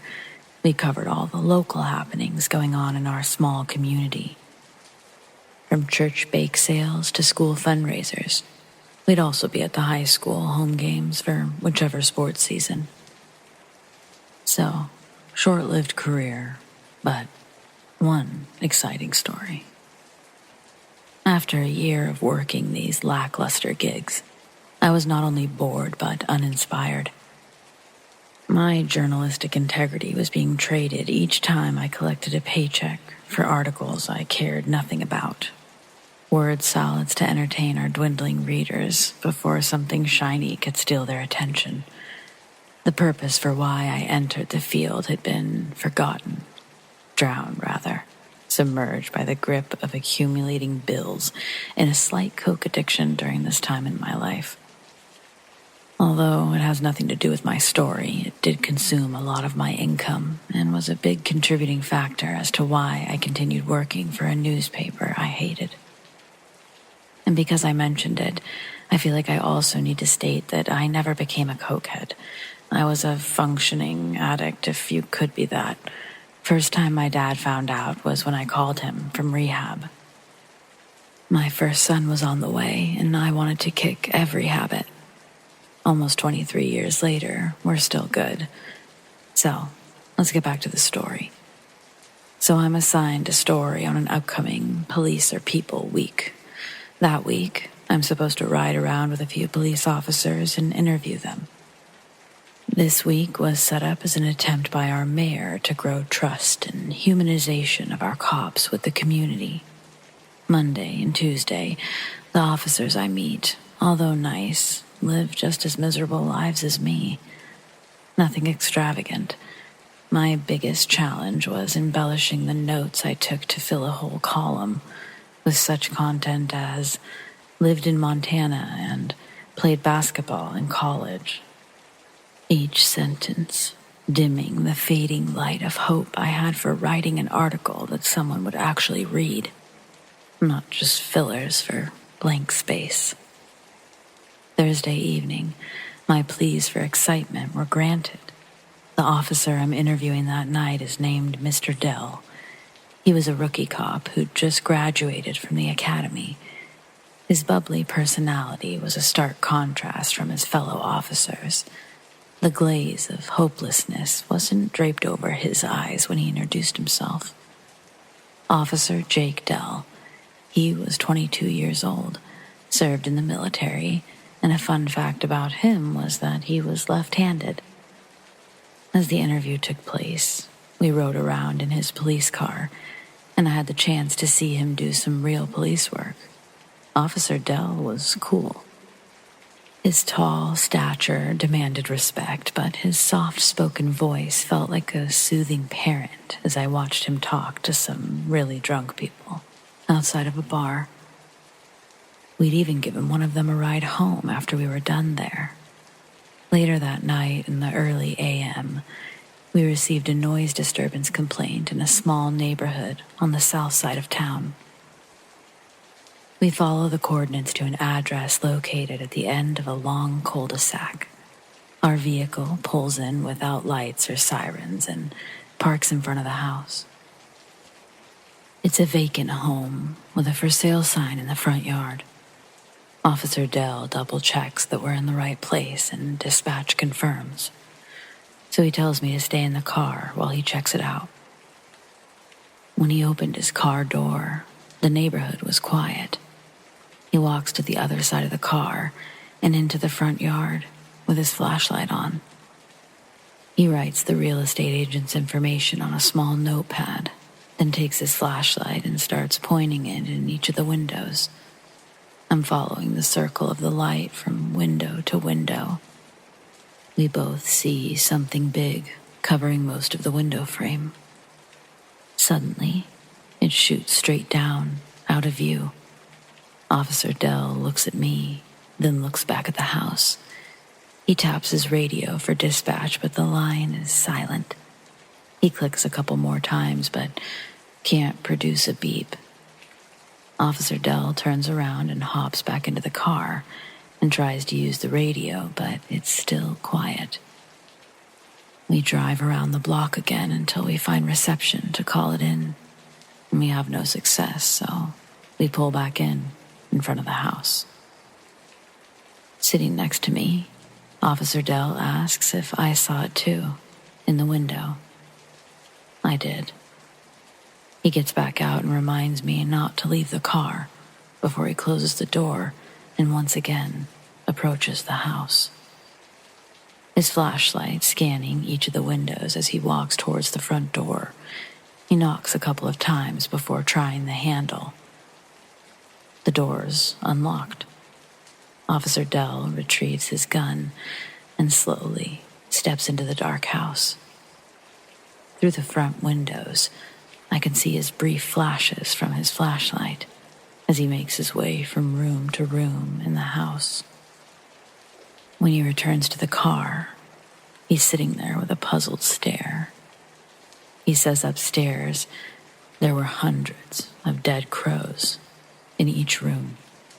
The whole house smelled like complete death, but he didn't find any squatters or anything. No windows were broken. From his quick inspection, no signs of forced entry or damage anywhere else in the house. That's well and good, but how did all those birds get in there? The floors upstairs were covered, as he said, in black feathers. We drive back to the station, and when Officer Dell is recounting his odd experience to the other officers in the room, they joke that it's really the realtor's problem. Under what I can only describe as frat-like pressure, Officer Dell called the number from his notes, leaving a message explaining the noise complaint and what he found. I have to believe that a bit of unprofessional laughter was caught on the answering machine as Officer Dell hung up, because it was deafening at the precinct. After thanking Officer Dell for the interview and ride-along, I got in my car and left. But before I went home, I decided to go back to that address and check it out for myself before the realtor had time to clean it all up. Call it morbid curiosity. Call it a journalistic thirst for the unknown. Something pulled me back down that quiet neighborhood, returning to where I was just 30 minutes ago, but this time in a small convertible and alone. I parked a little ways down the street. I had a flashlight. It wasn't nearly as powerful as Officer Dell's, but it was enough to softly illuminate my near surroundings. The front door is still unlocked, and when I open it, the smell is immediately overwhelming. I retch, and I pull the neck of my shirt over my nose to breathe. I head toward the stairs, shining my light up the first couple of steps. There's already a couple of dead crow bodies lying at various levels, and I hear wings begin to aggressively flap my way. I duck, but when the sound passes, I can see none of the crows have moved, and they're still resting in place. Making my way to the top, I realize Officer Dell was not over-exaggerating when he said hundreds of crows. I felt myself moving forward, looking from room to room, wanting answers as to why all of these dead birds were here. When I get to the room we originally saw the figure in, The floor's not been spared of crow remains, but inside this room is a tall ladder leaned against the vaulted ceiling. It's near a piece of ceiling that's recently been partially filled in. A large hole still takes up a large patch of this fill work. I climb up the ladder and shine my light into the hole. There's a good 3-foot gap between the room's ceiling and the roof's interior, leading outside.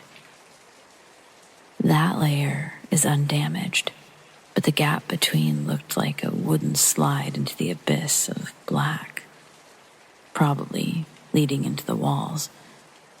I wasn't brave enough to climb in there, nor do I think I could have climbed out. I envisioned myself being stuck in there, upside down like an unfortunate cave explorer. And so I began to climb back down. Then the whole room suddenly flashed white, and I lost my balance. I fell off the ladder. I hit the floor. It knocks the wind out of me. And I lay and I wheeze until I get enough oxygen to get to my feet and run back to my car. I stayed up until the morning trying to write a story about my time with Officer Dell. What ran in the paper was another cookie-cutter story about a rookie cop with big hopes for our community. I didn't have another opportunity to enter that house, and it sold a few months later. I'd be curious to know if Officer Dell remembers that night.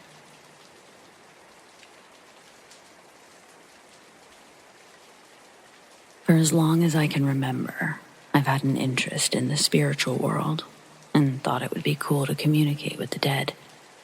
Back in 2014, my mom was browsing the local Facebook buying and selling group. She came across someone selling a used Ouija board. It caught her attention because it was glow-in-the-dark, limited edition, so she bought it for me. She played with one as a child and thought that I would enjoy it too. It was a stormy, gloomy, almost spooky day when the seller brought us the board. As soon as I saw it, I got a bad vibe. Once the guy left, I told my mom I didn't feel safe using it. I wanted to do some research first. She was surprised at my reaction, considering how interested I'd been in playing with it. But I ended up watching YouTube videos and hearing some pretty bad stories. They made me feel even more uncomfortable about trying it. Ultimately, Mom boxed it up and left it on our porch. It stayed there for many years. This brings us to spring of 2022. By now, I'd gotten really interested in the paranormal. I knew a lot more about Ouija boards, especially how dangerous they could be. I reached out to my mom and asked if she remembered the board from years ago. I advised her to get rid of it, saying that it could bring bad luck and negative energy. It's weird, because since moving to this house in 2014, we hadn't had a lot of good experiences. But apparently, she'd gotten rid of it the last time she reorganized the porch. Now, let's fast forward a little more. I go to school in a different part of the country, but return to my mom's house each summer. Once home, I started hearing strange stuff in my bedroom, like whispering. I thought it was just the air conditioner, but it honestly sounded like voices, and I'd never heard anything similar until that summer. I also sensed the Ouija board was still in the house.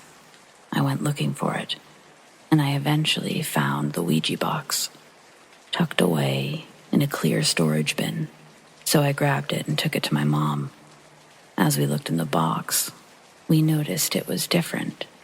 The board in the box looked like new. When we opened it, the planchette was still in its own separate wrap. This was not how we remembered the board. When Mom got it from the guy, it had been used. The box had some wear and tear, and the planchette wasn't wrapped in anything. At this point, we're both weirded out and just wanted it out of the house. I'd heard that Ouija boards could come back and change if not disposed of properly. For the time being, we put it in the backyard until we could figure out how to get rid of it. It was finally out of the house, but leaving it on our property wasn't a smart move. Bad things started happening. My father got into a minor car accident, the first one of his entire life. Our basement flooded with town sewage. Nasty, I know. Before this, our basement had only gotten wet once, when someone left the window open during a storm. When a handyman came over, the guy almost fell through our basement stairs. He wasn't hurt, but it really scared Mom. She ended up getting the stairs replaced, even though it was very expensive. Then the scariest thing of all happened to Dad. There was a big fire in his apartment building. Multiple units were destroyed, including one right above him. Thankfully, no one was injured, but his unit did suffer some water damage. So he was forced to move out. It would take at least 6 months for renovations. The final incident happened while the Ouija board was still in the backyard. Mom and I noticed that we didn't have any hot water, so we went to the basement. We discovered the water heater wasn't working. We tried to reset it, but we couldn't get it back on. A repairman came to check it out, and he said that the unit had overheated. Fortunately, there was a safety setting that had shut it off before getting dangerously hot. He then explained that the water heater's thermostat was faulty. Otherwise, it would have never gotten that hot. If the safety switch hadn't shut it off, it could have blown up. We were lucky. One thing I noticed is that even with all of these close calls, no one was harmed. It was almost as if someone or something was watching out for us. After the last thing happened with the hot water heater, Mom and I agreed that the Ouija board had to go.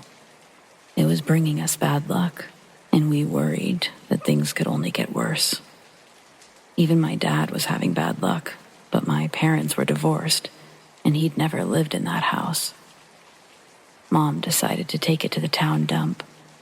She separated the board and the planchette so she could toss them in 2 separate garbage bins. As she was driving to the dump, she noticed something odd at the neighbor's house. There was a vintage hearse from the 70s parked in the driveway. She texted me about it. I agreed it was weird, but people do buy old hearse sometimes. Mom then disposed of the Ouija board and returned home. On her way back, she drove past the neighbor's house and noticed the hearse was gone. There was only a dumpster that had been sitting in the driveway. Mom had never seen a hearse in the neighbor's driveway before that day. She hasn't seen one since. It's also worth noting that the driveway was too short for both a hearse and a dumpster to be parked there at the same time. Later that week, Mom and I were at Barnes & Noble, decided to have a coffee at their Starbucks. Guess what we saw when we dropped off our serving tray? Tucked away near the milk and sugar was a Ouija board. I know they sell them at Barnes & Noble, and I guess someone could have just left it there, but it still freaked us out.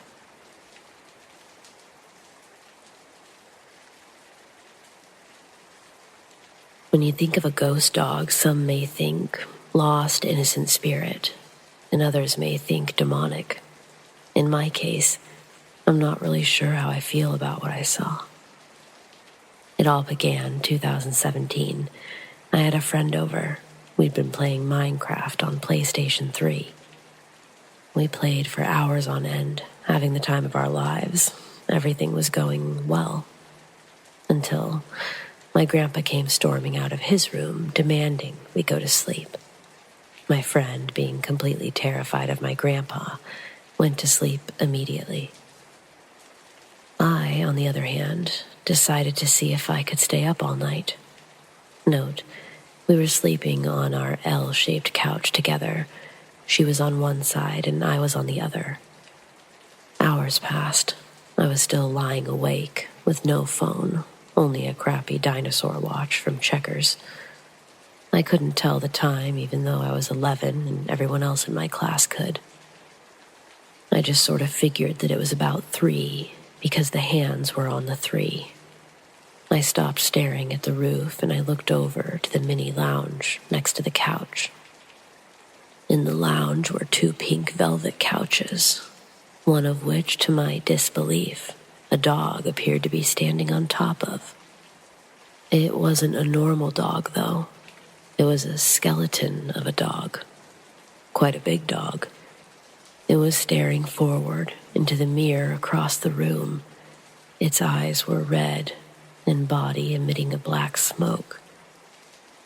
In that moment, I didn't feel any fear, more a sense of curiosity and calmness. I wasn't afraid whatsoever, and I just stared. I thought I was asleep, but I was awake, and it was really happening. I just lay there, staring at this demonic-looking dog. No sound.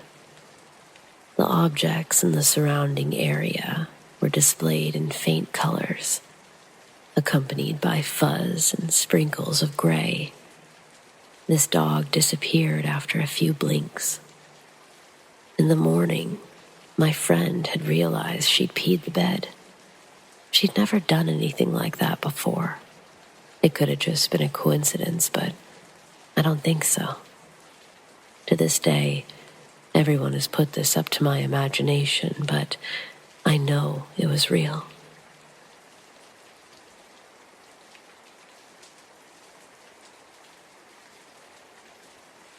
I used to work as a nurse in an old folks' home. And we had one lady who never ate or drank, but seemed to live forever.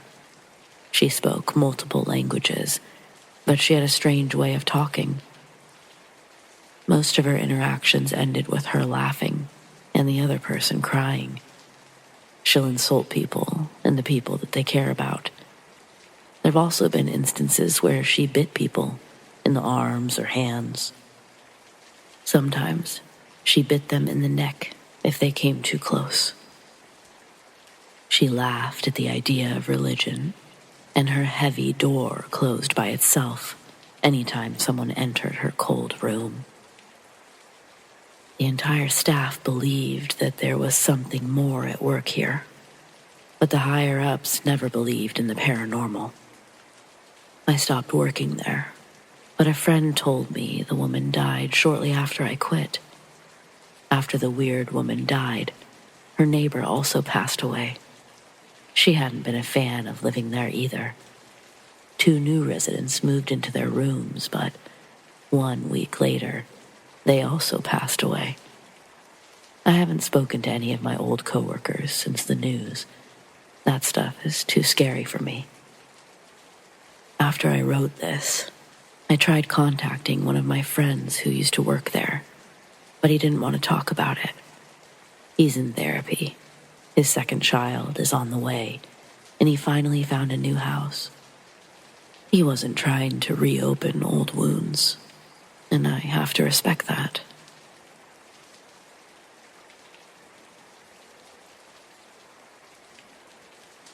When I was a teenager, a few friends and I were stupid enough to try out an old Ouija board. We didn't know what we were doing, and we made the grave mistake of not saying goodbye, which was about 2.5 years ago. But the terror is just now catching up with me. I've always noticed the occasional weirdness, stuff out of place, noises, but I wasn't sure, not until this past month. It started with small things, seeing shadows or hearing whispers. I thought that it was just fatigue or trick of the light. But then, the activity began to increase. I noticed things moving, heard doors slam. I even saw a heavy hardback fly off my shelf. I got scared. I thought I was going crazy, until I remembered the Ouija board. Then, I became even more frightened, and things kept getting worse. Stuff is always getting slammed around, and the worst thing yet happened just last night. I have a big, heavy glass cup on my shelf, and it came flying right at me. I'm genuinely terrified. Can someone please tell me how to get rid of this thing?